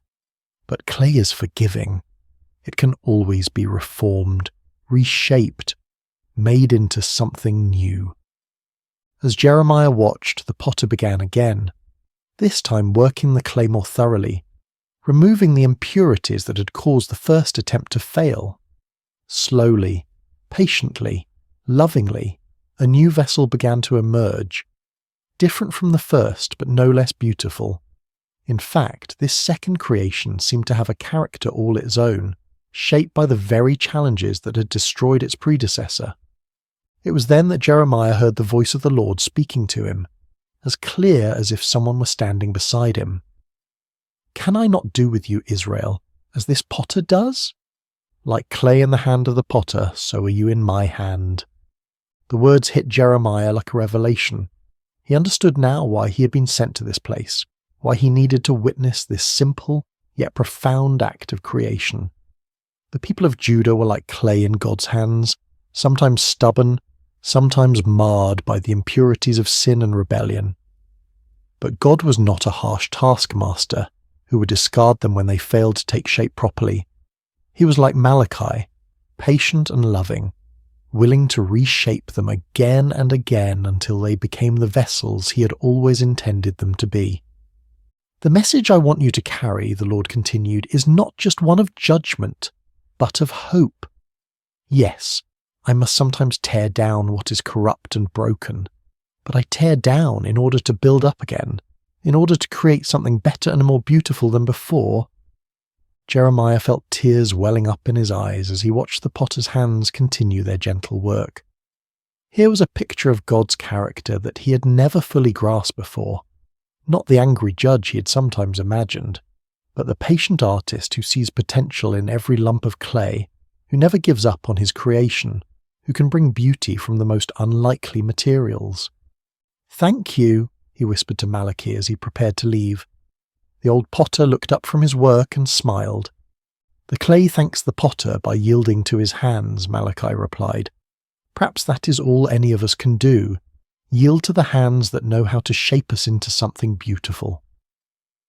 As Jeremiah walked home through the narrow streets of his village, he felt a new understanding of his calling beginning to take root in his heart. He was not just a bearer of bad news, but a messenger of hope. The God who had called him was not a destroyer but a creator, not a tyrant but a loving craftsman who would never abandon his work. The words came to him then, the message he would carry to the people of Judah. "If at any time I announce that a nation or kingdom is to be uprooted, torn down and destroyed, and if that nation I warned repents of its evil, then I will relent and not inflict on it the disaster I had planned. And if at another time I announce that a nation or kingdom is to be built up and planted, and if it does evil in my sight and does not obey me, then I will reconsider the good I had intended to do for it." It was a message of both warning and promise, of judgment and mercy intertwined. Like the potter's hands, God's discipline was always aimed at restoration, always working toward the creation of something more beautiful than before. Armed with this new understanding, Jeremiah began his prophetic ministry in earnest. But if he had hoped that his message of God's love and patience would be readily received, he was quickly disillusioned. The people of Judah, from the poorest peasant to the most powerful priest, seemed determined to resist the very hands that were trying to reshape them. His first major public appearance came during the reign of King Jehoiakim, Josiah's son, who had turned away from his father's reforms and allowed idolatry to flourish once again throughout the land. Jeremiah stood in the temple courts, his voice carrying across the stone courtyard as he delivered the message God had given him. "This is what the Lord says," he proclaimed, his young voice growing stronger with each word. "Reform your ways and your actions, and I will let you live in this place. Do not trust in deceptive words and say, 'This is the temple of the Lord, the temple of the Lord, the temple of the Lord.' If you really change your ways and your actions and deal with each other justly, if you do not oppress the foreigner, the fatherless or the widow, and do not shed innocent blood in this place, and if you do not follow other gods to your own harm, then I will let you live in this place in the land I gave your ancestors for ever and ever." The reaction was immediate and hostile. The priests, who had grown comfortable with their compromises and political alliances, saw Jeremiah's words as a direct threat to their authority. The wealthy merchants and nobles who had prospered by exploiting the poor and forming partnerships with pagan nations heard his call for justice as an attack on their way of life. "Who does this young man think he is?" they muttered among themselves. "He speaks of judgment and destruction like some kind of doomsday prophet. Where is his authority? Where are his credentials?" But Jeremiah continued, his heart breaking even as he spoke the words God had given him, He could see the spiritual adultery that had infected his beloved nation, the way they had turned from the God who had delivered them from Egypt and given them this promised land. They had made alliances with foreign powers, adopted their gods, and forgotten the covenant that had made them a people set apart. "My people have committed 2 sins," he declared, his voice now thick with emotion. "They have forsaken me, the spring of living water, and have dug their own cisterns, broken cisterns that cannot hold water." The imagery was powerful and heartbreaking. Jeremiah could see it so clearly. A nation that had access to the purest, most life-giving water imaginable, yet had chosen instead to dig broken wells that left them thirsty and desperate. They had exchanged their glory for worthless idols, their security for political alliances that would ultimately fail them. As the weeks and months passed, Jeremiah's message remained consistent, but the opposition grew fiercer. He was mocked in the streets, his words dismissed as the ravings of a madman. Children threw stones at him, and adults crossed to the other side of the road to avoid his presence. The loneliness was crushing, but what hurt most was seeing the people he loved rushing toward destruction, their ears closed to the voice of the one who wanted to save them. One particularly dark day, after being physically threatened by a group of priests who wanted to silence him permanently, Jeremiah found himself wondering if he had misunderstood his calling. Perhaps God hadn't really spoken to him at all. Perhaps he was just a deluded young man with an overactive imagination and a tendency toward melancholy. But then he remembered the potter's house, the gentle hands shaping and reshaping the clay, and he understood something profound about the nature of love. True love doesn't just tell people what they want to hear. It tells them what they need to hear, even when that truth is painful. The potter sometimes had to apply pressure to the clay, had to work out the impurities and air bubbles, and this process wasn't always comfortable for the clay, but it was necessary for the clay to become what it was meant to be. "I am not their enemy," Jeremiah whispered to himself as he walked through the quiet streets late one evening. "I am their friend. I am speaking these hard words because I love them, because God loves them, because we can't bear to see them destroy themselves." The revelation gave him strength to continue, even as the opposition intensified.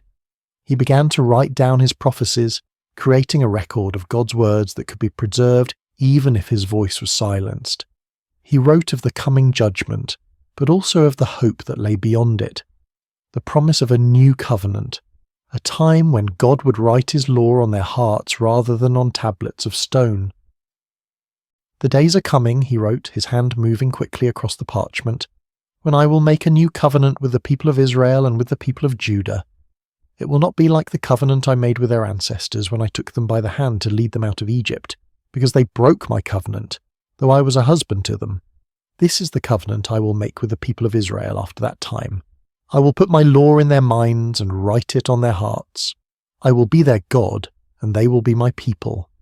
Even in the midst of his loneliness and rejection, Jeremiah held on to this vision of hope. The potter was still at work, still shaping, still creating something beautiful from the clay of human hearts. The process might be painful, but the end result would be worth it all. There came a time when the weight of his calling became almost too much for Jeremiah to bear. The constant rejection, the threats, the loneliness of being God's messenger to a people who didn't want to hear from God. It all pressed down on him like a physical burden. He had been faithful to his calling for years now, and what did he have to show for it? A nation that seemed more rebellious than ever, leaders who actively opposed him, and a heart that felt like it might break from the strain. The breaking point came when Pashur, the priest who was chief officer in the temple, had Jeremiah beaten and put in stocks overnight for prophesying that Jerusalem would be destroyed. The humiliation was complete, displayed like a common criminal in front of the very people he was trying to save. When he was released the next morning, bruised and aching, Jeremiah's first instinct was to flee. He made his way to his favourite spot of solitude, a small grove of trees outside the city where he often went to pray. There, surrounded by the peaceful sounds of nature, he poured out his heart to God in words that were both complaint and lament. "You deceived me, Lord, and I was deceived," he cried out, his voice raw with emotion. "You overpowered me and prevailed. I am ridiculed all day long, everyone mocks me. Whenever I speak, I cry out proclaiming violence and destruction. So the word of the Lord has brought me insult and reproach all day long."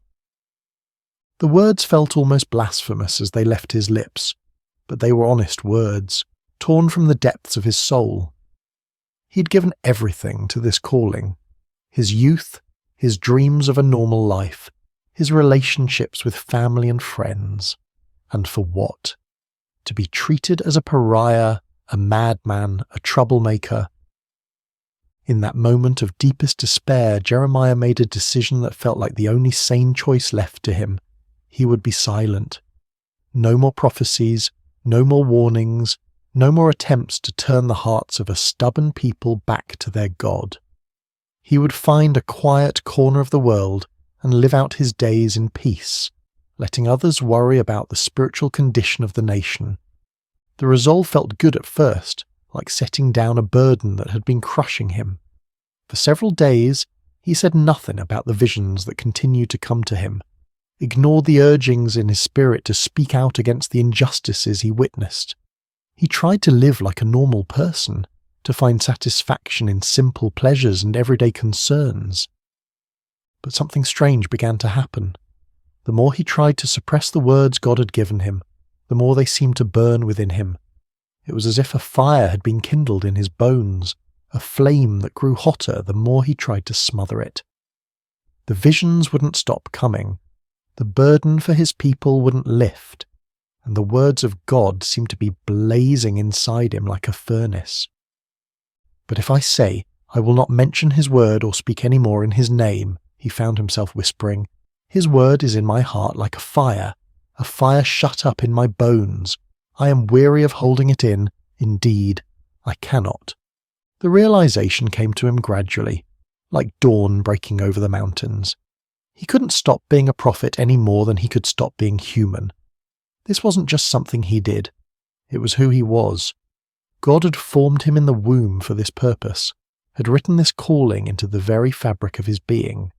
To deny it would be to deny himself, to attempt to live as someone he was never meant to be.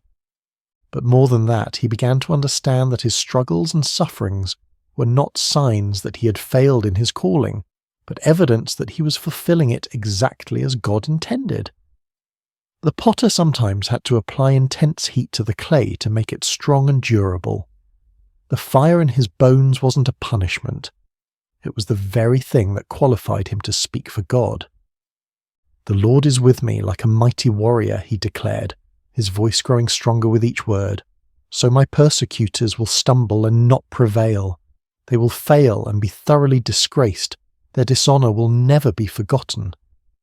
The change in perspective was revolutionary. Instead of seeing his sufferings as evidence of God's abandonment, Jeremiah began to understand them as proof of God's presence. The fire in his bones wasn't consuming him. It was refining him, purifying him, making him into the kind of vessel that could carry God's words to a broken world. He thought again of the potter's house, of the way Malachi had worked the clay with such patience and skill. Sometimes the potter had to put the vessel into the fire to make it strong, to burn away the impurities and set the shape permanently. The heat wasn't cruelty. It was love, the kind of love that was willing to do whatever it took to create something beautiful and lasting. "I will speak," Jeremiah said aloud, his voice carrying across the quiet grove. "I will speak because I must, because the words are like fire in my bones, because God has made me a prophet to the nations. I will speak not because it's easy, but because it's necessary. I will speak not because people want to hear, but because they need to hear. I will speak because the potter is still at work and I am his instrument." The fire in his bones had become not a burden, but a gift, not a curse, but a blessing.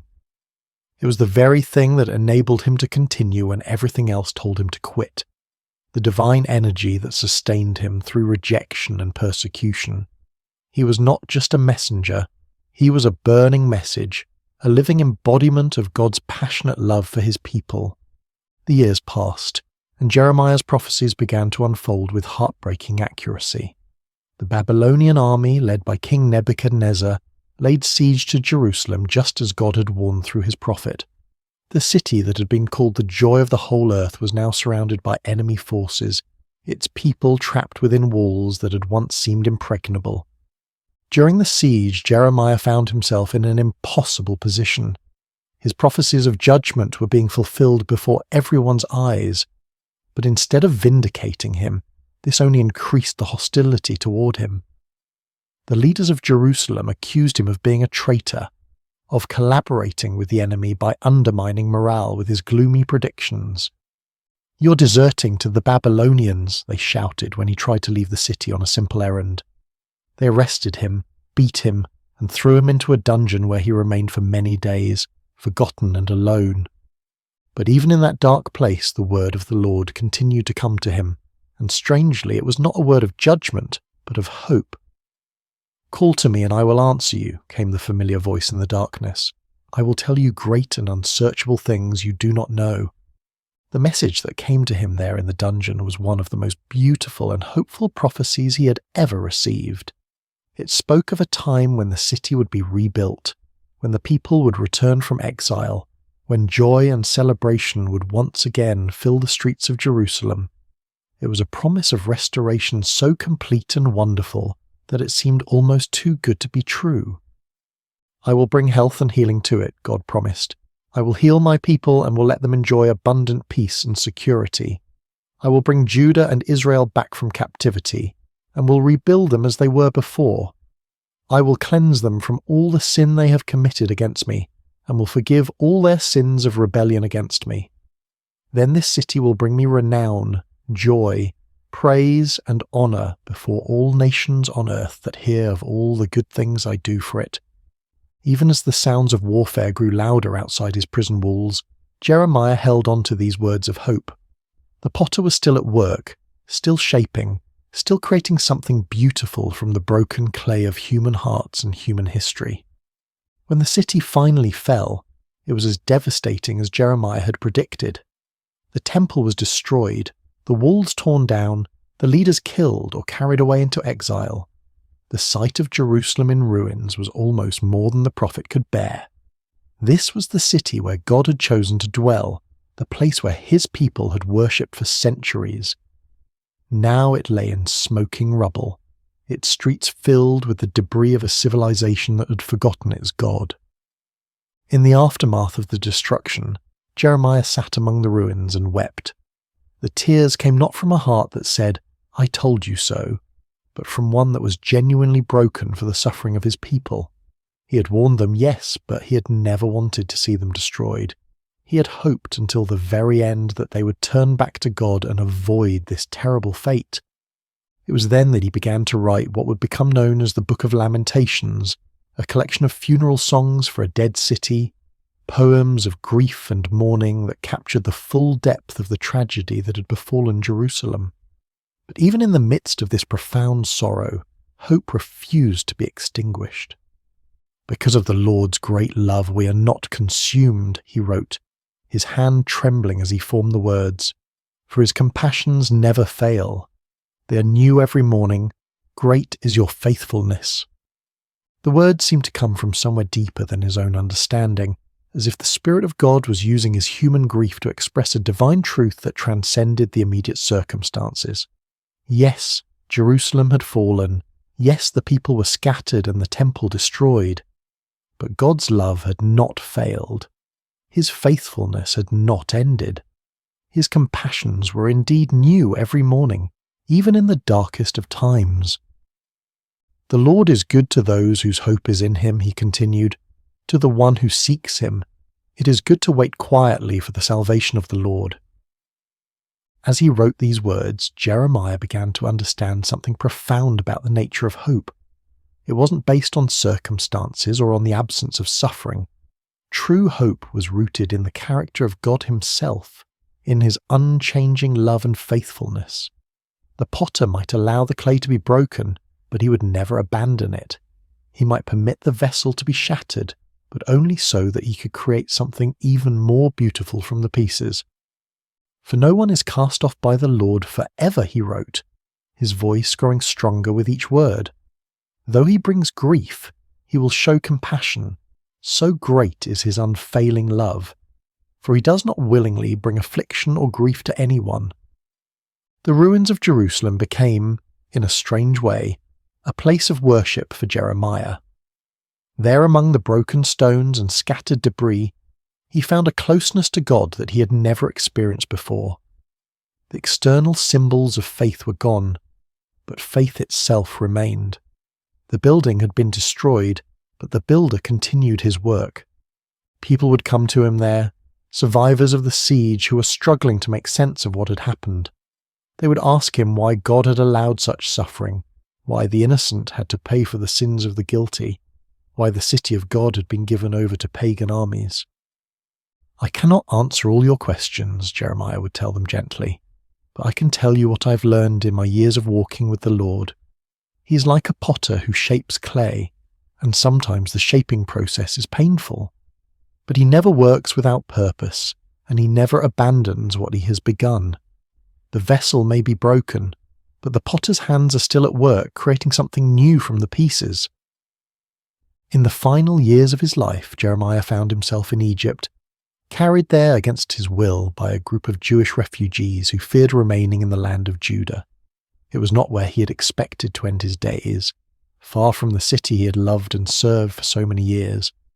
But even in this foreign land, he continued to speak the words God gave him, continued to comfort and challenge the people who had been scattered by the winds of history. As he sat one evening by the banks of the Nile watching the sunset over the ancient land of the Pharaohs, Jeremiah reflected on the long journey that had brought him to this place. He was no longer the young man who had trembled beneath the olive tree at his first calling. His hair was now white, his hands marked by years of writing and rewriting God's words, his heart scarred by decades of rejection and persecution. But he was not bitter. Somehow, through all the pain and struggle, he had learned to see his life as part of a larger tapestry that God was weaving through history. He was just one thread in that tapestry, but he had been woven in exactly the right place, at exactly the right time, for exactly the right purpose. A young Jewish woman approached him as he sat by the water, her eyes reflecting the same uncertainty and pain he had seen in so many faces over the years. "Prophet," she said softly, "my heart is broken. I have lost everything, my home, my family, my future. How can I believe that God still cares about me?" Jeremiah smiled and gestured for her to sit beside him. "Let me tell you a story," he said, his voice warm with the wisdom of long experience. "Once God sent me to a potter's house to watch him work. The potter was shaping a vessel on his wheel, but something went wrong. The clay became marred, misshapen, useless for its intended purpose." The young woman leaned forward, intrigued despite her sorrow.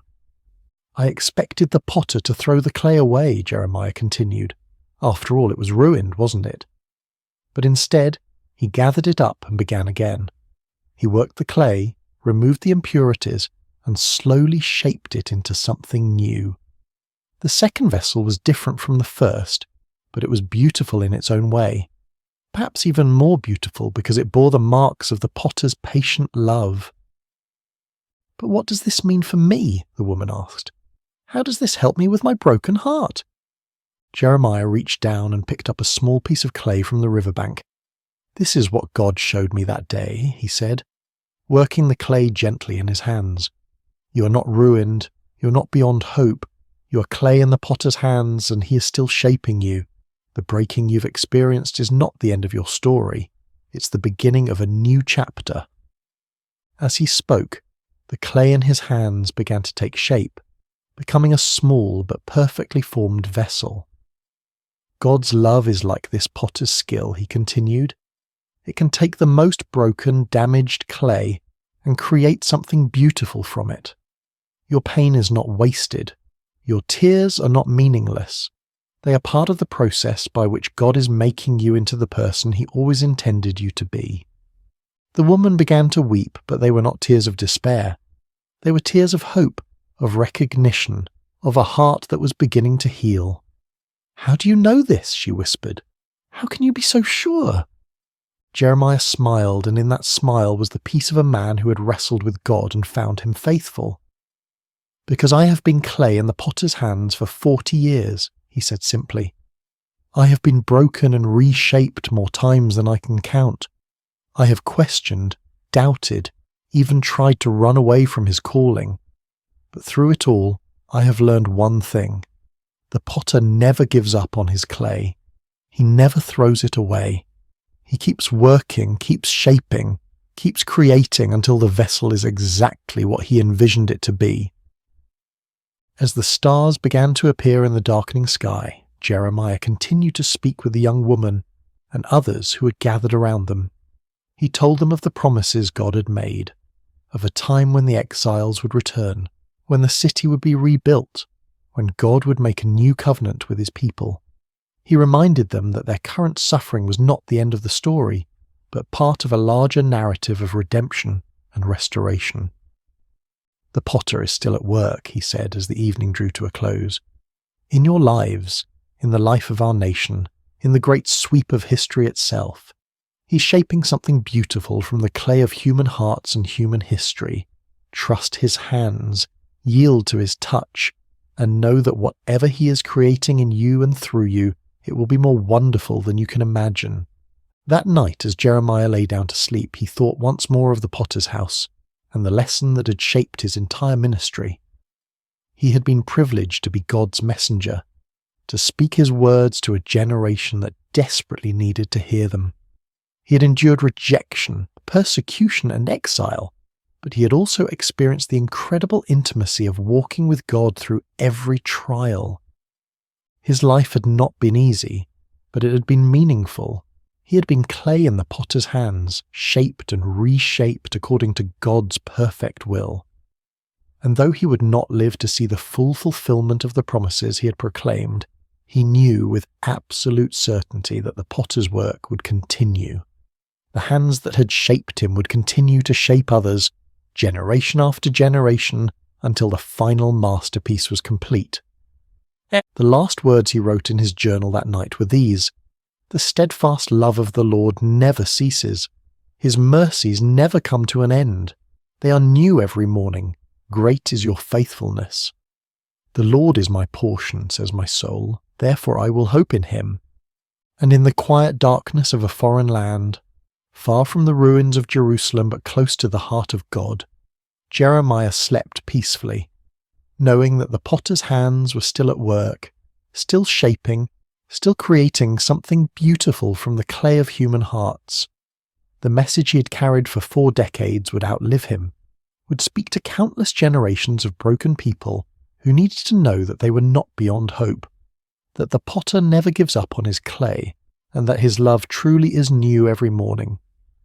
The story of Jeremiah reminds us that even in our darkest moments, even when our lives seem shattered beyond repair, we are never beyond the reach of the potter's hands. Like clay on the wheel, we may be broken, but we are never discarded. We are loved, shaped, and reshaped by hands that know exactly what we can become. And in the end, that is enough. That is everything. In the quietness of this story's end, may you find the peace that comes from knowing you too are clay in the potter's hands, being shaped with infinite love and patience into something beautiful beyond your wildest dreams. The potter is still at work, still shaping, still creating, and his love for you is new every morning. Hello, dear soul, and welcome to tonight's sacred story. Before we begin, I'd love to gently invite you to share. Where in the world are you listening from tonight? And what time is it as you begin to rest? It's always beautiful to see how far this quiet circle of peace and God's word stretches around the world. And if you find peace and comfort tonight in this gentle story, please consider subscribing to Sacred Rest, where you can drift into sleep surrounded by scripture, stillness, and the tender presence of God. Now, take a slow, calming breath and settle in. Tonight, we walk through golden fields of faith as we enter the book of Ruth. In the gentle hills of Judah, beneath a sky that once poured abundance upon the land. The town of Bethlehem, whose name itself means house of bread, had become a place of emptiness. The fields lay parched, the grain stores depleted, and hunger walked freely through the streets that once overflowed with harvest songs. In one small home, a woman named Naomi whispered prayers as she packed what little remained of her family's possessions. Her husband Elimelech stood at the threshold, his eyes fixed on the horizon, toward the land of Moab where rumours of plenty had reached their desperate ears. Their 2 sons, Mahlon and Chilion, young men with dreams still unformed, helped secure their meagre belongings for the journey ahead. "Is this truly what Yahweh wishes for us?" Naomi asked softly, her hands trembling slightly as she folded a well-worn shawl. "To leave the land of our fathers?" Elimelech's voice was gentle but firm.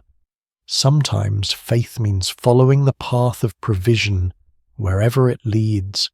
We go to survive, beloved. We go to live." And so they set out, a small family among many who sought survival beyond their homeland's borders. The road stretched long before them, a winding path into uncertainty. With each step away from Bethlehem, Naomi felt the weight of leaving grow heavier, like gathering storm clouds behind them. Moab received them with fields less barren than those they had left. They built a simple life there, foreigners in a strange land that worshipped strange gods. They kept to themselves, honouring the Sabbath in quiet ways, speaking of Yahweh in evening whispers when the day's work was done. But sorrow knows no boundaries, respects no borders. It found them even there, across the Dead Sea from their homeland. First came the quiet, unexpected night when Elimelech did not wake with the dawn. Naomi wept as they buried him according to their customs, as best they could in foreign soil.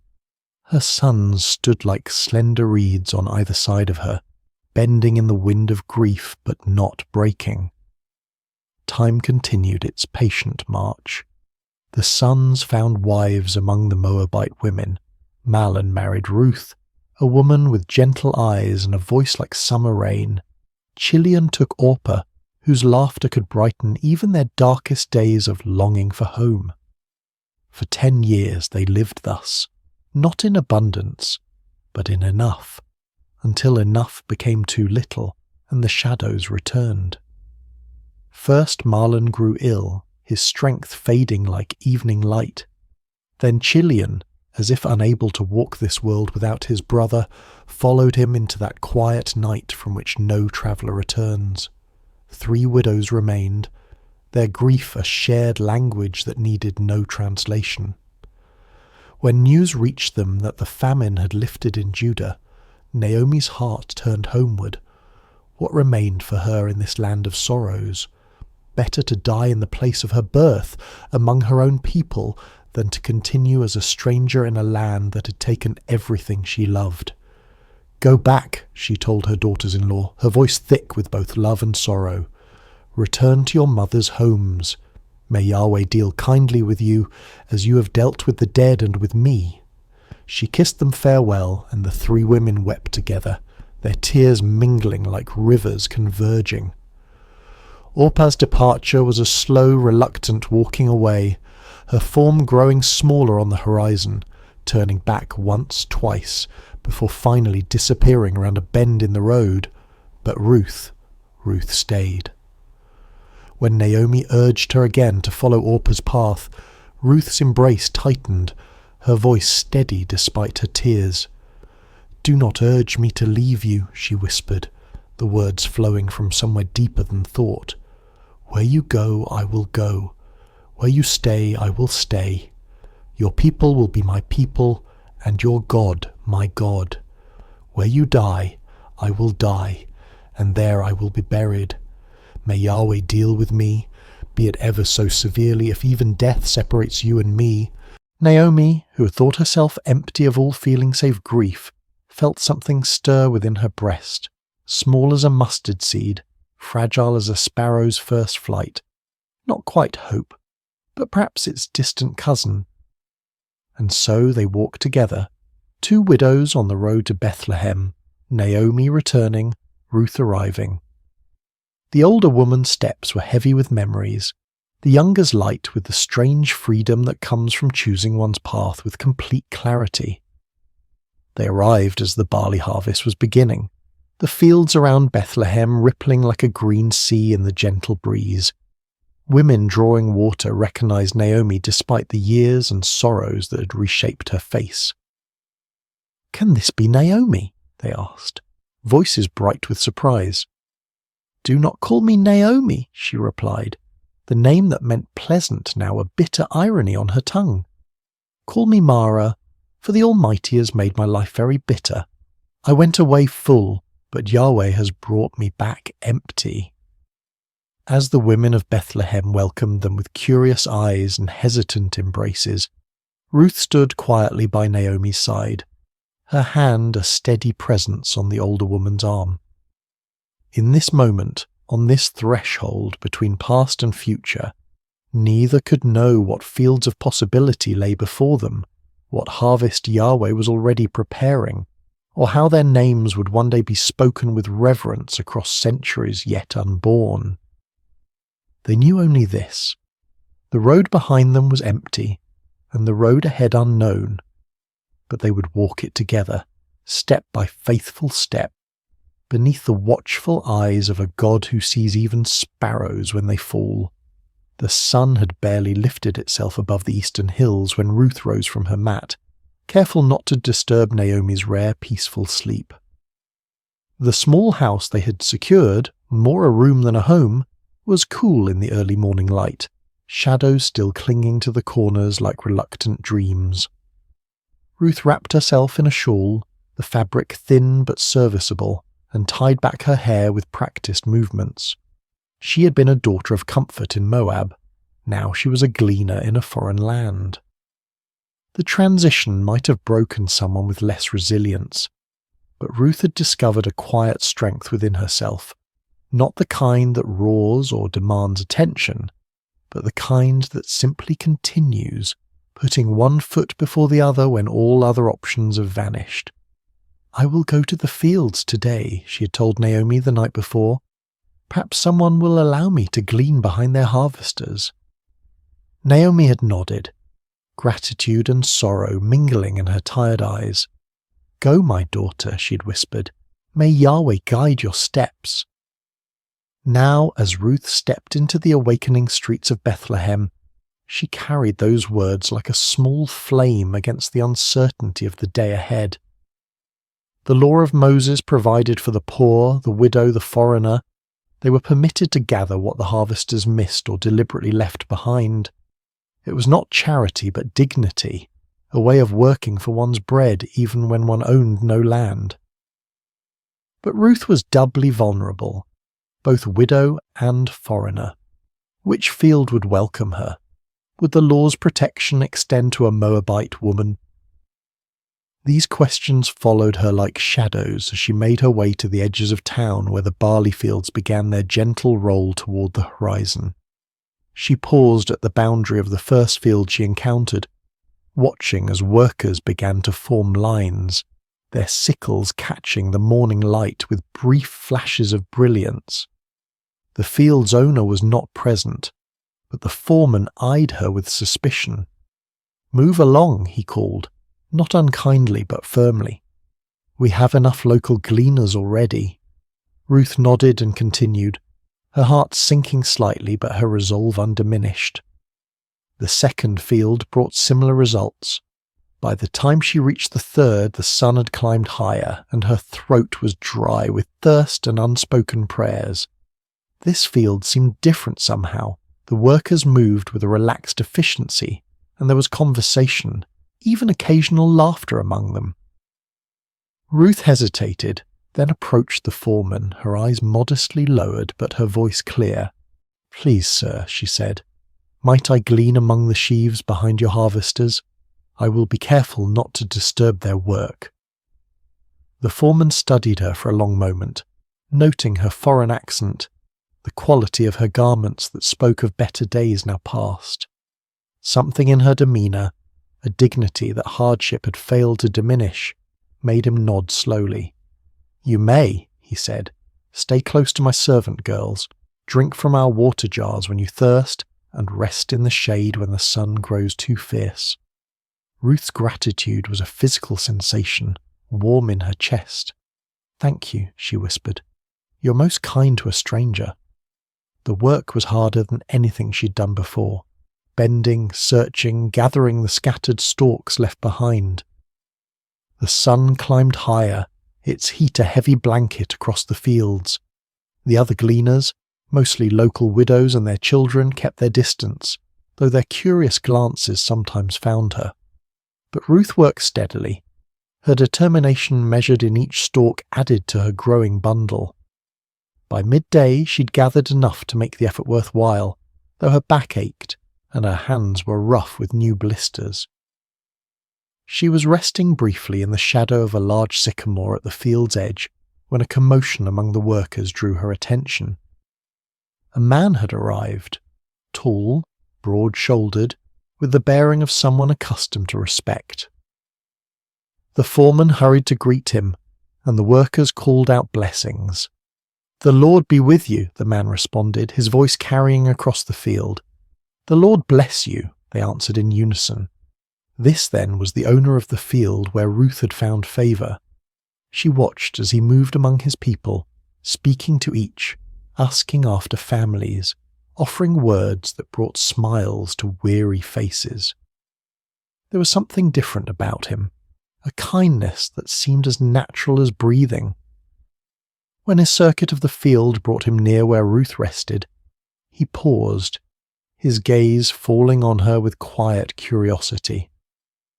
"Who is this young woman?" he asked his foreman. "She is the Moabite who came back with Naomi," the man replied. "She asked permission to glean behind the harvesters. She has worked steadily since morning, with only this brief rest." The owner, Boaz was his name, Ruth heard someone nearby whisper, approached her then.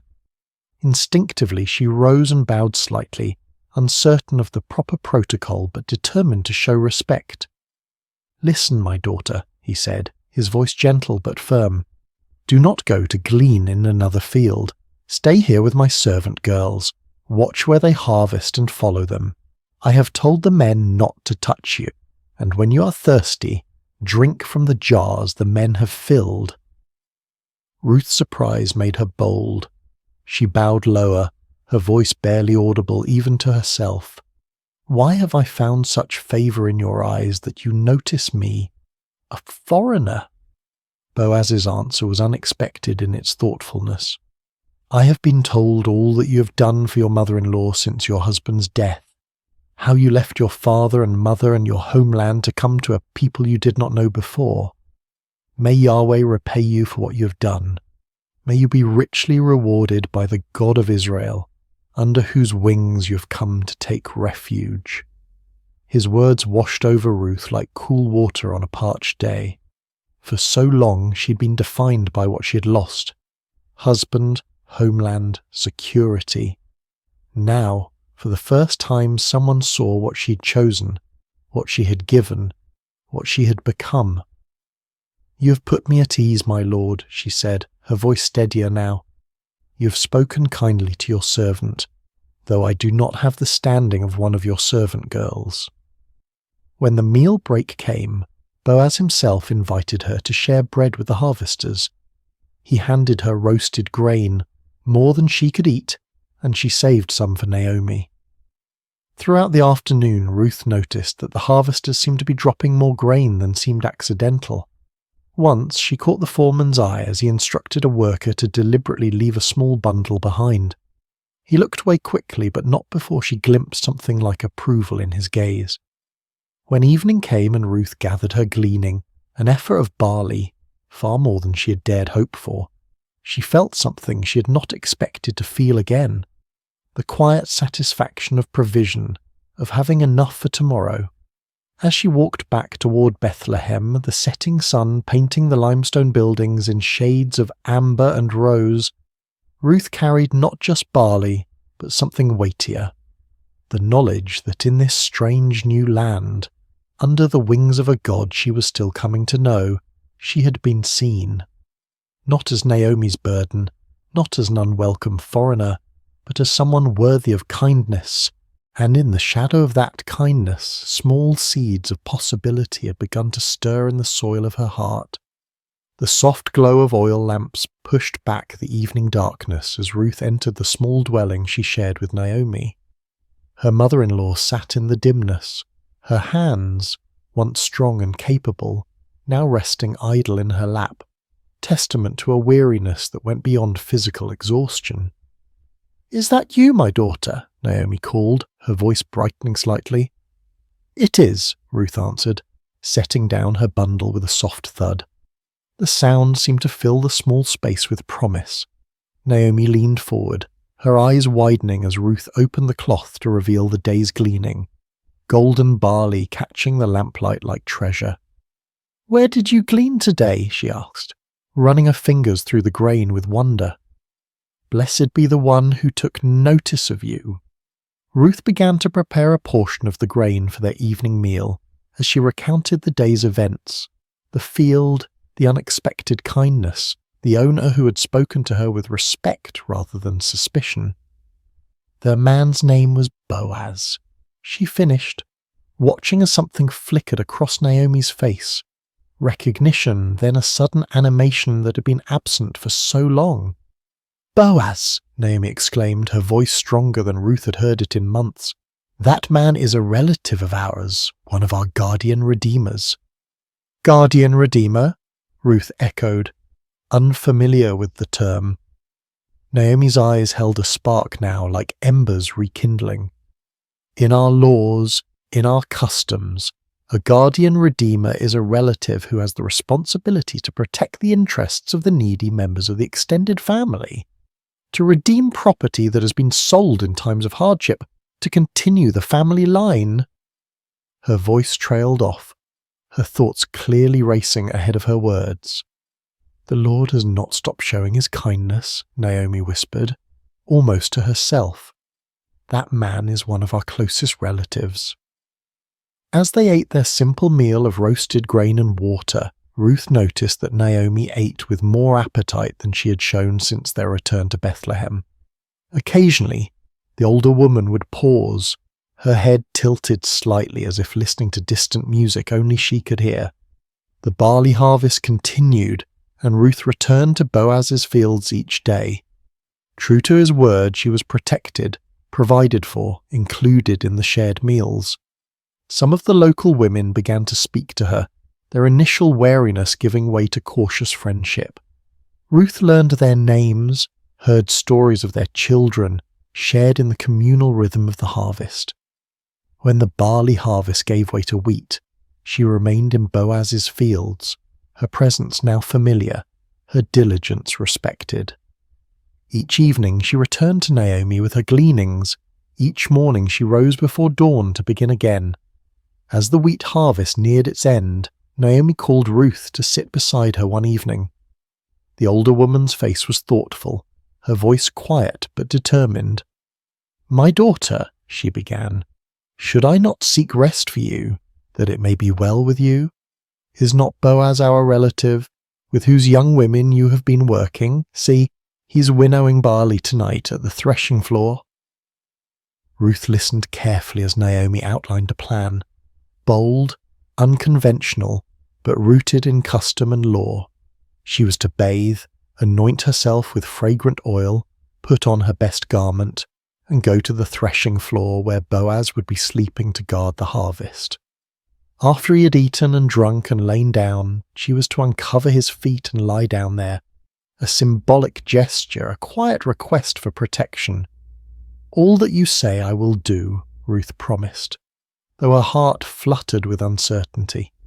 She trusted Naomi's wisdom, trusted that this was not a plan born of desperation but of genuine care and cultural understanding. That night, the stars seemed to hang lower in the sky as Ruth made her way to the threshing floor. The celebration of harvest's end was winding down. Men who had worked hard now rested deeply, their forms dark shapes against the pale circle of the threshing floor. She moved quietly, carefully, finding Boaz where he slept at the edge of a heap of grain. With trembling hands she uncovered his feet and lay down, her heart pounding so loudly she feared it might wake him before the right moment. The night air was cool, the ground hard beneath her, but Ruth remained still, waiting. Near midnight, Boaz stirred, startled to find someone at his feet. "Who are you?" he asked, his voice thick with sleep but not angry. "I am Ruth, your servant," she answered, her voice barely above a whisper. "Spread the corner of your garment over me, for you are a guardian redeemer." There was a long silence during which Ruth could hear only her own heartbeat and the distant call of a night bird. Then Boaz spoke, his voice warm with emotion she hadn't expected. "The Lord bless you, my daughter," he said gently. "This kindness is greater than what you showed earlier. You have not run after younger men, whether rich or poor, and now don't be afraid. I will do for you all you ask. All the people of my town know that you are a woman of noble character." His words washed over her like a blessing, affirming not just her request but her person, her character, her choices, her worth. "It is true that I am a guardian redeemer," he continued, his voice thoughtful, "but there is a guardian redeemer more closely related than I. Stay here for the night, and in the morning, if he wants to redeem you, good, let him redeem you. But if he is not willing, as surely as the Lord lives, I will redeem you. Now, lie here until morning." Ruth lay at his feet until dawn began to paint the eastern sky with the first pale colours of day. Before it was light enough for people to recognize each other, Boaz gently woke her. "Let it not be known that a woman came to the threshing floor," he said, practical and protective. Then he measured out 6 measures of barley, a generous gift, a promise of more to come, and placed it in her shawl. "Don't go back to your mother-in-law empty-handed," he explained. When Ruth returned and recounted the night's events, Naomi's eyes shone with a mixture of tenderness and satisfaction. "Wait, my daughter," she counselled, "until you find out what happens, for the man will not rest until the matter is settled today." And as the morning light filled their small home, Ruth felt a strange peace settle over her. Not the peace of certainty, for much remained unresolved, but the peace that comes from having taken a step in faith, from having placed one's future in hands both human and divine. Outside, the streets of Bethlehem were coming to life. Somewhere in the town, Boaz was already moving toward the city gate, where matters of law and redemption were settled.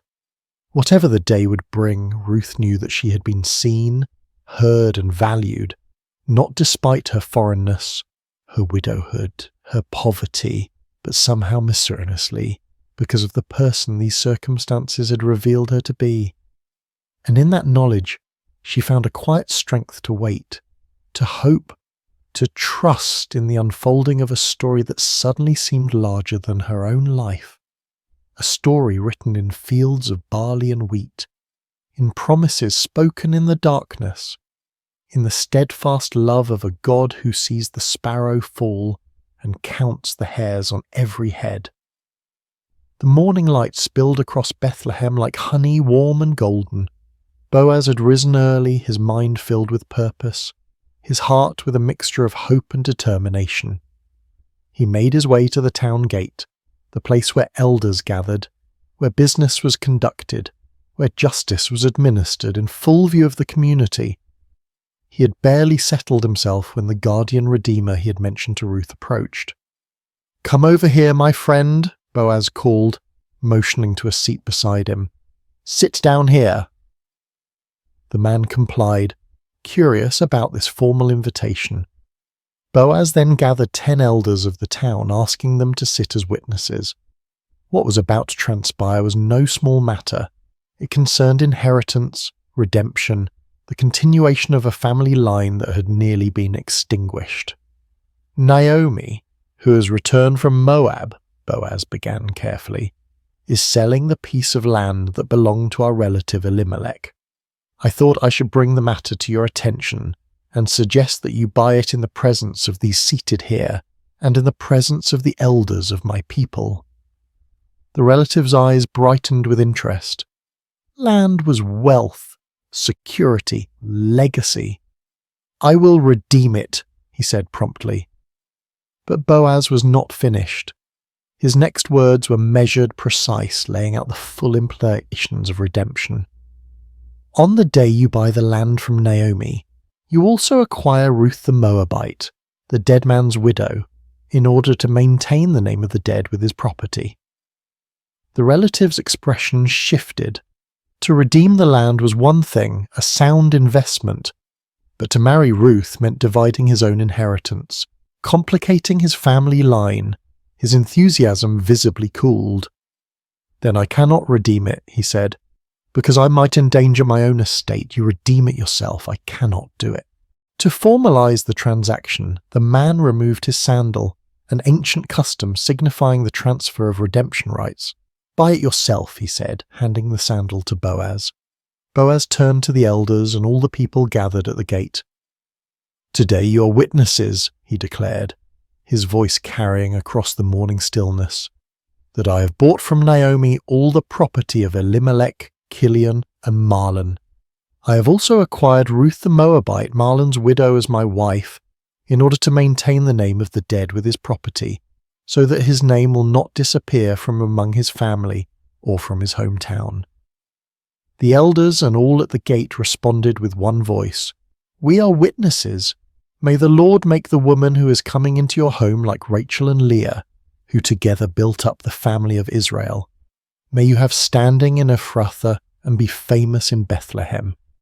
Through the offspring the Lord gives you by this young woman, may your family be like that of Perez, whom Tamar bore to Dia."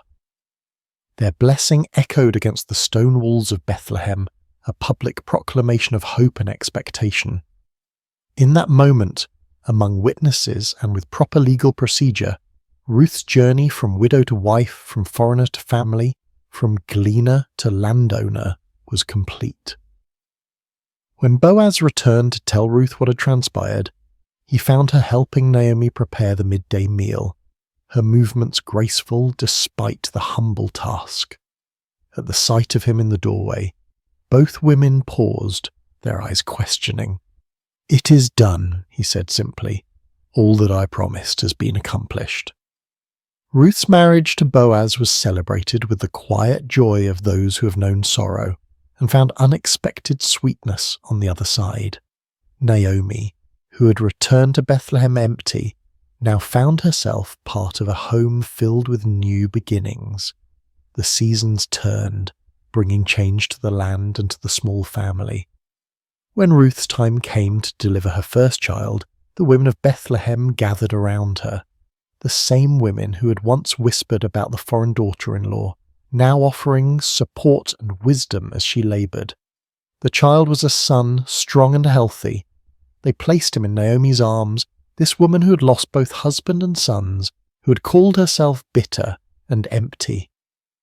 Now, as she cradled her grandson, the women of Bethlehem blessed her. "Praise be to the Lord, who this day has not left you without a guardian redeemer. May he become famous throughout Israel. He will renew your life and sustain you in your old age. For your daughter-in-law, who loves you, and who is better to you than 7 sons, has given him birth." They named the child Obed, which means serving or worshipping, a name that spoke of gratitude, of recognition that this child was not just the continuation of a family line, but a gift from a God who sees the end from the beginning. What none of them could know as they celebrated the birth with bread and wine and laughter was that this child, Obed, would one day be the grandfather of David, the shepherd boy who would become Israel's greatest king. And from David's line centuries later would come the Messiah, the ultimate redeemer, whose story of love and sacrifice would echo Ruth's loyalty and Boaz's redemption on a cosmic scale. As Boaz watched Ruth with their son, He marvelled at the intricate weaving of their lives, how sorrow had led to joy, how loss had opened the door to finding, how endings had become beginnings. He thought of the day he had first noticed Ruth in his fields, her quiet dignity as she gleaned among the sheaves. How could he have known then what this foreign woman would come to mean not only to him but to the future of his people?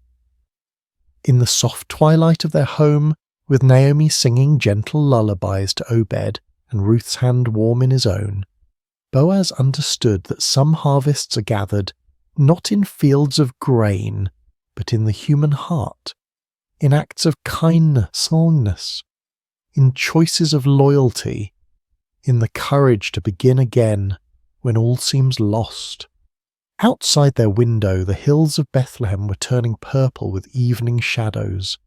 Somewhere in those hills, shepherds watched their flocks, stars began their nightly vigil, and the world continued its ancient rhythms of planting and harvest, of birth and death, of loss and redemption.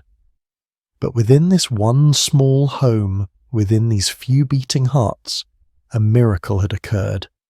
The quiet, everyday miracle of restoration, of empty hands being filled again, of bitter lives turning sweet, of a future reclaimed from the ashes of the past. And as night fell over Bethlehem, as oil lamps were lit and evening prayers whispered, as the infant Obed drifted into sleep secure in the knowledge of being utterly loved, the story of Ruth and Boaz, of faithful love and kindness reciprocated, became another golden thread in the tapestry of faith that would one day welcome the world's Redeemer. The stars appeared one by one in the deepening blue of the evening sky, like silver seeds scattered across a celestial field. In homes throughout Bethlehem, oil lamps cast their gentle glow against limestone walls, and families gathered for evening meals, for prayers, for the sharing of the day's small victories and concerns. In one such home, the home of Boaz, Ruth, and Naomi, the day was drawing to its peaceful close. Little Obed, now a toddler with his father's strong build and his mother's gentle eyes, had been tucked into bed after a story from his grandmother Naomi. His breathing had deepened into the steady rhythm of childhood sleep, innocent and complete. Ruth sat in the courtyard, her fingers working methodically at a loom, creating fabric for their household. The rhythmic movement of the shuttle was soothing, meditative, a dance between yarn and skill that produced something both beautiful and necessary. Boaz watched her from the doorway, struck again by the quiet grace that had first drawn him to her in the fields. "Your hands create such beauty," he said softly, joining her in the cool evening air. Ruth smiled, her eyes never leaving her work. "My mother taught me to weave when I was a child," she replied. "She said that the making of cloth is like the making of a life, thread by thread, day by day, until a pattern emerges that was invisible at the beginning." Naomi appeared in the doorway, carrying a small cup of wine. "The child sleeps," she announced, her voice warm with contentment. "He asked again for the story of how his mother came from a distant land." "And did you tell him?" Boaz asked, making room for Naomi on the bench beside him. "I did," Naomi nodded, taking a small sip of wine. "I told him how Ruth chose love over safety, how she gleaned in the fields, how you noticed her and showed kindness." "He likes that part," Ruth added with a smile, "the part where his father was the hero." Boaz shook his head gently. "If there is a hero in our story, beloved, it is not I. It is you who left everything familiar to follow Naomi. It is Naomi who endured loss upon loss, yet found the strength to return home. It is the Lord who guided each step, though we could not see the path ahead." The three sat in comfortable silence for a moment, each lost in their own thoughts. The night air was cool but not cold, fragrant with the scent of ripened fruit from the small orchard that bordered their property. In the distance, a shepherd's flute played a melancholy tune, its notes drifting over the sleeping town like a blessing. "Do you ever think," Naomi said eventually, her voice thoughtful, "of how differently things might have unfolded if the famine had never come, if my sons had lived, if Ruth had returned to her mother's house as Orpah did?" Boaz reached for Ruth's hand, his calloused palm enveloping her smaller one. "I think of it often," he admitted. "How 1,000 different choices, 1,000 different circumstances might have led us all elsewhere. Yet here we are, brought together by both sorrow and joy." Ruth set aside her weaving, her eyes reflecting the first bright stars. "In Moab," she said softly, "we had a saying, 'The path to the garden often leads through the desert.' I did not understand it fully until I lived it." "And now?" Naomi asked. "Now I understand that sometimes the desert is necessary," Ruth answered. "Sometimes the empty road, the lonely field, the long night of waiting, these are not detours from God's plan, but the very path itself." Boaz nodded, his face solemn in the gathering darkness. "When I was a younger man," he said, "I often questioned why the Lord had not blessed me with a wife, with children. I watched my friends build families while I built barns and storehouses. I wondered if I had somehow missed the fullness of life." He looked at Ruth, his eyes soft with wonder even after these years together. "Now I see that I was waiting for you, though I did not know it. That each harvest I oversaw, each field I planted, was preparation for the day when a Moabite widow would come to glean among my sheaves." Naomi's laugh was gentle without bitterness. "And I, who accused the Lord of emptying my hands, look what he has filled them with." She gestured toward the house where Obed slept, toward the small but thriving household that had grown around her.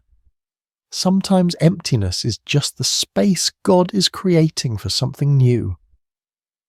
As they sat together in the deepening twilight, a sense of reverent gratitude settled over them. Not the loud exuberance of those who have never known loss, but the deeper, quieter joy of those who have walked through shadows and found light waiting on the other side.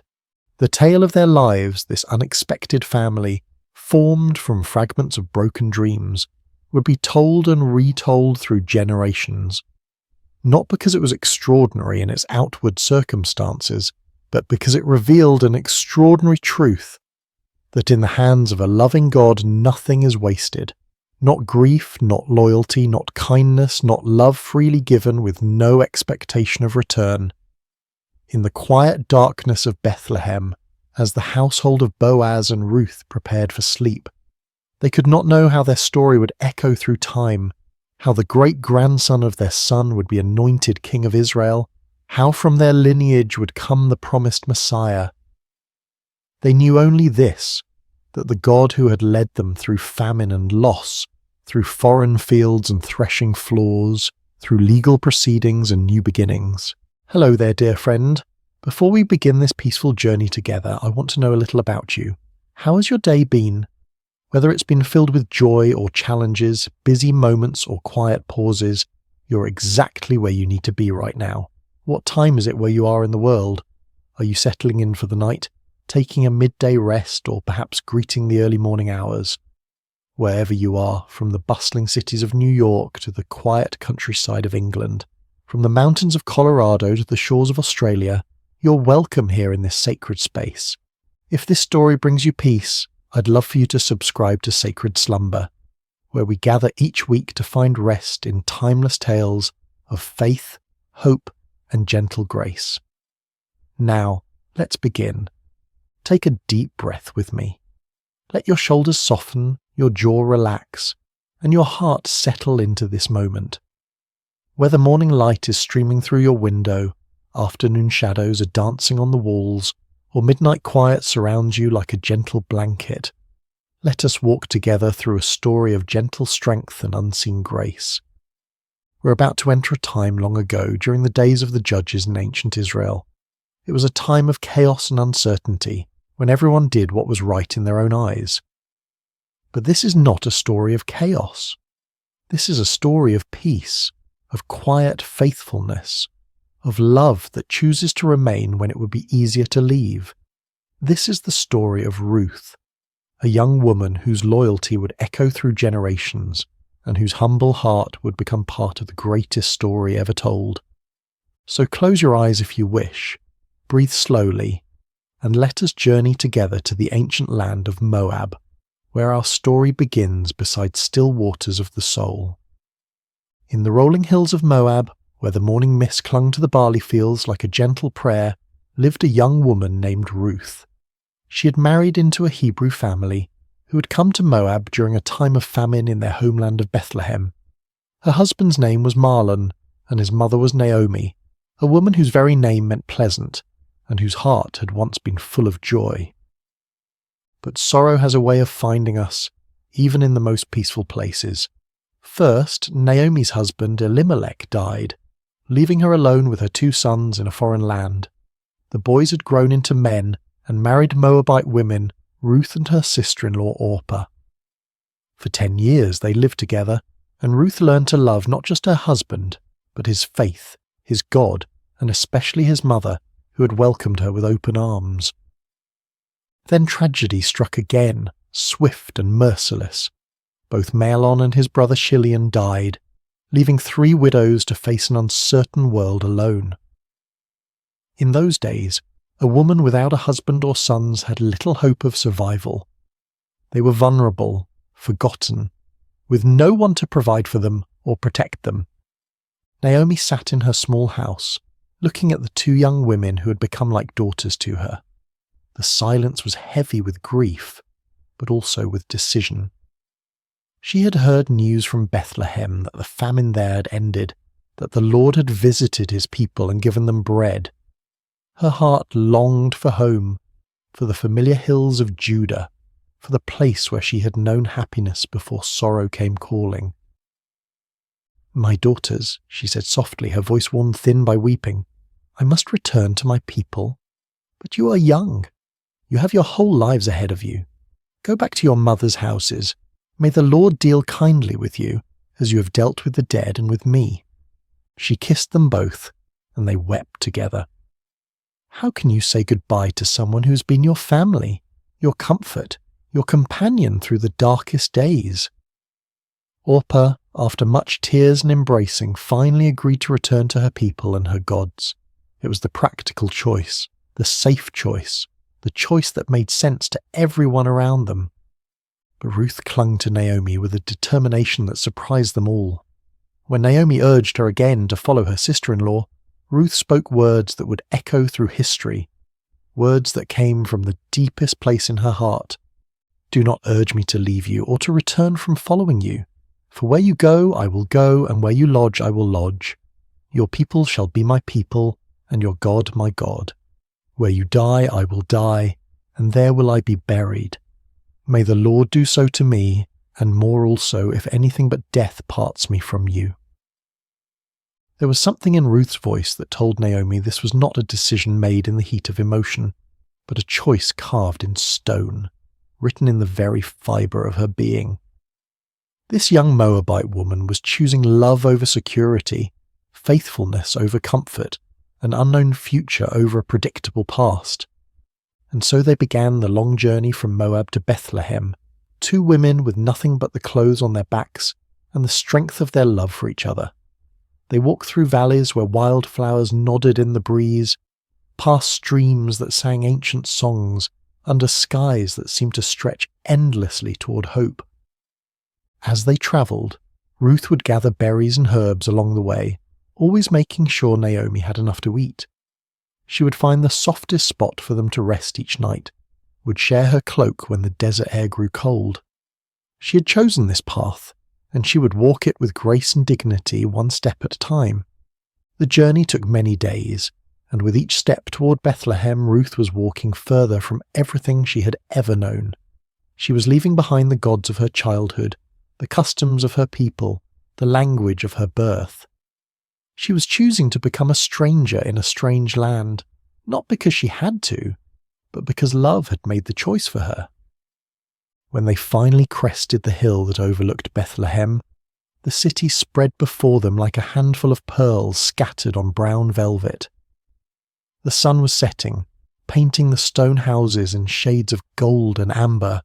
Smoke rose from evening fires, and the sound of children playing drifted up to them on the evening breeze. "Look," Naomi whispered, her voice thick with emotion. "There it is, home." But as they descended into the city, the women who had known Naomi in her happier days barely recognized her. "Is this Naomi?" they asked each other, seeing how sorrow had aged her, how loss had bent her shoulders and silvered her hair. "Do not call me Naomi," she told them, her voice steady but sad. "Call me Mara, for the Almighty has dealt very bitterly with me. I went out full, and the Lord has brought me home empty." But Ruth, standing quietly beside her, knew that Naomi was not truly empty. She had brought with her the love of this young woman who had chosen to forsake all for the sake of faithfulness.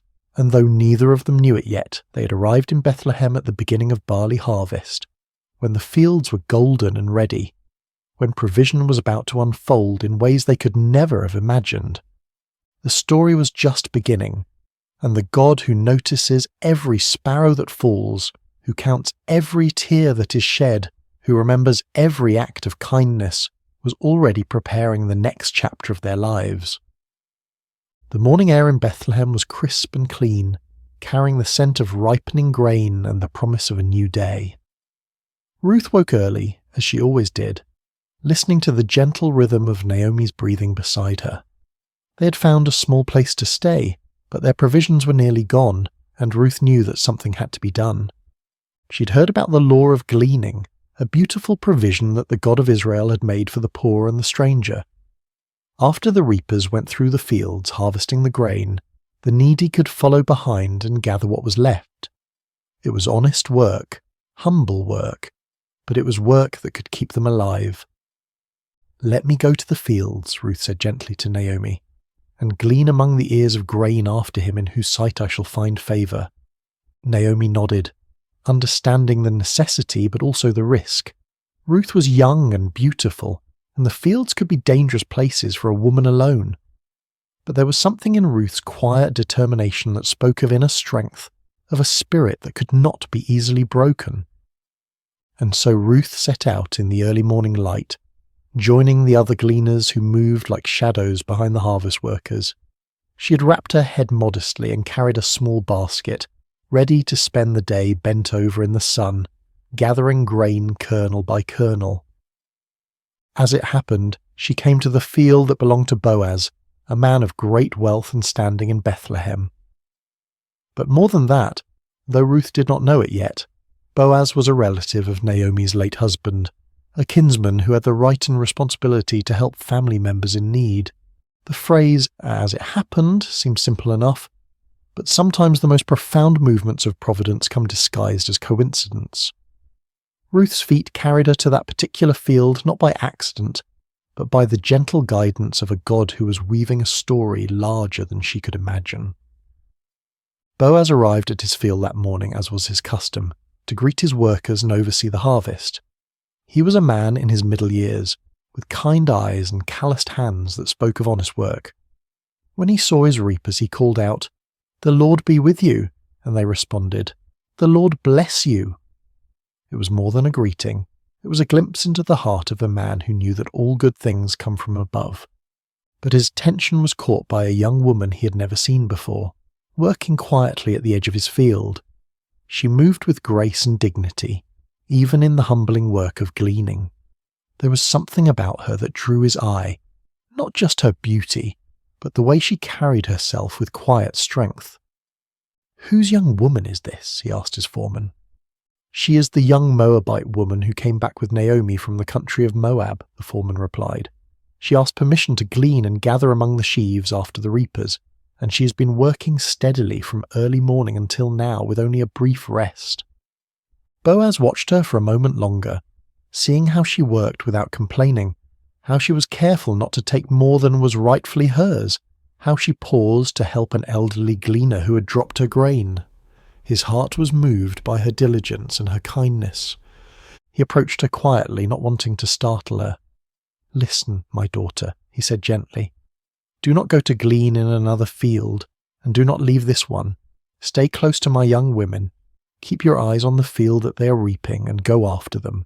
I have charged the young men not to touch you, and when you are thirsty, go to the vessels and drink what the young men have drawn." Ruth was so surprised by his kindness that she fell on her face and bowed to the ground. "Why have I found favour in your sight?" she asked, "that you should take notice of me, since I am a foreigner?" But Boaz had already heard the story of her loyalty to Naomi, how she had left her own people to care for her mother-in-law. "All that you have done for your mother-in-law since the death of your husband has been fully told to me," he said, his voice warm with admiration. "How you left your father and mother and your native land and came to a people that you did not know before. The Lord repay you for what you have done, and a full reward be given you by the Lord, the God of Israel, under whose wings you have come to take refuge." Ruth's eyes filled with tears at his words. She had not expected such kindness from a stranger, such recognition of her small acts of faithfulness. "You have comforted me and spoken kindly to your servant," she said softly, "though I am not one of your servants." As the day wore on, Boaz continued to watch over her. At mealtime, he invited her to eat with his workers, to dip her bread in the wine and share in the meal.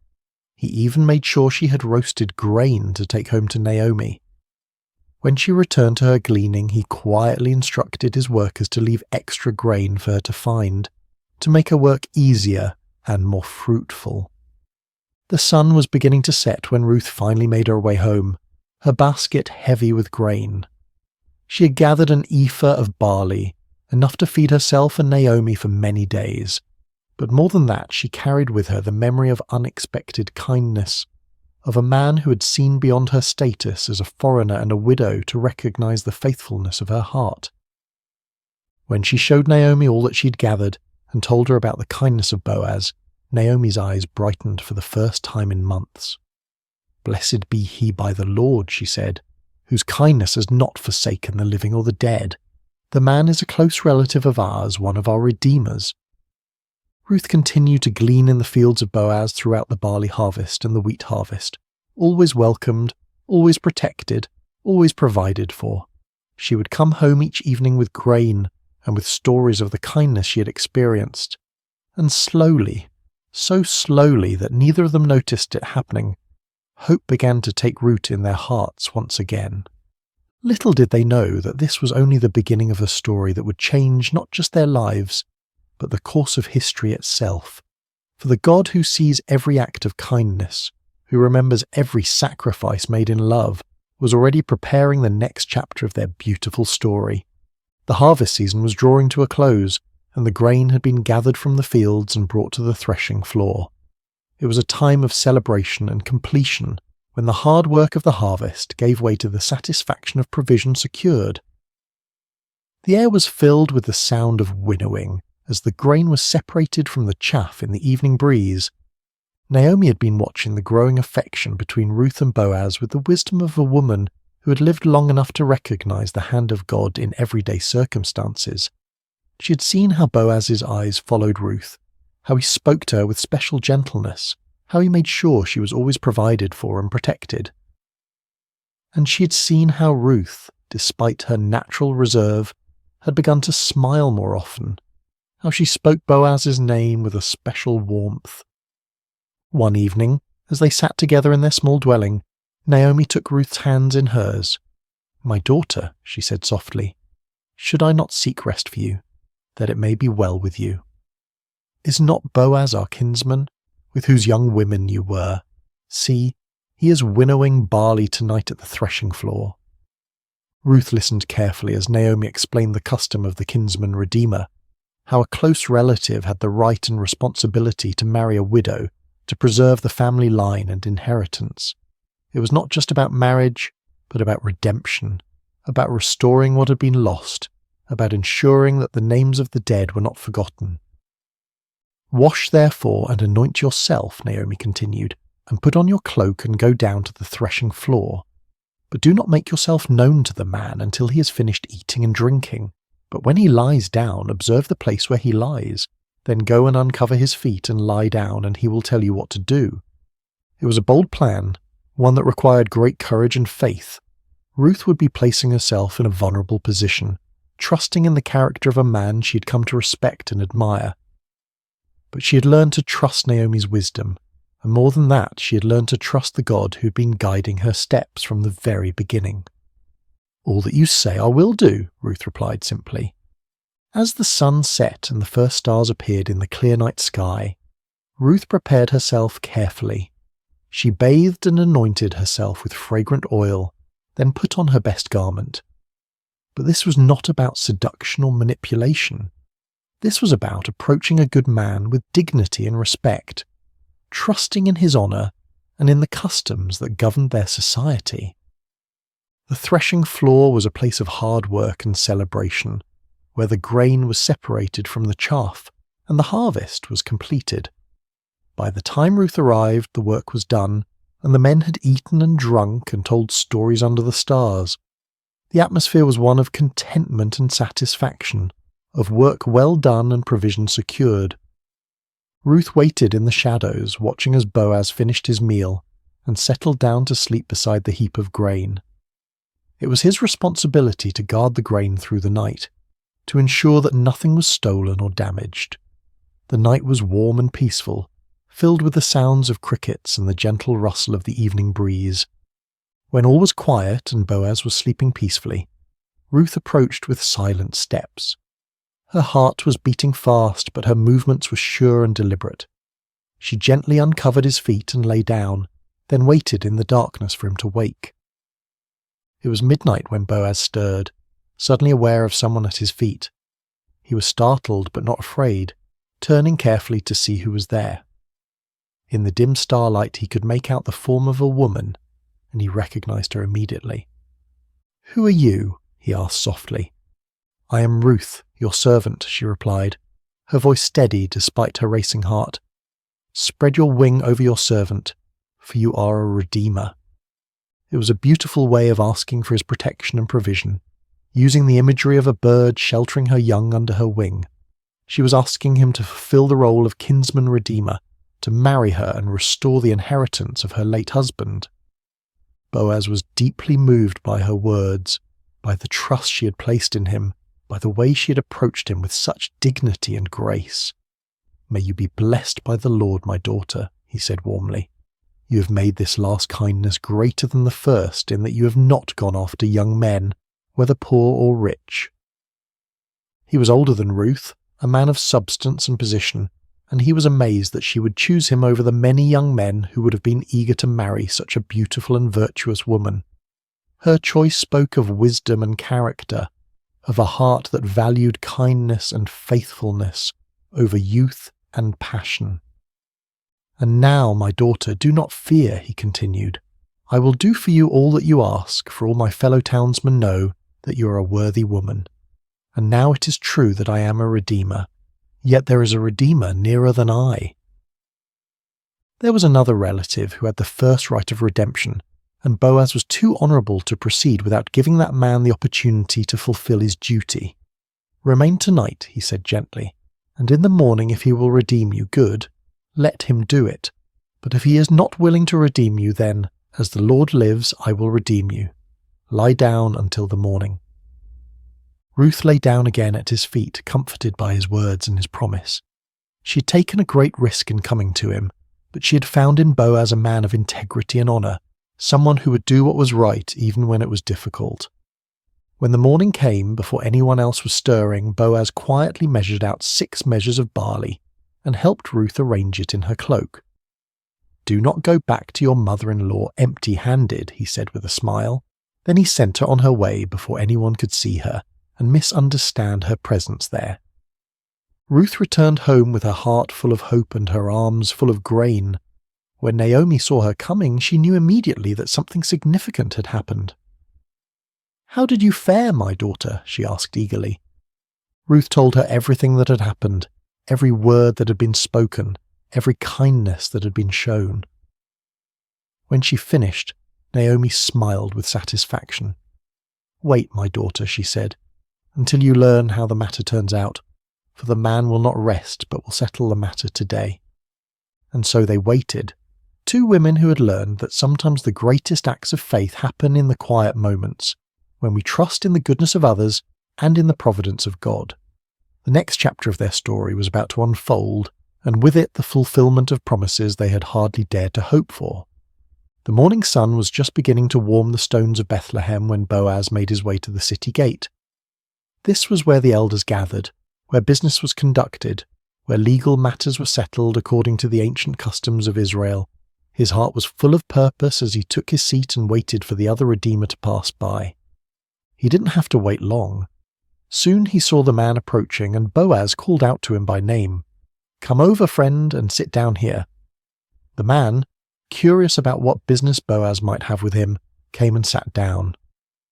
Then Boaz gathered 10 of the city elders to serve as witnesses, for what he was about to do would affect not just 2 people, but entire family lines and inheritances. "Naomi, who has come back from the country of Moab," Boaz began, his voice carrying clearly in the morning air, "is selling the parcel of land that belonged to our relative Elimelech. So I thought I would tell you of it and say, buy it in the presence of those sitting here and in the presence of the elders of my people. If you will redeem it, but if you will not, tell me, that I may know, for there is no one besides you to redeem it, and I come after you." The other man considered this carefully. A piece of land was valuable, an investment that could bring profit and increase his holdings. "I will redeem it," he said confidently. But Boaz was not finished. "The day you buy the field from the hand of Naomi, you also acquire Ruth the Moabite, the widow of the dead, in order to perpetuate the name of the dead in his inheritance." Suddenly the proposition became more complicated. To marry Ruth would mean that any children born to them would be considered the heirs of her first husband, not his own. The land would eventually pass to them, not to his existing family line. What had seemed like a good business deal now became a sacrifice that would cost him more than he was willing to pay. "I cannot redeem it for myself," he said, backing away from the commitment, "lest I impair my own inheritance. You take my right of redemption, for I cannot redeem it."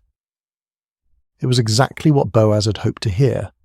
According to the custom of the time, the man removed his sandal and gave it to Boaz as a sign that he was transferring his right of redemption.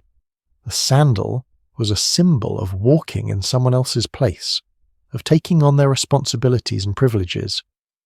Boaz accepted the sandal and turned to address the elders and all the people who had gathered to witness this transaction.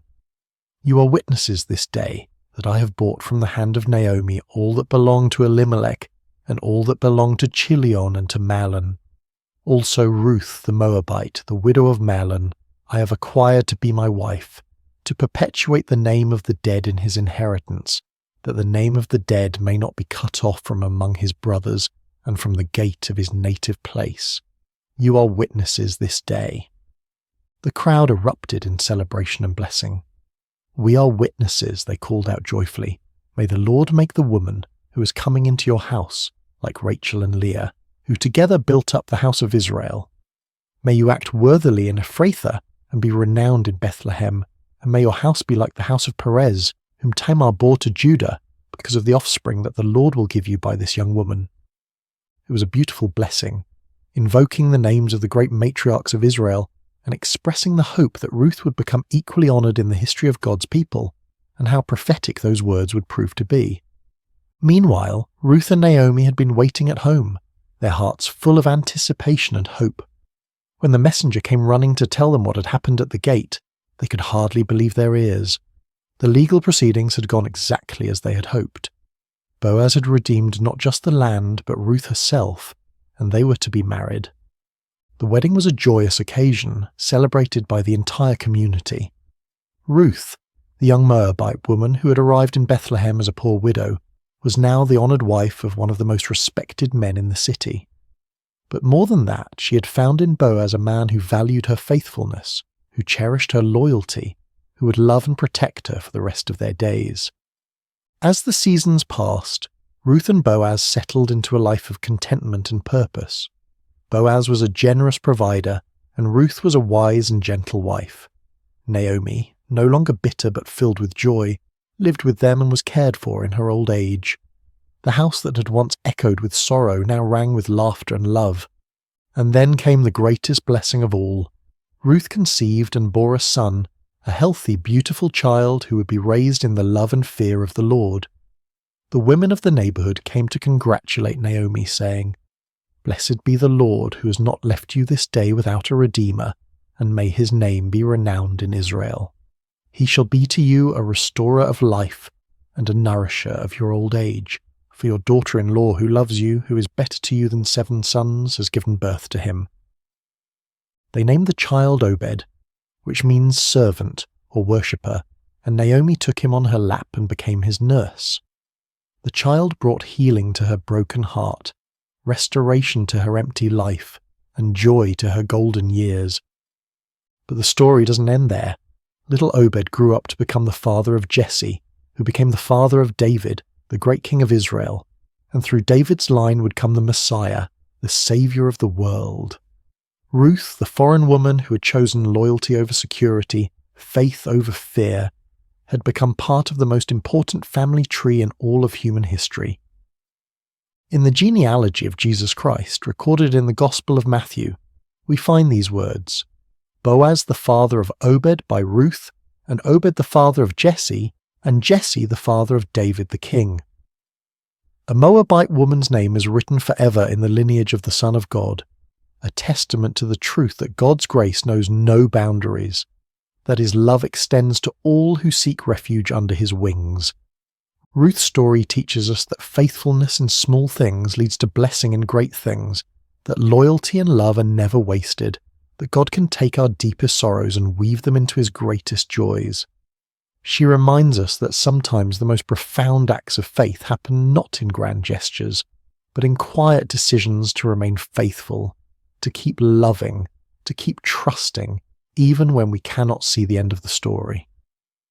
As we come to the end of Ruth's story, let us pause beside these still waters and reflect on the gentle truths that flow through this ancient tale.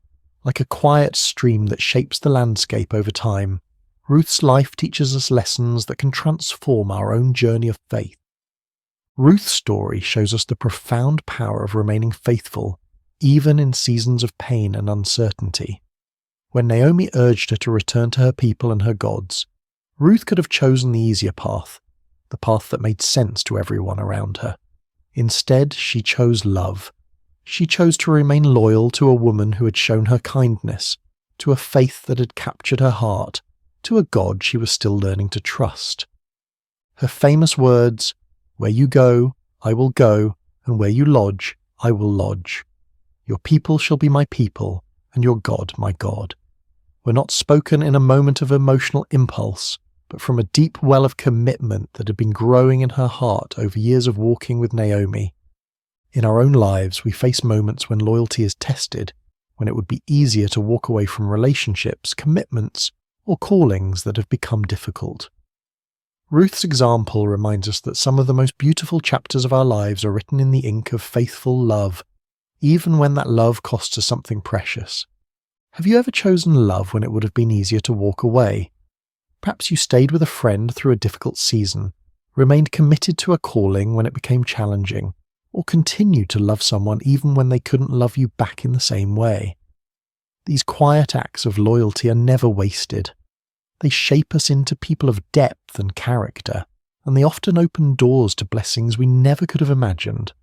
One of the most beautiful aspects of Ruth's story is how rarely God's name is mentioned, yet his presence is evident in every chapter.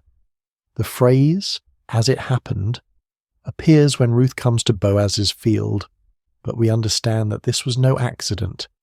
It was divine providence working through ordinary circumstances to bring about extraordinary results. God's guidance in Ruth's life came not through burning bushes or angelic visitations, but through the kindness of a stranger, the wisdom of a mother-in-law, and the legal proceedings at a city gate. He worked through the natural rhythms of harvest and gleaning, through cultural customs and family relationships, through the everyday decisions of people who are simply trying to do what was right. This reminds us that God's hand is often most visible in hindsight, in the moments when we look back and see how perfectly things came together, how doors opened at just the right time, how people entered our lives precisely when we needed them most. The God who numbers our days and knows our needs is constantly at work in the ordinary moments of our lives, weaving together circumstances and relationships for our good and His glory. Can you see moments in your own life where something just happened at the perfect time? Perhaps you met a lifelong friend in an unexpected place, discovered an opportunity through a chance conversation, or found help arriving just when you needed it most. These are not coincidences, but glimpses of a loving God who is intimately involved in the details of our lives. Ruth's story is ultimately about transformation, about how God can take our deepest losses and weave them into His greatest purposes. She began as a young widow in a foreign land, with no prospects and no security. She was an outsider, a foreigner, someone who by all human standards had little to offer the grand story of God's people. Yet her simple acts of faithfulness, her quiet loyalty, her willingness to work humbly in the fields, positioned her to become part of the royal lineage of David and ultimately of Jesus Christ.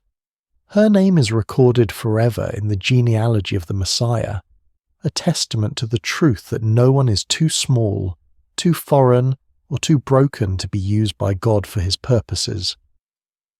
Ruth's transformation from widow to wife, from foreigner to family member, from poverty to provision, reminds us that our current circumstances do not define our future possibilities. The God who saw potential in a Moabite gleaner sees potential in each of us, regardless of our background, our mistakes, or our limitations. No matter where you come from, no matter what losses you have experienced, no matter how ordinary your life may seem, your story can become part of something bigger. Your faithfulness in small things, your acts of love and loyalty, your willingness to trust God even when you cannot see the whole picture. These are the threads that God uses to weave His magnificent tapestry of grace. Perhaps you are in a season of loss right now, wondering if your pain has any purpose, if your faithfulness matters, if your small acts of love make any difference. Ruth's story whispers hope into those questions. It reminds us that God wastes nothing, that He can bring beauty from ashes, that He specializes in writing stories of redemption and restoration. The title of Ruth's story, Beside Still Waters, comes from the 23rd Psalm, where David writes about the Good Shepherd who leads his sheep beside still waters and restores their souls. Ruth's life exemplifies this truth. In the midst of chaos and uncertainty, she found peace in her commitment to love and faithfulness. In the midst of loss and grief, she discovered that God's provision was always enough for each day. Her story teaches us that peace is not the absence of problems, but the presence of God in our problems. It is not found in perfect circumstances, but in perfect trust. Ruth faced real challenges, real losses, real fears, but she faced them with a spirit of quiet faith and humble obedience. The still waters of God's peace are available to us in every season of life. They flow not from our circumstances, but from our relationship with the one who is the source of all peace. When we, like Ruth, choose to trust in God's goodness, even when we cannot see His plan, when we choose to remain faithful even when the path is unclear, we find ourselves beside still waters where our souls can be restored. As you drift toward rest tonight, may you carry with you the gentle strength of Ruth's example. May you know that even in quiet places, even in fields of sorrow, even in long roads and sleepless nights, grace is never far away. The God who saw Ruth's faithfulness, who provided for her needs, who wove her story into His greater plan, is the same God who sees you tonight. Your acts of loyalty may seem small, but they matter. Your faithfulness in ordinary moments is building something beautiful. Your willingness to trust when you cannot see the whole picture is positioning you for blessings you cannot yet imagine. Rest now in the peace that comes from knowing you are held by a love that will never let you go. guided by a wisdom that sees the end from the beginning, and called into a story that is bigger and more beautiful than you can possibly imagine. May you sleep beside still waters, where your soul can be restored, your strength can be renewed, and your hope can be refreshed for whatever tomorrow may bring. The God who led Ruth from loss to legacy, from sorrow to joy, from emptiness to fullness is leading you too, and his plans for you are good. Sweet dreams, dear friend. May you wake tomorrow with the quiet confidence that comes from knowing you are deeply loved, perfectly guided, and part of a story that extends far beyond what you can see. Like Ruth, who could never have imagined that her simple decision to stay loyal to Naomi would lead to her becoming the great-grandmother of King David, you too are part of a tapestry being woven by hands far wiser than your own. Your faithfulness today, your love tomorrow, your trust in the unseen God who walks beside you, these are the threads that he is using to create something beautiful, something lasting, something that will echo through generations. Rest now in the shadow of his wings, knowing that you are safe, you are seen, and you are more precious than you know. The same God who led Ruth beside still waters is leading you too, and his love will never fail. Amen. Hey everyone, welcome back to Sacred Slumber. Before we dive into tonight's story, I want to ask you something that would genuinely help us out. If you're enjoying this content, please consider using your hype points on this video. It really helps the channel more than you possibly know. Seriously, it makes a massive difference in getting these stories out to more people who love this kind of content. Also, if you want to, drop a comment telling us what time it is for you right now and where in the world you're listening from. We absolutely love seeing where everyone is tuning in from. No pressure though, only if you feel like it. And of course, if you haven't already, hit that subscribe button. It keeps us going. All right, let's get into it. A whisper in the darkness. Imagine a night so quiet you can hear the oil lamps flickering. Picture a massive stone sanctuary in the ancient city of Shiloh, where shadows dance across walls that have witnessed centuries of worship. The air is thick with the scent of incense and burning oil, that peculiar combination of cedar smoke and olive essence that clings to sacred spaces. Outside, the wind moves through the hills of Israel like a whispered prayer, carrying with it the distant bleating of sheep settling for the night and the occasional call of a desert owl. Inside, in the sacred chambers near the Ark of the Covenant, a young boy lies sleeping on a simple mat. The stones beneath him still hold the warmth of the day's sun, though the night air has begun to cool. His breathing is steady, deep, the kind of sleep that comes from honest physical labour and a clear conscience. His name is Samuel. This is not a story about miracles that shake mountains or angels descending in blinding light.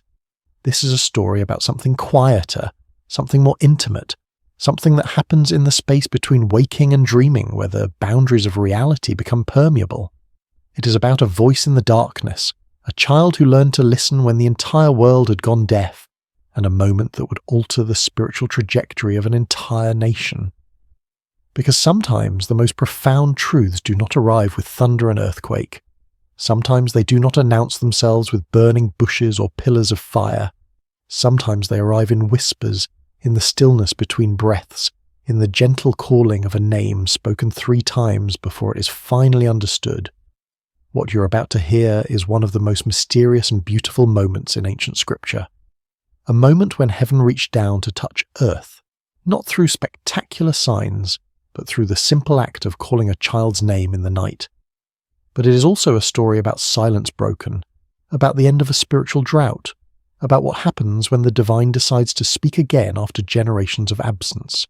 This is the story of Samuel, the boy who heard God speak when the rest of the world had forgotten how to listen, and perhaps, hidden within this ancient narrative, there are questions we have forgotten to ask. Questions about why heaven goes silent.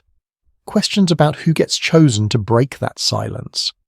Questions about whether the voice that called to Samuel in that darkened sanctuary is still calling, still speaking, still searching for those rare individuals who know how to say, "I am listening." Chapter 1. Hannah's Promise. To understand Samuel's calling, we must first understand how he came to be sleeping in that sanctuary. His story begins not with him, but with his mother, a woman named Hannah, who knew the bitter taste of desperation and the hollow ache of prayers that seemed to vanish into an empty sky. In the hill country of Ephraim, in a small village whose name has been lost to history, there lived a man named Elkanah who had 2 wives, as was common in that era. His first wife, Peninnah, had given him several children, sons to carry his name, daughters to arrange in marriage, a legacy written in flesh and blood. His second wife, Hannah, had given him only heartache and unanswered prayers. Year after year, Hannah remained childless, and in a culture where a woman's worth was often measured by her ability to bear children, this was not just a personal grief.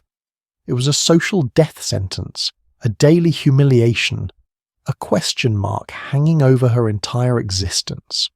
Neighbours would whisper, extended family would exchange knowing glances, even well-meaning friends would offer useless advice or suggest that perhaps she had offended God in some way, that her barrenness was divine punishment for some unknown sin. Elkanah loved Hannah. The text makes this clear. He would give her double portions at feasts, trying to compensate with material generosity for what biology had denied her. He would ask her with genuine confusion, "Am I not better to you than 10 sons?" It was a question born of love but blind to understanding. He could not fathom that the issue went deeper than his affection, that Hannah's grief was not about him at all, but about her own sense of purpose, of completion, of being seen as fully human by the society around her. Peninnah, with the cruelty that can only come from insecurity dressed as triumph, would taunt Hannah relentlessly. Every time the family made their annual pilgrimage to the sanctuary at Shiloh to worship and offer sacrifices, Peninnah would remind Hannah of her barrenness. The taunts were not subtle. They were designed to cut deep, to remind Hannah that in the eyes of the world she was incomplete, cursed, forgotten by the very God she came to worship. Peninnah would parade her children before Hannah, would make comments about how blessed she was, would turn every moment of worship into a reminder of Hannah's failure. And Hannah would weep.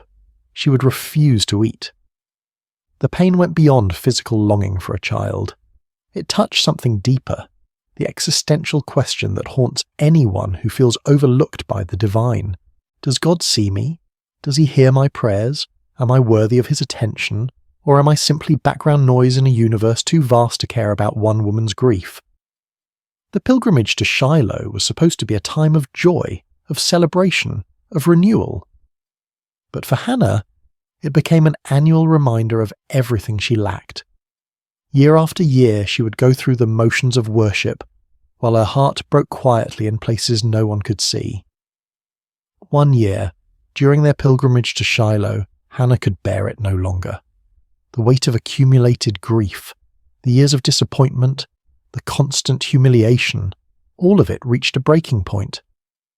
While the rest of the family feasted after the sacrifice, celebrating with wine and roasted meat, Hannah slipped away to the entrance of the sanctuary. She stood there, in the place where earth met heaven, in the threshold between the mundane and the sacred, and she prayed with an intensity that went beyond words.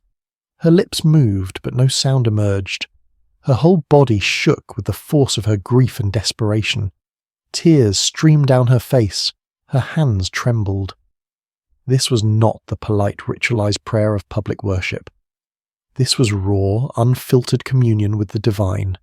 This was a woman pouring out her soul, holding nothing back, demanding to be heard by a God who had seemed deaf to her pleas for years. She made a vow that day, one that would echo through generations. If God would grant her a son, she would give him back to God. Not for a season, not for a few years, but for his entire life. The child would be dedicated to divine service from the moment he was weaned. It was the prayer of a woman who understood that sometimes the greatest gift we can receive is not something to hold on to, but something to offer back to its source. She was not bargaining with God so much as she was declaring her willingness to participate in something larger than her own desires. Eli, the high priest, sat by the doorpost of the sanctuary and watched this strange woman swaying and muttering. In his aging, perhaps cynical view of human nature shaped by years of dealing with corrupt worshippers and his own corrupt sons, he assumed she was drunk. The accusation was harsh, almost cruel. "What are you doing here, intoxicated in the house of the Lord? How dare you bring your drunkenness into this sacred space?" Hannah lifted her eyes, and in them Eli saw not the glaze of wine, but the clarity of absolute desperation, the look of someone who has nothing left to lose, who has stripped away all pretense and pride, who stands naked before God with only their need. She explained that she was not drunk but deeply troubled, pouring out her soul before God. She had been praying out of her great anguish and grief. Something in her words, or perhaps in her eyes, or perhaps in the raw authenticity of her pain, convinced Eli. His response was both blessing and prophecy. "Go in peace, and may the God of Israel grant what you have asked of him." It is unclear whether Eli knew what he was saying, whether he was simply offering the standard priestly blessing, or whether something moved through him in that moment. Some whisper of the divine speaking through a man who had grown complacent in his religious duties. But the words landed on Hannah like rain on parched earth. Hannah left the sanctuary that day transformed. Her face was no longer downcast. She ate. The grief lifted from her countenance like a fog dispersing under the morning sun. She had been heard, if not by man, then by something infinitely greater. She did not yet have the child she longed for, but she had something perhaps more precious. The certainty that her prayers had reached their destination, that her voice had penetrated the silence, that she mattered to the God she served. Within the year, Hannah conceived. When she gave birth to a son, she named him Samuel, which in Hebrew carries the meaning heard by God, or asked of God, or some translations suggest name of God. The name itself was a testimony, a permanent reminder that this child was an answer to prayer, a gift that came from somewhere beyond the ordinary workings of the world. Every time someone spoke his name, they were acknowledging that this boy represented the moment when heaven responded to earth, when silence gave way to acknowledgement. For the first few years of his life, Samuel remained with Hannah. She nursed him, taught him his first words, held him close during thunderstorms, watched him take his first steps, knowing that each day brought them closer to the moment of separation. She must have memorized the sound of his laugh, the feel of his small hand in hers, the weight of him sleeping against her chest. She was not raising a son to keep, but a son to give away, and that knowledge must have coloured every moment with a bittersweet intensity. When he was old enough to be weaned, somewhere around 3 years old by the customs of that time, Hannah kept her vow. She could have rationalised her way out of it. She could have argued that God understood, that the vow was made in a moment of emotional extremity, that surely keeping her son would be acceptable. But Hannah was a woman who understood that integrity means keeping promises even when they cost you everything. She took Samuel to Shiloh. She brought him before Eli, the same priest who had blessed her years earlier, and she said words that must have torn her heart even as she spoke them. "I am the woman who stood here praying. I prayed for this child, and the Lord has granted me what I asked. So now I give him to the Lord. For his whole life he will be given over to the Lord." Then Hannah sang, not a lament, but a song of triumph and praise. She sang of God overturning the proud and lifting up the humble. She sang of barren women bearing children and the powerful being brought low. She sang of the Lord bringing death and giving life, bringing down to the grave and raising up. She sang of God judging the ends of the earth, giving strength to his king and exalting his anointed. Her song was radical, revolutionary, a declaration that the God she served delighted in reversing the expectations of the world, in using the weak to shame the strong, in lifting up those the world had written off as irrelevant. And then she left her son in that sanctuary and went home. Imagine being that child, too young to fully understand why your mother brought you to this vast, echoing building filled with strange smells and unfamiliar faces and then walked away. Too young to grasp that you had become the physical embodiment of a promise, a living prayer offered back to its source. You watch her figure receding, growing smaller. disappearing down the road back to the only home you have ever known, and you are left in the care of an old man whose eyes can barely see you, whose own sons are corrupt, in a place that will become your entire world. Samuel's childhood was unlike any other in Israel.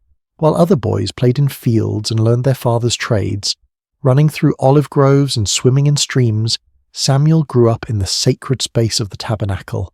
His world was one of ritual and reverence, of ancient objects and whispered prayers, of shadows and lamplight, and the constant awareness that this place was different from all other places. He opened the doors of the sanctuary each morning, flooding the holy space with light. It was his job to unlock the heavy wooden doors that sealed the sacred from the profane, to let in the dawn and with it the worshippers who would come seeking connection with the divine. He assisted Eli in the daily tasks of worship, learning the intricate patterns of sacrifice and ceremony, memorizing which offerings required which procedures, understanding the difference between sin offerings and burnt offerings and peace offerings, learning to read the subtleties of ritual purity. He tended the lamps that burned through the night, ensuring their wicks were trimmed and their oil replenished. This was not glamorous work. It required attention to detail, a willingness to wake in the darkness to check that the flames had not guttered out, an understanding that these small acts of maintenance were what kept the sacred space functioning. The lamps represented the presence of God, and Samuel learned that presence requires constant tending, constant attention, constant care. He cleaned the sacred vessels, swept the courts, washed the linens used in ceremonies, helped prepare the incense, carried water, ran errands. He memorized scriptures, learning to recite the stories of Abraham and Isaac and Jacob, the tales of Moses and the Exodus, the laws given at Sinai. His education was entirely religious, entirely focused on service, entirely oriented towards something beyond himself. By all accounts, Samuel was a good child, humble, obedient, faithful in small things. The text tells us he grew in favour with both the Lord and with people. He was not resentful of his circumstances. He did not seem to chafe against the boundaries of his unusual childhood. Perhaps he had accepted that this was simply who he was, the boy who belonged to God, the boy who lived in the house of the Lord. But what must it have been like psychologically?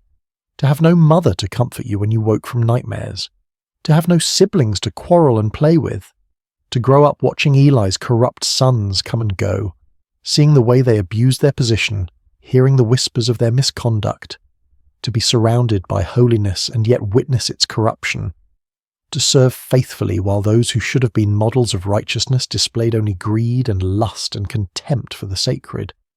Did Samuel wonder why he had been left here?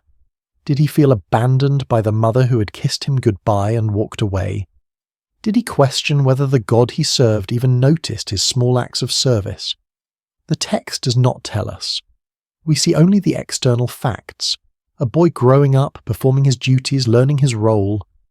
But surely there were moments of loneliness, moments of doubt, moments when the weight of it all felt too heavy for small shoulders to carry.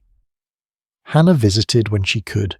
Each year during the family's annual pilgrimage to Shiloh, she would bring Samuel a new robe she'd made for him, watching him grow, trying to compress a year of mothering into a few brief encounters. These visits must have been both blessing and torment. The joy of seeing his mother mingled with the pain of watching her leave again. The new robe, a reminder that somewhere he had a home, a family, a life he was not permitted to live. Yet there is no indication that Samuel rebelled or resented his circumstances. He simply continued. Day after day, year after year, faithful in the small things, present in the sacred space, available to be used however God saw fit. There was no indication in those early years that he would become anything more than a helpful assistant to an aging priest, that he would one day be the voice through which God spoke to an entire nation. But God, it seems, has a habit of preparing his instruments in obscurity before bringing them into the light. Samuel was being shaped by his circumstances, formed by his loneliness, refined by his faithfulness in tasks that no one celebrated. He was learning what it meant to serve without applause, to be obedient without immediate reward, to remain present even when presence felt like punishment. He was learning to listen in the silence. Chapter 2. The State of Israel at the Time. To appreciate what happened on that quiet night when God called Samuel's name, you need to understand the spiritual condition of Israel during this period. It was, to put it simply, a disaster. But the disaster raises uncomfortable questions that the text never fully answers. Questions about divine silence. Questions about why systems of worship become corrupt. Questions about what happens when the mediators between heaven and earth become obstacles instead of conduits. The problem started with Eli's sons, Hophni and Phinehas. These two men had inherited their father's position as priests, but they had not inherited his reverence for the sacred. They were corrupt in ways that went beyond simple moral failing. They actively perverted the worship of God, treating the sacrifices and offerings as opportunities for personal gain, turning the sacred into the profane with a systematic cruelty that suggests something darker than mere greed. When people brought animals to sacrifice at Shiloh, the priests were entitled to a specific portion of the meat according to the law of Moses. But Hophni and Phinehas were not content with their allotted share, with what had been designated as rightfully theirs. They wanted more. They wanted the best. They wanted what belonged to God. They would send their servants to threaten worshippers, demanding the choicest cuts of meat before the fat was even burned on the altar, as required by law. The fat belonged to God. That was non-negotiable in the sacrificial system. The burning of the fat was the moment when the sacrifice became truly sacred, when the offering transitioned from human gift to divine acceptance. But Hophni and Phinehas did not care about divine acceptance. They cared about their appetites. If people objected, if they tried to follow the proper procedures and insist that the fat be burned first, the servants would respond with threats of violence. "We will take it by force if necessary." The priests were literally stealing from God, taking what belonged to the altar and consuming it themselves. They were turning worship into extortion, using their position of spiritual authority to exploit the vulnerable and the faithful. But their corruption went even darker, into territories that the text only hints at with uncomfortable brevity.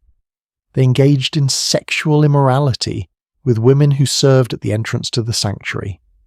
These were women who had dedicated themselves to service at the tabernacle, who came to worship and serve with sincere devotion, and Hophni and Phinehas exploited them, used their authority and position to prey upon those who should have been under their protection. They turned the house of God into a place of exploitation and abuse, where the very people who were supposed to represent divine holiness became perpetrators of trauma. Worship became a source of fear rather than transcendence. People stopped coming.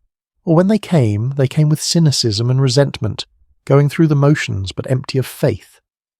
How could you trust a system where the gatekeepers were predators?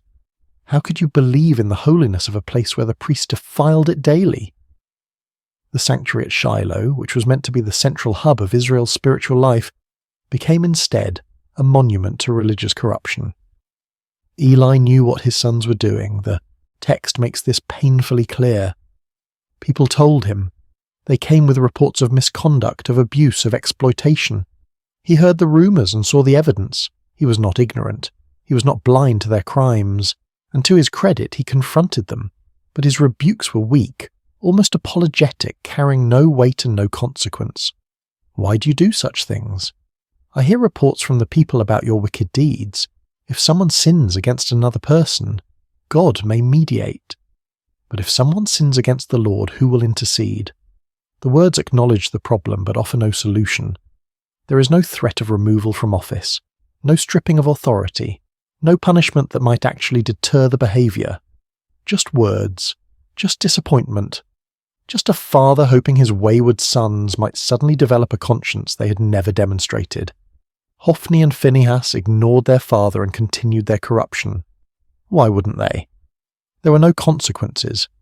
Eli's position as high priest gave him the authority to remove them, to appoint others, to enforce standards.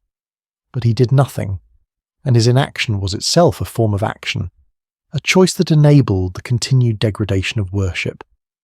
The impact on Israel's spiritual life was catastrophic. The text records it with devastating simplicity. The people came to despise the offerings to the Lord. Think about what that means. The sacrificial system was the heart of Israel's covenant relationship with God. It was how sins were atoned for, how gratitude was expressed, how the community maintained its connection with the divine. And people were learning to despise it, to see it as corrupt and meaningless, to associate worship with exploitation rather than with holiness. Faith withered. Cynicism spread. A generation was growing up believing that God either did not care about corruption in his own house, or that he was powerless to stop it, or worse, that he did not exist at all, and the whole system was simply a mechanism for priestly power and exploitation. But perhaps the most devastating aspect of this era, the detail that haunts the narrative with its implications, was not the corruption of the priests. It was the silence of heaven. The scripture records it with haunting simplicity. In those days, the word of the Lord was rare. There were not many visions. Think about what that means. In a culture where prophets and priests were meant to be the conduits between God and humanity, the channel had gone quiet. God was not speaking, or if he was, no one was hearing. Prophecies were scarce to the point of being legendary. Divine visions were so uncommon that when someone claimed to have received one, it was met with skepticism rather than expectation. But why? The text does not explain. It simply records the fact of divine silence as if it were weather, as if the absence of God's voice was as natural and unremarkable as a drought. But this raises uncomfortable questions. Had God withdrawn because of the corruption? Was the silence a form of judgment, a divine turning away from a people who had corrupted worship? Or had the people simply stopped listening? Had they become so cynical and so wounded by a religious hypocrisy that they could no longer hear what was being said? Or was there another possibility, one that the text does not explore but that hangs in the air like smoke? Perhaps the priests, who were supposed to be the mediators between God and people, had become such effective blockers of communication that divine messages simply could not get through. Perhaps Hophni and Phinehas were not just corrupt individuals, but symptoms of a systemic failure, a spiritual infrastructure that had collapsed under the weight of its own contradictions. Israel was spiritually adrift, navigating by dead reckoning through waters where the stars had gone dark.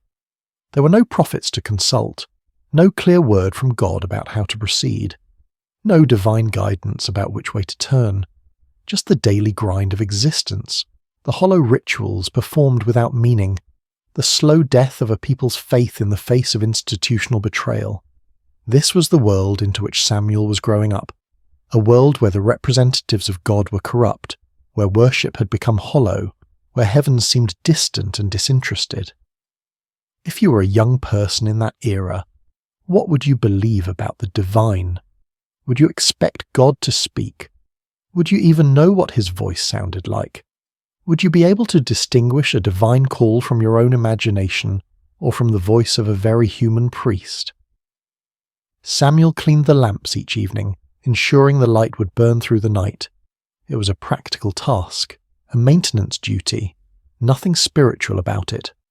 He trimmed the wicks, refilled the oil reservoirs, ensured the flames were steady. But in that small act, there was a symbol that perhaps Samuel himself did not fully understand. The lamp of God had not yet gone out. Somewhere in the darkness a light still burned, and into that darkness, cutting through the silence that had lasted for generations, a voice was about to break through. Chapter 3. The night God spoke. The night began like any other.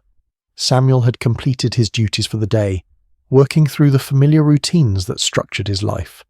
The sanctuary was clean, the floors swept, the vessels washed and arranged in their proper places. The lamps were lit, their flames steady, casting dancing shadows across the ancient stones. The sacred space was prepared for the silence of the evening hours, for the long watch through darkness toward dawn. Eli, now elderly and nearly blind, his eyes grown dim from age and perhaps from seeing too much corruption without acting, had retired to his usual place. He moved slowly now, carefully, feeling his way along walls he had walked beside for decades. His sleeping area was separate but nearby, close enough that Samuel could hear him if he called, out in the night. Samuel lay down in his customary sleeping spot somewhere near the chamber where the Ark of the Covenant rested. The exact location is not specified in the text, but the implication is clear. He slept in proximity to the most sacred object in all of Israel, closer to the physical representation of God's presence than anyone else in the nation that night. The Ark was the most sacred object in Israel, a gold-covered chest containing the tablets of the law, a jar of manna, and Aaron's staff that had budded. But more than its contents, the Ark represented the very presence of God among his people. It was the throne of the invisible King, the place where heaven touched earth, the point of contact between the divine and the mortal. To sleep near it was to sleep in the shadow of holiness, though Samuel likely thought nothing of it. This was simply where he slept, as ordinary to him as any bedroom, as familiar as his own breathing. The lamp of God was still burning, casting flickering shadows across the stone walls. This detail matters more than it might initially seem. In the Jewish tradition, the lamp in the sanctuary, the menorah that burned with consecrated oil, was not allowed to go out until morning light made it unnecessary. It represented the presence of God, the light that persisted even in darkness, the hope that had not yet been extinguished. The phrase, "the lamp of God had not yet gone out," carries within it both promise and warning. Not yet, but it could. The light was still burning, but barely. The presence was still there, but fading. As long as the lamp burned, there was hope. As long as the light persisted against the encroaching darkness, God had not abandoned his dwelling place entirely. Samuel drifted into sleep, a boy exhausted from the honest labour of serving in the house of God. His breathing slowed, his muscles relaxed. He sank into that deep, dreamless sleep that comes from physical work and a clear conscience. The sanctuary around him settled into its nighttime sounds. The creak of cooling stone, the whisper of wind through high windows, the distant cry of a night bird, the soft flutter of the lamp flames, and then, in the darkness, cutting through the silence like a knife through cloth, he heard his name, Samuel. The voice was clear, distinct, personal. Not a shout that would echo through the halls, but not a whisper that could be mistaken for imagination either. It had the quality of someone standing nearby, speaking with intention and purpose, with the certainty that they would be heard. It was a voice that expected a response. Samuel's eyes snapped open. His heart leaped in his chest. There was no confusion, no moment of disorientation. He knew immediately that someone had called him. The voice had been too clear, too deliberate, too unmistakably directed at him. In the darkness, with the lamp casting its uncertain light, Samuel did what made perfect sense to a boy who had grown up serving under an elderly priest. Eli must need something. The old priest was nearly blind now, stumbling in the darkness. Perhaps he had dropped something. Perhaps he needed water. Perhaps he was unwell and required assistance. Samuel threw off whatever covering he used against the night chill and ran to where Eli slept. "Here I am. You called me?" The response was immediate, instinctive. "Here I am." Two words that would become the defining posture of Samuel's entire life. Not, "What do you want?" Not, "Can it wait until morning?" Just presence. Just availability. Here I am. Eli, pulled from sleep and confused, his mind foggy with the remnants of dreams, looked in the direction of Samuel's voice with eyes that could barely make out shapes in the darkness. "I did not call. Go back and lie down." Samuel returned to his place, perhaps a little puzzled, but not overly concerned. Perhaps he had been dreaming. Perhaps the transition from sleep to waking had jumbled his perceptions. Perhaps the old man had called out in his sleep and forgotten. These things happen. The mind plays tricks in the boundary spaces between consciousness and unconsciousness. He lay back down, pulled his covering around him, and closed his eyes, willing himself back towards sleep. The sanctuary settled back into silence. The lamp continued its steady burning. Outside, the wind moved through the hills with a sound like breathing. Samuel's heartbeat slowed back to its resting rhythm. Samuel? Again. The same voice, the same clarity, the same undeniable sense that someone was speaking directly to him, calling him by name with purpose and intention. This was not imagination. This was not the remnant of a dream clinging to the edge of waking. This was not the echo of Eli's voice misheard in the darkness.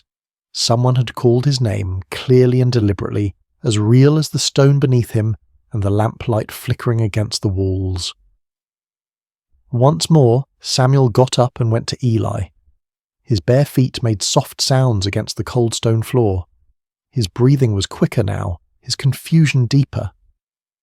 If Eli had not called the first time, then who had? "Here I am. You called me." Eli, now more awake and perhaps slightly irritated at being disturbed a second time, sent him away again with a tone that suggested both confusion and mild frustration. "I did not call, my son. Go back and lie down." Samuel returned, but now there was a question forming in his mind that would not be silenced. If Eli was not calling him, then who was? Was someone playing a trick? Was there an intruder in the sanctuary hiding in the shadows, calling his name for some unknown purpose? But the voice had not seemed mischievous or threatening. It had been steady, certain, intimate, the kind of voice that knows you, that has the right to call your name. He lay back down, but this time sleep did not come easily. His eyes stayed open, staring into the darkness above him. His ears strained for any sound, any indication of who or what had spoken to him. The lamp flickered. A moth circled near its flame. Time stretched and compressed in that strange way it does when you are lying awake in the dark, unsure whether minutes or hours are passing. Samuel. The third time, Samuel abandoned any doubt or hesitation. Someone was calling him, and if it was not Eli, then perhaps the old priest was confused. Perhaps he was calling out without realizing it. Perhaps his dreams were speaking through him. Samuel got up once more, faster now, urgent, and went to Eli. He stood at the foot of the old priest's sleeping mat, his young face barely visible in the dim light that filtered in from the main chamber. "Here I am. You called me." And finally, after decades of serving in the sanctuary, after years of watching the word of the Lord become rare and vision scarce, after witnessing the corruption of his sons and the slow death of Israel's faith, Eli understood. The realization must have hit him like a physical blow. God was calling the boy, not the high priest, not the experienced religious leader, not the man who had served in this place for decades. The boy who cleaned the floors and tended the lamps and slept near the ark without fully comprehending what that meant. Eli's response is one of the most beautiful moments in the entire narrative. He could have been jealous, wounded by the divine bypassing, bitter that his years of service were being overlooked in favor of a child. He could have been defensive, questioning whether this was really happening, whether Samuel was perhaps confused or making things up.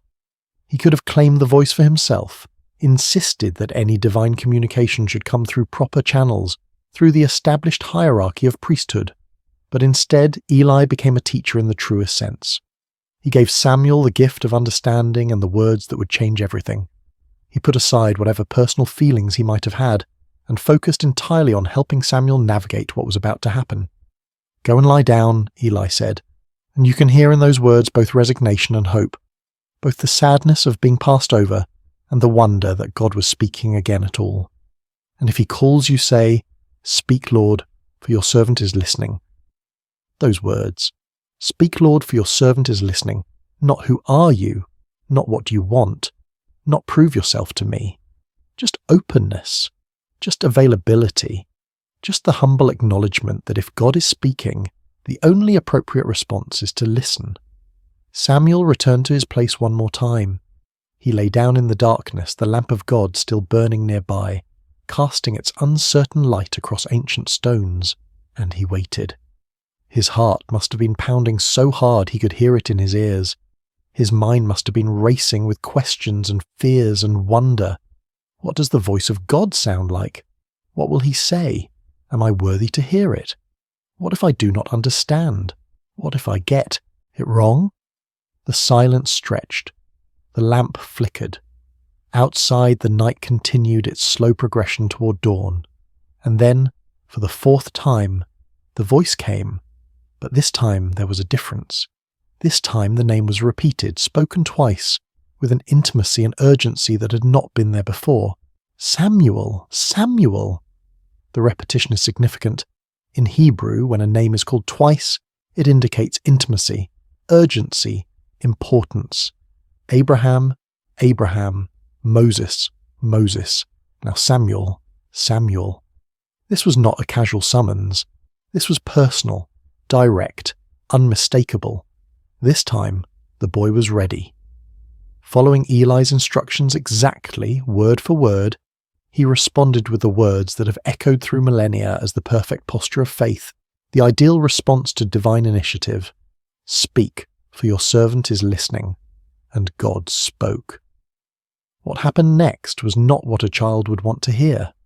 God did not give Samuel a message of encouragement or blessing. He did not reveal some beautiful mystery or share some cosmic secret about the nature of reality or the structure of heaven. He did not offer comfort or promise Samuel a glorious future. Instead, God gave Samuel a prophecy of judgment, and the judgment was against Eli's household, against the man who had been like a father to him, against the only family he had truly known. God told Samuel that he was about to do something in Israel that would make the ears of everyone who heard it tingle. That phrase, ears tingling, suggests something shocking, something that would reverberate through the nation like a physical sensation. This was not going to be a quiet judgment, a private correction. This was going to be public, unmistakable, impossible to ignore. He was going to carry out against Eli everything he had spoken concerning his family, from beginning to end. There had been warnings before. A prophet had come to Eli years earlier with a similar message, speaking of judgment to come, of the priesthood being taken from his lineage, of his sons dying on the same day. That prophecy had been spoken and then seemingly forgotten, filed away as one of those uncomfortable truths that people acknowledge but never really expect to see fulfilled. But God was saying now that the time of fulfillment had come. The warnings were over. The judgment was at hand. The reason was clear and devastating. Eli knew about the sins of his sons. He knew they were blaspheming God, treating the sacred as profane, exploiting women, stealing from the altar, corrupting worship itself. He had heard the reports. He had seen the evidence. He had confronted them, yes, but his rebukes were empty, carrying no weight, leading to no consequences. He had failed to restrain them, failed to use his authority to stop them, failed to choose God's honor over his son's comfort, and that failure, that complicity through inaction, meant that the guilt of Eli's house would never be atoned for by sacrifice or offering. Think about what that means. In a religious system built entirely around sacrifice and atonement, where every sin could theoretically be covered by the blood of animals and the proper rituals, God was declaring that some corruption runs too deep for ritual to reach. Some betrayals are so fundamental that the system itself cannot address them. Eli's family would carry their guilt to the grave and beyond, marked forever by their choice to prioritize family loyalty over divine justice. Imagine being Samuel in that moment. You are a child, perhaps 11 or 12 years old, lying in the darkness of a sanctuary, having just heard the voice of God for the first time in your life. And the message you have been given is not one of blessing or calling or future glory. It is a message of doom for the man who has raised you, who has taught you everything you know about worship and service, who has been your only father figure in a life marked by abandonment and loneliness.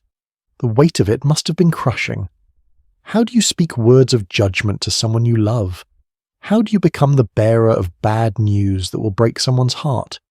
How do you look into the eyes of a man who has shown you kindness and tell him that his family line is cursed, that his sons will die, that everything he has built will crumble? This was the cost of prophecy that no one talks about. This was the burden of truth that cannot be softened or avoided or delayed. Samuel had been given a message, and whether he wanted to deliver it or not was irrelevant. The truth had been spoken to him, and now he was responsible for speaking it to others. This is what it means to be a prophet.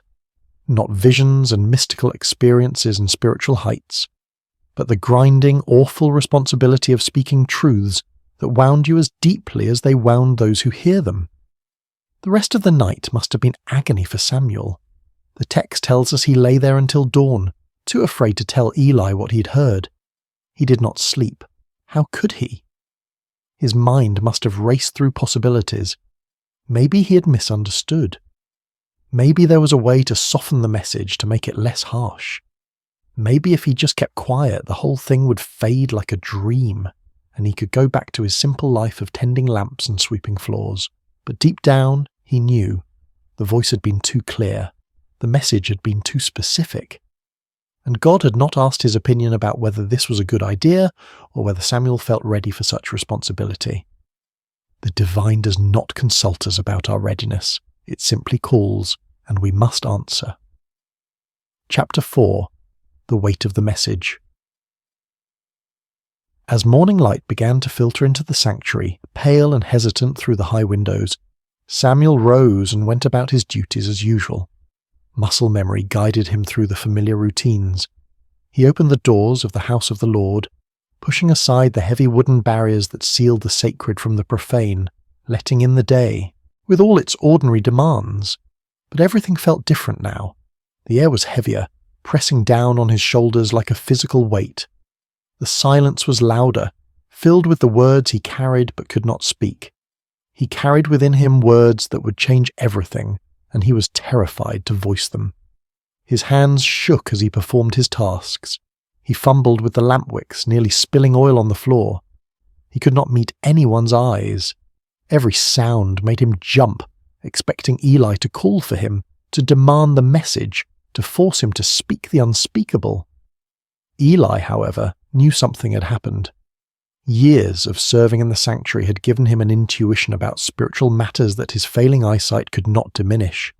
He could sense the change in Samuel, could feel the weight the boy was carrying. He called Samuel to him, his voice gentle but insistent, and when the boy came, reluctant and pale, the old priest asked him directly, "Samuel, my son, what was it he said to you? Please do not hide it from me." Then he added words that carried the weight of both authority and desperation. "May God deal with you, be it ever so severely if you hide from me anything he told you." It was an oath, a binding formula that made concealment impossible. Eli was not giving Samuel an easy out. He was demanding truth, however painful, however devastating. And in doing so, he was teaching Samuel one of the most important lessons of prophetic ministry. That truth matters more than comfort, that integrity requires speaking even when silence would be kinder. There is something deeply moving about this moment. Eli was giving Samuel permission to speak truth, even painful truth. He was not demanding a comfortable answer. He was not pressuring the boy to lie or soften the message. He was not using his position as high priest to intimidate or manipulate. He was simply asking for honesty, for the faithful delivery of whatever word had been given, regardless of personal cost. Samuel, to his credit, did not hold back. He told Eli everything, every word of the judgment, every detail of the coming consequences, every aspect of the doom pronounced against his house. He did not sugarcoat it. He did not try to make it easier to hear. He did not add comforting caveats or suggest ways the judgment might be avoided. He simply delivered the message as it had been given to him, faithful to both God and to Eli in his refusal to distort the truth. The words must have felt like stones in his mouth, each one heavy and sharp. He would have watched Eli's face as he spoke, looking for signs of anger or rejection or denial. But what he saw instead was something he had not expected. Eli's response is remarkable in its humility and resignation. He did not rage against the pronouncement. He did not question Samuel's experience or suggest the boy had misunderstood or imagined things. He did not blame Samuel for being the messenger or accuse him of disloyalty or ingratitude. He simply said, with a weariness that spoke of years of knowing this moment would come, "He is the Lord. Let him do what is good in his eyes." There is defeat in those words, yes, but there is also acceptance. A kind of peace that comes from finally having the truth spoken aloud, from no longer living in the shadow of unacknowledged reality. Eli had known for years that his sons were corrupt.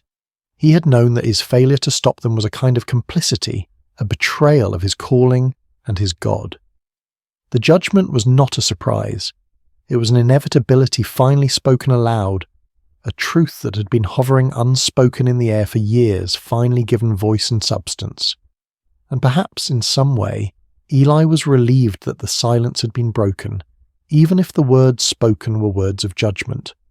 Perhaps there is a relief that comes from knowing, from having certainty, even when that certainty is terrible. Perhaps after years of wondering when the hammer would fall, there was a strange comfort in finally hearing it fall, in knowing the shape of the future even when that future was dark. What Samuel learned that night and that morning was something most of us spend a lifetime avoiding. That truth is not always comfortable, that faithfulness sometimes means delivering hard words, and that love does not require us to hide reality from those we care about. Samuel could have lied to Eli. He could have softened the message or claimed he did not remember the details, or suggested that perhaps he had misunderstood what God was saying, but he chose honesty, and in doing so he established the pattern that would define his entire ministry. He would be a prophet who spoke the word of the Lord without compromise, without concern for how it would be received, without fear of the consequences. Not because he was harsh or unfeeling, but because he understood that truth, however painful, is ultimately an act of respect. To lie to someone even to spare their feelings is to treat them as less than fully human, as incapable of bearing reality. Samuel gave Eli the dignity of truth, and Eli received it with the dignity of acceptance. Chapter 5. Samuel becomes a prophet. After that night, everything changed for Samuel. The text tells us that he grew, and the Lord was with him, letting none of his words fall to the ground. That phrase, letting none of his words fall to the ground, is the ancient way of saying that everything Samuel prophesied came true. He was not speaking his own opinions or making educated guesses or offering the kind of vague predictions that could be interpreted multiple ways, depending on how events unfolded. He was speaking with divine authority, and reality itself confirmed his words with uncomfortable precision. The prophecy about Eli's house came true exactly as Samuel had spoken it. The details are grim and worth recounting because they establish Samuel's credibility as a true prophet in a time when false prophets were common and people had grown cynical about divine communication. Israel went to war against the Philistines, their perennial enemy. In the first battle, the Israelites were defeated and thousands of soldiers died. In desperation, the elders decided to bring the Ark of the Covenant from Shiloh to the battlefield, believing that God's physical presence would guarantee victory. Hophni and Phinehas accompanied the Ark, treating it like a magical talisman rather than the throne of the living God. The Israelites shouted when the Ark arrived, a roar so loud that the ground shook. The Philistines were terrified at first, knowing the stories of what the God of Israel had done to Egypt. But they fought anyway, and in the battle that followed, Israel was utterly defeated. 30,000 soldiers died, and on that same day, exactly as prophesied, both Hophni and Phinehas were killed. The Ark of God was captured by the Philistines, carried off as a trophy of war. When a messenger brought the news to Shiloh, Eli was sitting by the road, his heart trembling for the Ark of God.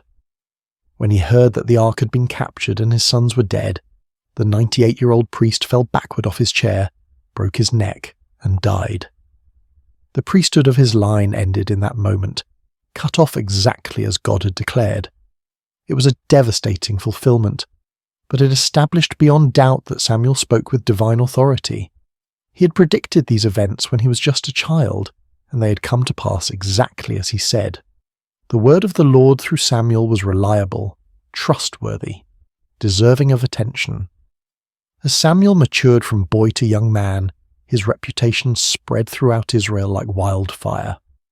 From Dan in the far north to Beersheba in the deep south, spanning the entire geographical extent of Israel's territory, everyone knew that Samuel had been established as a prophet of the Lord.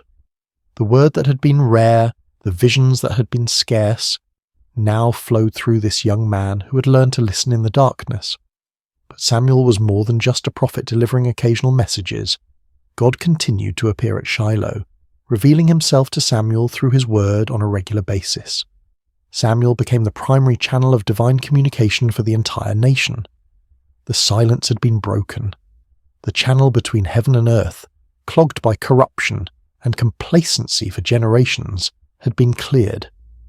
And the instrument God chose was not a powerful warrior or a cunning politician or even an experienced priest with decades of religious training. It was a boy who had learned to say 5 simple words: "Speak, for your servant is listening." Samuel's influence on Israel cannot be overstated. He became the bridge between the chaotic era of the judges and the establishment of the monarchy, standing at one of the most critical transitions in the nation's history. He was the last judge, travelling on a circuit through Bethel, Gilgal, and Mizpah, settling disputes and administering justice with a wisdom that people recognized as coming from God. He was also the first of the great prophets, the founder of a prophetic tradition that would produce Elijah, Elisha, Isaiah, Jeremiah, and all the voices that would call Israel back to God throughout its history. When the people demanded a king like the surrounding nations, it was Samuel who anointed Saul, a tall and handsome man from the tribe of Benjamin, as Israel's first king. And when Saul proved disobedient and unfaithful to God, it was Samuel who had to deliver yet another hard message of judgment, who had to watch another man he had elevated fall under divine displeasure. Later, it was Samuel who anointed David, the youngest son of Jesse, a shepherd boy with no apparent qualifications except that God had chosen him. That shepherd boy would become Israel's greatest king, the man whose lineage would eventually produce the Messiah. But beyond the political role, beyond the anointing of kings and the settling of disputes, Samuel represented something Israel desperately needed: spiritual integrity in a world corroded by compromise. In a time when the priesthood had become corrupt, when worship had become hollow, when the word of the Lord was rare, Samuel embodied what it meant to hear from God and speak his truth faithfully regardless of personal cost. He reformed religious life throughout Israel, establishing schools of prophets where young men could learn to listen for God's voice and speak his word. He called the people back to authentic worship, challenging them to put away their foreign gods and serve the Lord only. He led the nation in repentance at Mizpah, where they fasted and confessed their sins, acknowledging that they had abandoned God. And when the Philistines attacked during that gathering, Samuel interceded for the people, and God threw the enemy into confusion with thunder and lightning, giving Israel a decisive victory.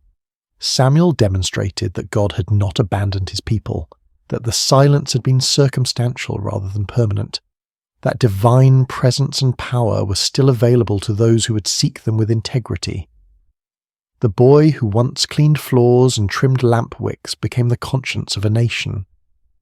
The child who slept near the ark became the voice through which God spoke to kings and commoners alike. His authority came not from position, or political power, or military might, but from the simple fact that he had learned to listen and had the courage to speak what he heard, even when speaking cost him dearly. Chapter 6. The Legacy of the Story. So what do we take from this ancient narrative? What does it mean for us, centuries removed from oil lamps and tabernacles and sleeping near the Ark of the Covenant? And perhaps more intriguingly, what questions does this story raise that it never fully answers? First, there is the theme of listening. God can speak in quiet places, in ordinary moments, when we least expect it. Samuel was not performing some elaborate spiritual ritual when God called his name. He was not fasting on a mountain. He was not in a trance or a vision quest. He was sleeping, exhausted from a day of mundane labour. He was simply present in a sacred space, available to be awakened.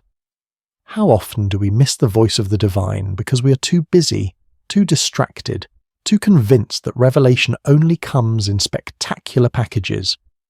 We wait for burning bushes and angelic visitations, for dramatic signs and unmistakable interventions, while the still small voice speaks in the darkness and we mistake it for our imagination, or for human conversation, or for nothing at all. Samuel teaches us that sometimes the most profound moments arrive softly, in the space between waking and sleeping, in the darkness when our defences are down and our minds are quiet enough to hear what has always been speaking. But this raises uncomfortable questions. How many times has that voice spoken and we have ignored it? How many times have we attributed divine communication to coincidence or psychology or wish fulfillment? Because we have lost the ability to recognize it for what it is. Second, there is the theme of obedience. Samuel's first response when he heard his name was immediate and complete. Here I am. No hesitation, no calculation, no weighing of options or considering whether this was a good time, just presence and availability. Not, what do you want, but here I am. Not, let me think about it, but immediate response. Later, when Eli gave him the words to use, Samuel followed the instruction exactly. He did not improvise or try to improve on the formula or insert his own personality into the exchange. He simply said what he had been taught to say, "Speak, for your servant is listening." Obedience in this story is not about blind submission to authority. It is about being teachable, about recognizing when someone knows more than you do, about trusting guidance even when you do not fully understand where it is leading. But there is something deeper here, something that troubles the waters of easy interpretation. Samuel was obedient to a voice he had never heard before, to a presence he could not see, based entirely on the instruction of a priest whose own family was corrupt and whose judgment had been compromised by his failure to discipline his sons. What made Samuel so certain that this was God speaking and not some other voice? What internal compass guided him toward trust when skepticism would have been equally reasonable? Third, there is the theme of humility. Samuel's greatness began in small acts of service. He was faithful in opening doors, in cleaning, in tending lamps, in all the unglamorous work that keeps a sacred space functioning. He did not despise the small things or consider himself above menial tasks. He swept floors with the same attention he later brought to anointing kings. He trimmed lamp wicks with the same care he would later exercise in delivering prophetic words, and it was in that posture of humble service, in the daily repetition of small faithful acts, that God found him. How different this is from our modern obsession with platform and visibility, with making a name for ourselves and ensuring everyone knows our accomplishments, with treating service as a stepping stone to something better rather than as its own reward.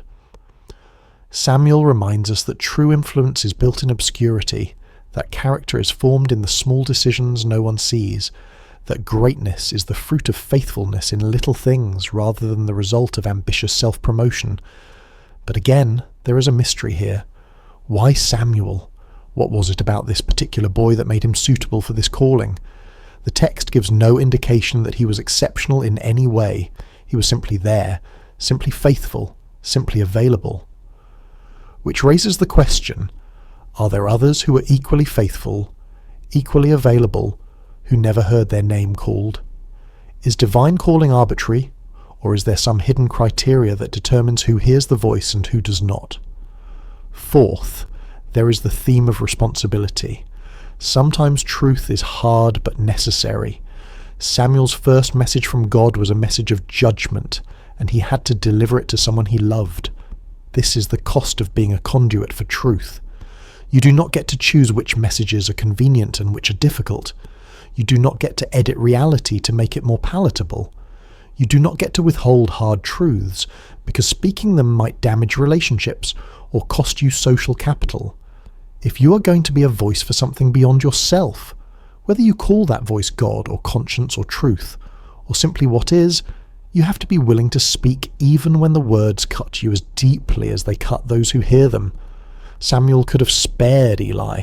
He could have lied or softened the message or claimed he did not remember the details. But he chose the harder path of honesty, and in doing so he honoured both Eli and himself. Yet this raises ethical questions that the narrative does not resolve. What is the balance between truth and compassion? When does speaking hard truths become cruelty disguised as honesty? Samuel was a child delivering a message he did not create and could not change. But what about us? When the truths we must speak are filtered through our own perceptions and biases and limited understanding, how do we know when to speak and when to remain silent? Fifth, there is the theme of hope. The lamp of God had not yet gone out. Even in the darkest period of Israel's spiritual life, when the priesthood was corrupt and the word of the Lord was rare and the nation was spiritually adrift, there was still a light burning somewhere in the darkness. God had not abandoned his people. He was simply waiting for someone who would listen, someone who would respond, someone who would be faithful with what was given to them.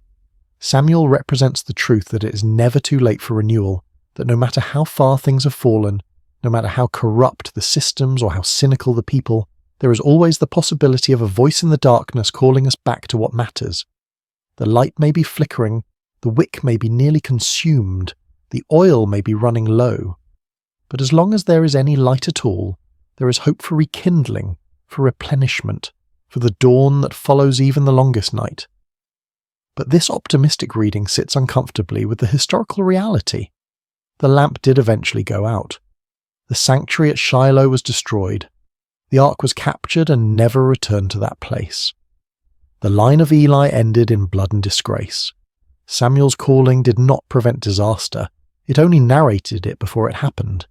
So what kind of hope is this? Is it simply the hope that truth will be spoken, even if it changes nothing? Is it the hope that someone will bear witness, even in the midst of collapse? Finally, there is something unspoken in this narrative that deserves attention. God bypassed the entire religious hierarchy to speak to a child. He did not go through official channels. He did not honor the established order. He did not consult with the high priest or seek permission from religious authorities. He simply called out in the darkness to a boy who had no status, no authority, no credentials beyond faithfulness in small things. This is either deeply encouraging or deeply unsettling, depending on your perspective. It suggests that divine communication is not controlled by institutions, that truth can emerge from the margins, that the voice of God might speak to those we least expect rather than to those we have designated as official intermediaries. But it also raises anarchistic questions about authority and order, about how we distinguish genuine divine calling from delusion or manipulation, about what happens when everyone claims to hear the voice of God speaking contradictory messages. Samuel's story is ultimately about availability. He was not the most powerful person in Israel. He was not the most educated or the most connected. He was simply present, attentive, and willing to respond when he heard his name called. And that was enough. That has always been enough. But it invites us to ask, what are we available for? What sacred spaces do we inhabit, whether physical or spiritual or psychological, where we might be found by whatever calls to us in the darkness? And when that call comes, will we recognize it, or will we mistake it for something ordinary, something explainable, something that requires no response? Epilogue: The Voice in the Night. Close your eyes and imagine that sanctuary again. The vast stone building in Shiloh, the oil lamps casting their gentle light, the shadows dancing on walls that have witnessed generations of worship and neglect. Imagine the boy lying near the ark, exhausted from a day of simple service, drifting into sleep with no expectation that this night will be different from any other. And then the voice, clear, personal, undeniable, a voice that breaks through the silence of heaven and calls a child by name. Samuel's story is a reminder that the divine does not always announce itself with thunder and lightning. Sometimes it comes as a whisper in the darkness. Sometimes it arrives in the form of a question repeated until we finally understand that we are being addressed. Sometimes the most significant moments of our lives happen when we are alone, unguarded, simply present in a space where we have made ourselves available to something greater than ourselves. The lamp of God is still burning. That is the promise embedded in this ancient narrative. No matter how dark the times, no matter how corrupt the systems, no matter how silent heaven seems, there is always a light somewhere refusing to go out, and there is always the possibility that in the quiet, in the stillness, in the spaces between our busy thoughts and desperate prayers, We might hear our name spoken by a voice we do not yet recognize. The question is not whether the voice is calling. The question is whether we are listening. Samuel lay in that sanctuary as a boy and became a prophet because he learned to say 5 words that changed everything. Speak, for your servant is listening. He did not demand proof. He did not negotiate terms. He did not insist on understanding everything before committing to anything. He simply made himself available, and availability was enough. Perhaps that is the real legacy of Samuel's calling. Not that he became powerful or influential or historically significant, though he became all those things. The real legacy is that he teaches us what it looks like to be genuinely open to transformation, to be willing to hear hard truths, to be faithful in small things while waiting for larger purposes to reveal themselves. In our age of constant noise and perpetual distraction, where silence is something to be feared rather than cherished, Samuel's story feels almost subversive. It suggests that the most important communications might not come through our devices or our carefully curated information streams. They might come in the quiet, in the dark, in the moments when we stop performing and simply exist in the presence of something that knows our name. So tonight, as you drift towards sleep, consider the possibility that you, too, might be lying in a sacred space, even if you do not recognize it as such. Consider the possibility that there might be a voice, gentle and persistent, calling your name in the darkness. Consider the possibility that the most profound transformation of your life might not begin with a grand revelation or a spectacular sign, but with the simple decision to respond to that voice with 5 words. Speak, for your servant is listening. The lamp is still burning. The voice is still calling. The only question is whether we have ears to hear.